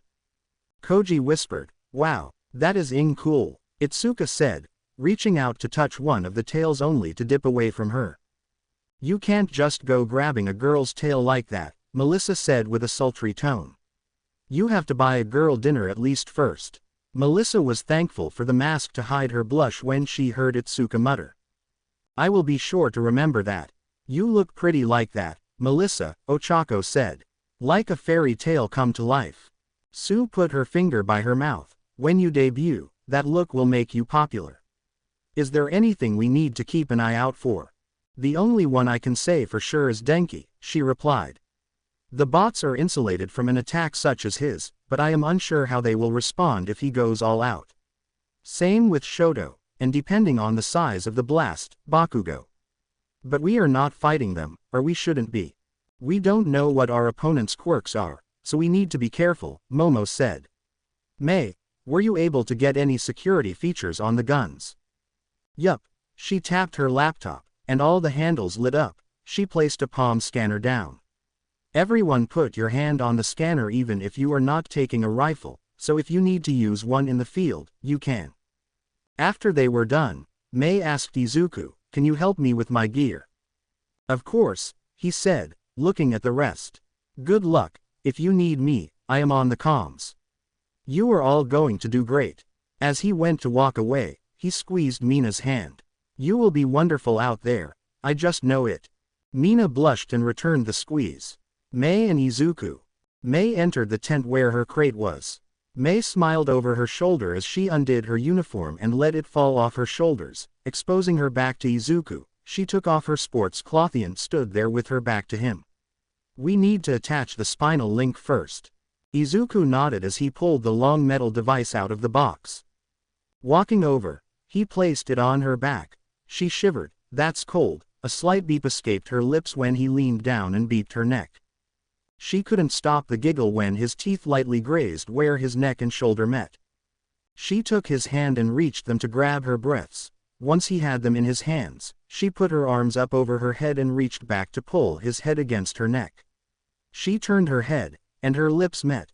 Soft beeps escaped her lips as he caressed her nipples hardening under his touch. His eyes opened wide when she reached down and rubbed his crotch. "I can't wait for you to me tonight," she said as she pulled away. "Now help me with the rest," she purred. Izuku was looking forward to tonight even more than before. "These neuro links are going to cause quite the ruckus," he said after taking a deep breath. "It is going to be a shit show, but we already have them patented, and the software is pituitary, so everything should be alright," May replied. "After you mentioned it, I just couldn't stop thinking about it. I can't wait to show these things off." She shuddered as the spinal connection powered up, the little pricks of it becoming operational. She pulled on her traditional Clothian modified top. When Izuku floated out the 4 metallic tendrils and attached them, May laughed as they sprung to life. "This feeling is intoxicating," May said, hugging herself. "Let's do this," she grinned.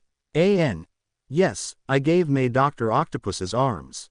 The future winners. I bet those cowards are just going to turtle in their base. Bakugo growled as he slammed his fist on the map. "So we are going to take everyone else out and show that arrogant piece of shit we don't need his help."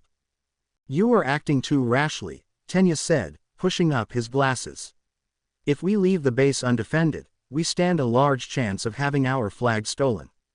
"What the hell you say, Four Eyes?" "First, his name is Tenya," Shoto said, "and he is correct. You are proposing that we attack 20 other Hero Course students and 9 others from General Studies, all of whom we have no idea what their quirk is. Couldn't you just freeze all their castles?" Denki inquired. "Then we can walk on up and take the flags. And if they have a counter," Shoto said. "Listen, you can stay here and guard your precious flag," Bakugo yelled. "I am going to go, those bastards. What the hell happens when you mess with 1A? Are any of you pansies coming? Or are you too scared?" I will follow you into battle, Mona mi, Yuga declared. Denki, Sato, and Eijiro agreed to go with Bakugo, leaving Tenya, Mezzo, and Shoto on defense. The mighty Thunder Lizards. Okay, so I just checked with Midnight, and there is no rule that says we have to keep our flag at the top of the castle on the pole, but it does have to stay in the castle, Set said as she walked into the planning room. I think we should hide it up behind a beam or something, Hiryu said, or maybe within a wall. I can remove one of the stones with my quirk, and we can place it there, Reiko said, looking at the wall. The only problem will be the missing motor, but if we do it in the ceiling in a darker corner, it could cancel it. Kanoko returned. I have Y-trapped the grounds. Once we leave, I will activate the trap. She giggled wickedly. And our resident mad scientist? Manga questioned. That girl had portable autocannons that she is setting up. They are firing rubber bullets, but still, Niran said, shaking his head. I like her, Yui said, smiling. She is inspiring, added Pony. I think we should hide the flag and go offensive. Nito will try to come for our flag, right? Yui said to Set. Should we take his? Set thought about it. Okay, we will go with hiding the flag and trusting our defenses to deter people or at least give them big ouchies if they get in. We promised Washu she would get a chance to fight that Mei chick. If that Melissa girl shows up, we get Reiko close to Yonker points, and I will run them back to base to get recorded. She pointed to the future winner's castle. If they come out to attack, we go after their flag. We try and swipe Nito's flag. If we pull that off, we turtle up and fight our asses off. If we get Divine Right's flag, we trade it back to them for some top point people's armbands. We just need to make it to the next round for now, Niran said, smacking his hand into his fist. Unless the top team has a total breakdown, they are advancing. We need to target the others to ensure we advance. So we head to Divine's castle to see if we can steal their flag. Let Washu get her inventor to fight on, seeing if we can yank some armbands. If that fails, we go after the others, Set said, looking around the table as her team nodded in agreement. Team domination. We force Divine Right to come out and fight us by taking out their classmates, then we show Set and the others what happens when they betray us. Nito said, standing on the table, his arm outstretched dramatically. After we crush them all, we will ensure that we and our allies advance to the third round.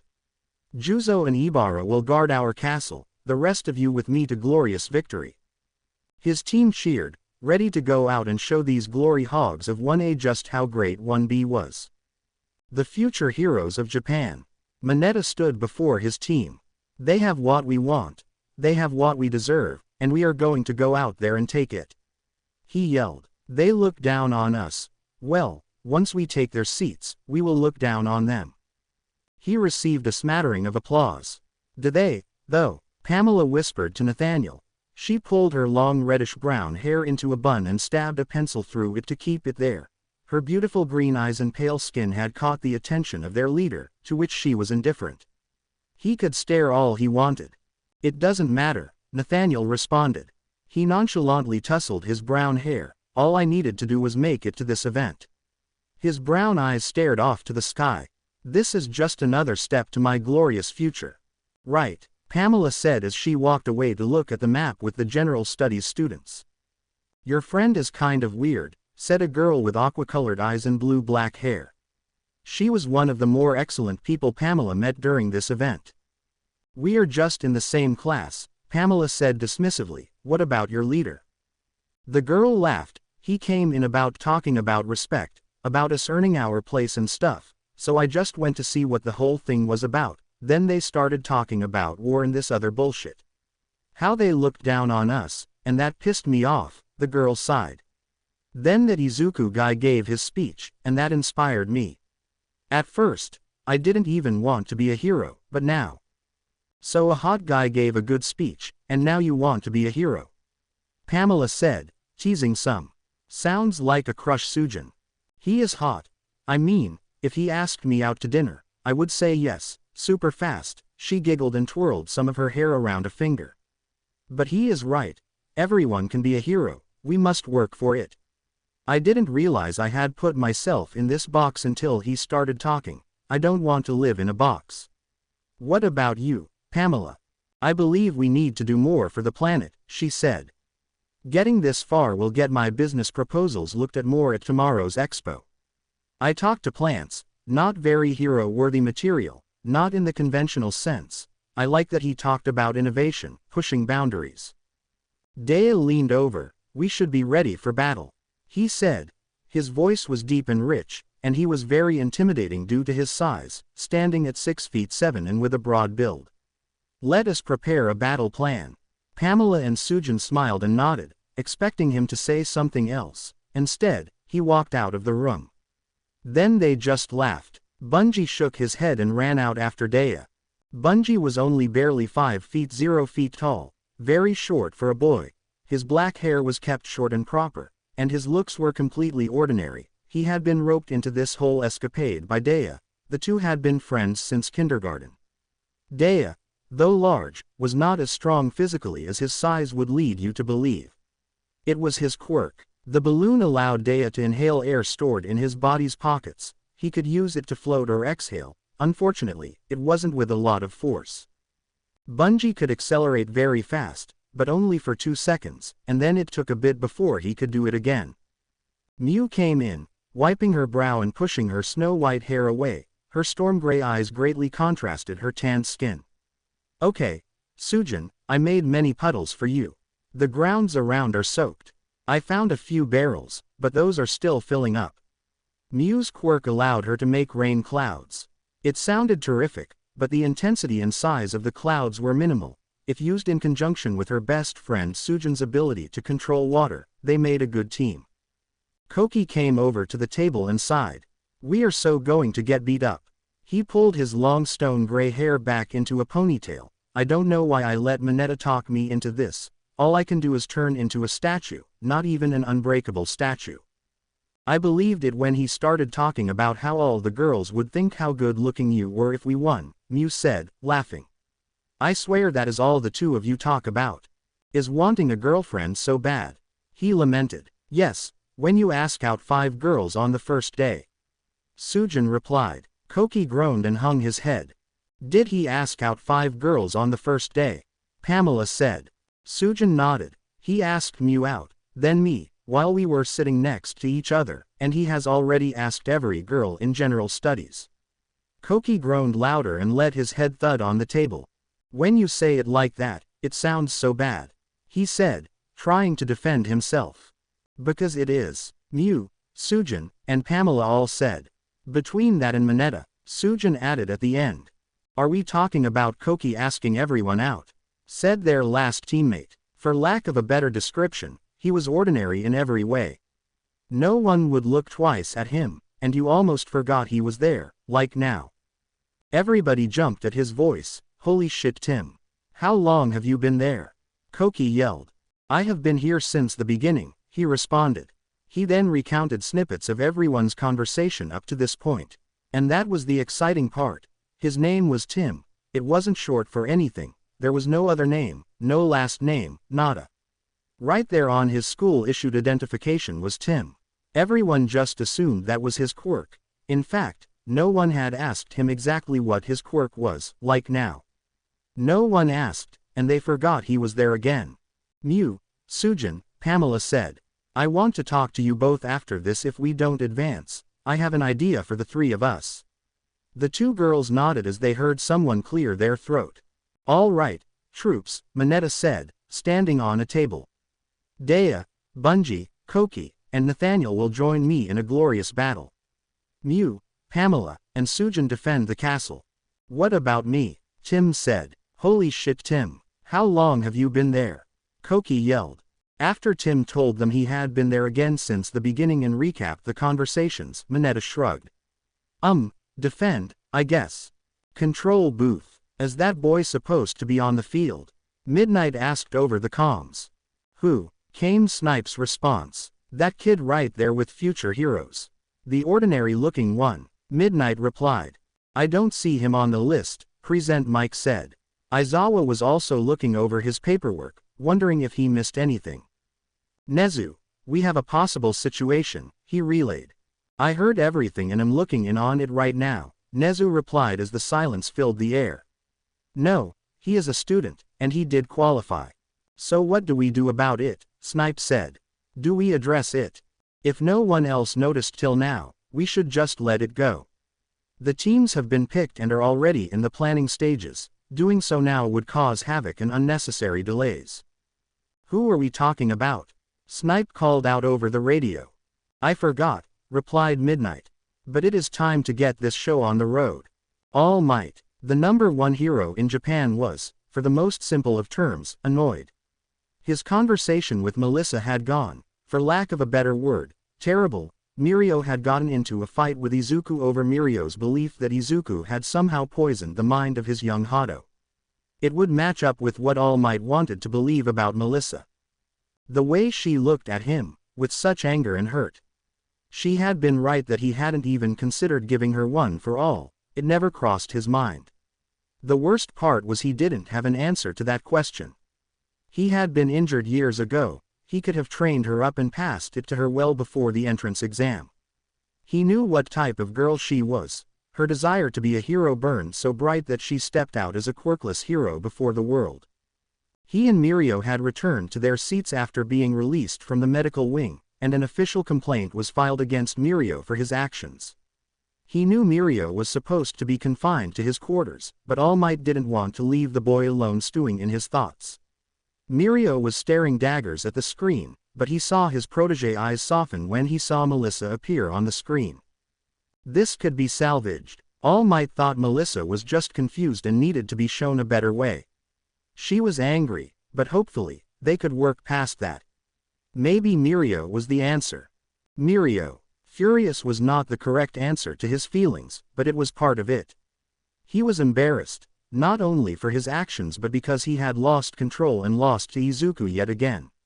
He was getting fed up with that bastard, filling Nijire's head with nonsense. He had all but confirmed that she was this special Kahai she kept talking about. He was doing all he could to learn more about the people on Izuku's team. And this Melissa Shield.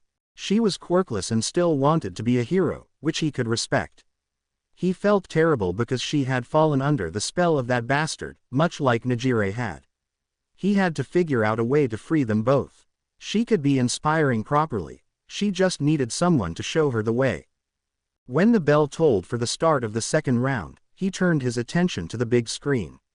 Like his mentor, David Shield, and so many others worldwide, he was stunned when Melissa came floating out of the castle, followed by her team in what could only be described as a hero outfit, and floating on a cloud. Wait, isn't she quirkless? He thought. No, ladies and gentlemen, you are not deceived, that is Melissa Shield of the UA. Support course. Our little Katsune is using an invention of her design and manufacturing. To allow our support course students to show off some of their designs, they are allowed to create items for their use and teammates' use. Present Mike called out. Now, can you believe this? It seems divine, right? LED by MS. Shield are not only leaving their castle but are heading straight to the clearing in the center. What do you think of this eraser head? Illogical. They have the most points to lose. Their armbands can shift the balance for second place, not to mention they are leaving their castle defended by only 2 members, Aizawa said. They should be focusing on defense. Even if they lose their castle flag, the individual flags plus some others would be enough to secure that they advance to the next round. Wow, this is a treat, folks. He is overwhelmed with a case of the blabber mouth. Of course, you boys don't get it, Midnight said, interrupting them. These kids are not going just to sit back and wait for the great evil to come to them or a hero to appear. They are going out to meet their enemies head on, laying it all out online, like heroes who want to change the world. These children, oh how inspiring. She cooed. Mirio. Once he heard Midnight's commentary, he could see it spreading throughout the crowd. The crowd roared, watching them come out and head to the center.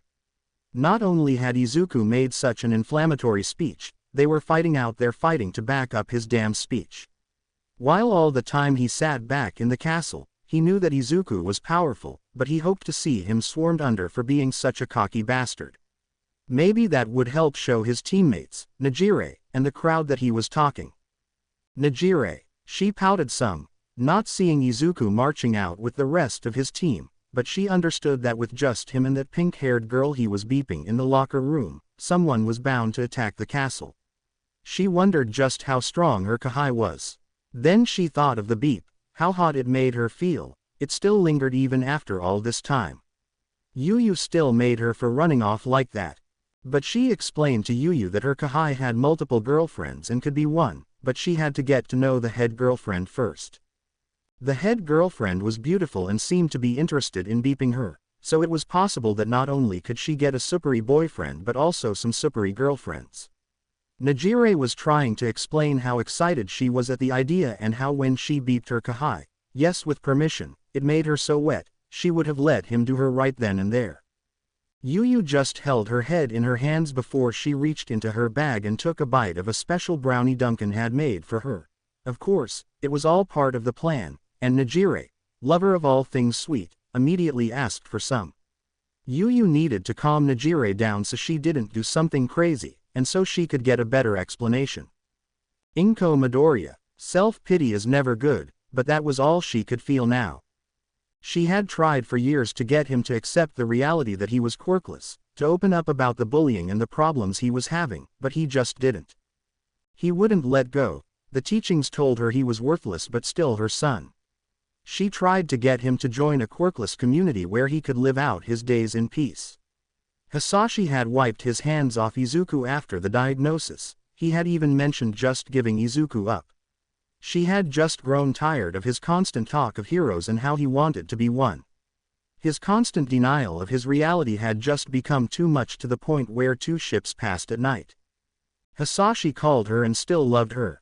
They would meet when he was in Japan, and her world was good again for those few days or hours. His passion would reignite the spark and carry it off. He always asked her to come with him, and the last time, she said yes.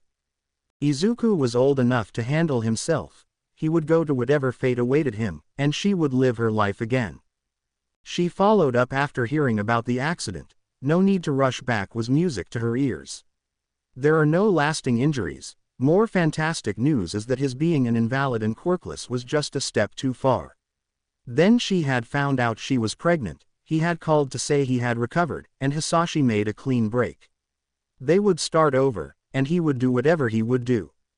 But that was not supposed to entail developing a quirk, growing so big, strong, and handsome-looking. Not only did he make it into the UA, but he also scored the highest on the entrance exam, survived a criminal attack, and found at least one beautiful girlfriend. That was even worse when she started researching who the girl was. Momo Yaoyorozu was the only daughter and heiress to the Yaoyorozu Corporation. An heiress, her son was dating an heiress.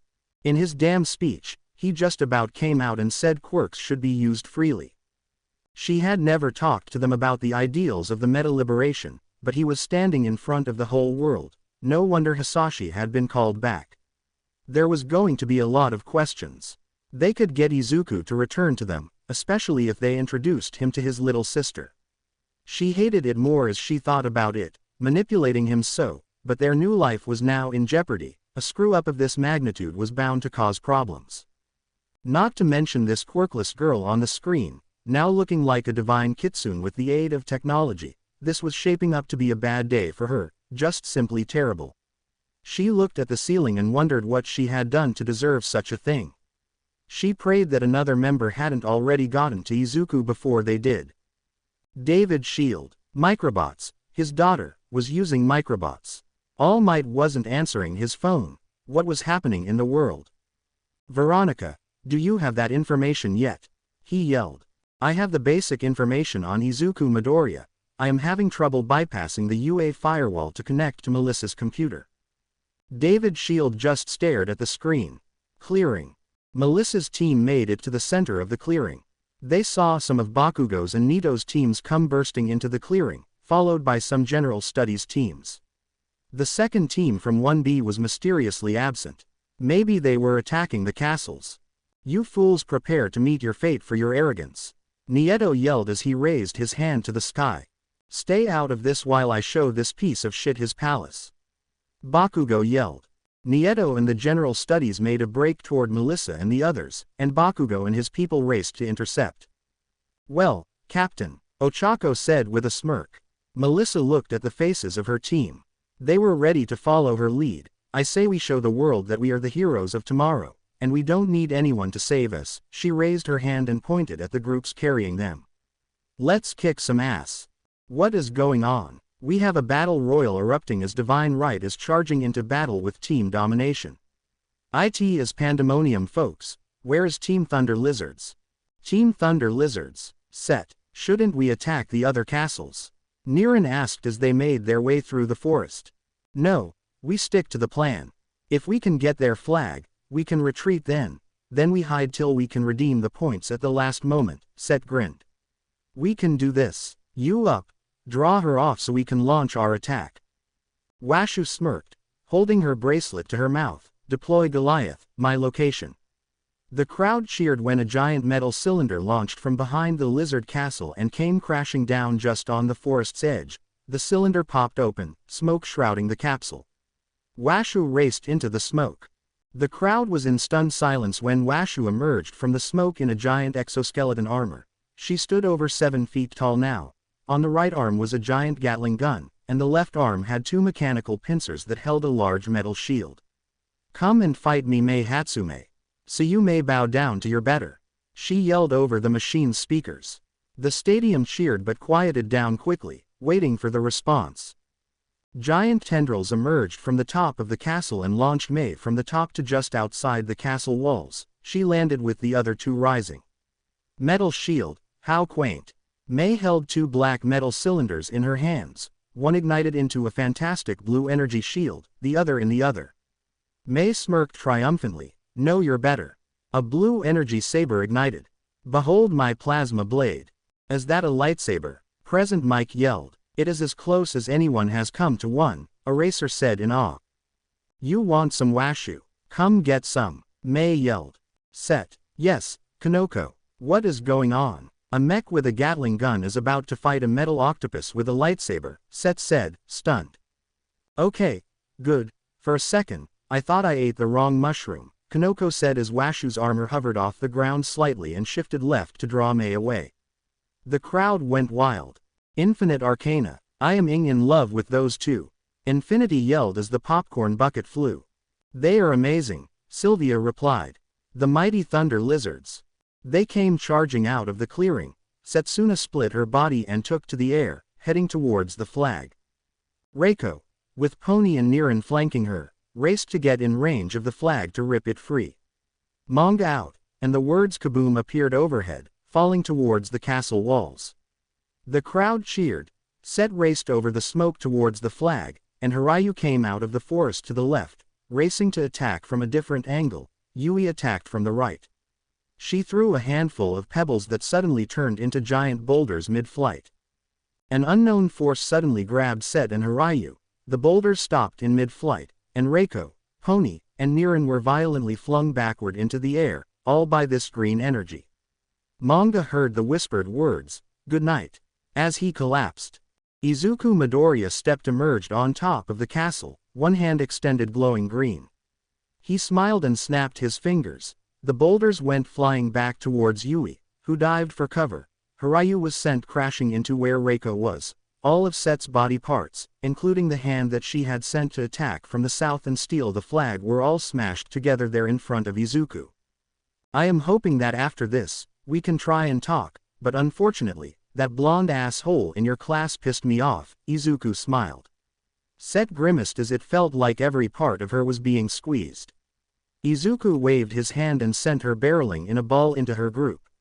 Reiko tried to pull her in a different direction, but his quirk was too strong for her, till suddenly she felt her quirk grab hold of Set. She looked up to the castle. He had let her save her friend from being hurt badly. Yui saw her life about to become a world of pain as one of the boulders was about to hit her, only for it to shift in mid-flight and narrowly miss her. Hirayu braced for impact with the ground only to feel his momentum lessen before impact. Clever girl, Izuku whispered. Suddenly, all around him erupted in green fire. Kanoko felt herself grabbed and thrown towards her group. You guys are excellent. Too bad Big Mouth messed it up for you. The crowd cheered at the power display, and the heroes watching immediately pulled out phones and started to call their agencies. This kid had just repelled a very complicated assault on his own and may have just demonstrated 2 quirks. What was that? Mike yelled. Not only did what is bound to be the front runner to win this whole thing put on an amazing display power, he can make fire. Kanoko Komori of Class 1B, her quirk is Mushroom. She had launched a sneak attack hoping to have some mushrooms probably make their way over to Izuku before she activated them, probably incapacitating him. He was able to notice, and what you saw was another aspect of his quirk. He can agitate things on a molecular level, thus creating fire. Aizawa smiled behind his scarf. Aizawa, he had been there when Izuku was pulled aside for the second practical, and he didn't like it. He didn't like it when he saw Mirio and some retired old pro enter the arena. He didn't know anything about the pro, but Mirio had been and still was one of the most promising young heroes to come through the halls of UA in recent years. He had trained his quirk into a fine-honed weapon and had started to add strength to his already terrifying abilities. Mirio had a bright future ahead of him, so sending him to fight an examinee didn't sit well with Aizawa, especially when it sounded personal between the two. Then Izuku destroyed them both and calmly walked away. Aizawa knew something was wrong with this kid and went to the kid's file. That made Aizawa even more curious. The kid had undergone a drastic change in over a year, raising some questions. He didn't see any information about the parents, and as he dug deeper, they were gone. Dad left when he was 5, Mom left when he was 16, accident, change, all the details he could find. Then he saw him when he became a student, dating Momo, a top student, friends with 2 girls in the support department, and beef with Bakugo and Brighton. Well, the second one was well warranted. But Bakugo, it seemed deeply personal. They always seemed to be on the edge of violence. He had told All Might not to put them together for the battle trials, but he did anyways. Aizawa watched the video of the battle. It was deeply personal.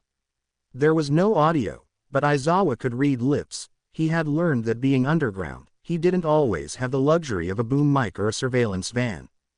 He read over the file, which was extremely late in development, seemingly due to the accident. Near-death quirk triggers were extremely rare but had been known to happen. So this kid had lived most of his life quirkless until recently but had fantastic control. After reading the kid's written exam, Izuku was brilliant. He had incredible displays of power and a chip on his shoulder, but he didn't go out of his way to overshadow his teammates. He didn't need Mina in the battle trials. After watching what he just did, he was certain Izuku could probably steal everyone's armbands and flags. The way some of the other teachers would look at him, All Might in particular, now Mirio is attacking him before the match. There was so much potential, even in his exciting speech, calling heroes and people to stand up and improve. Not to mention the USJ, some things weren't adding up. Maybe he would get his answers if he just asked. Hisashi. He sat alone on a private plane en route to Japan as images of his son surrounded by green fire were on the screen in front of him. The images flickered between the massive brawl, the mech battle, and Izuku's power display. He looked down at his phone messages from Inko, messages from the army. He grabbed his phone and considered returning Izuku to his side. Maybe he would blame Inko or use Izumi. There had to be a way to turn this to his advantage, even if Izuku were to lose now.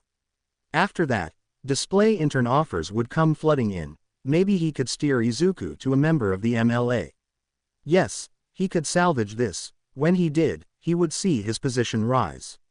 He would just need to bend Izuku to his will. It shouldn't be that difficult. To be continued. I hope you enjoyed this story. Also remember to subscribe and like this video. See you in the next video.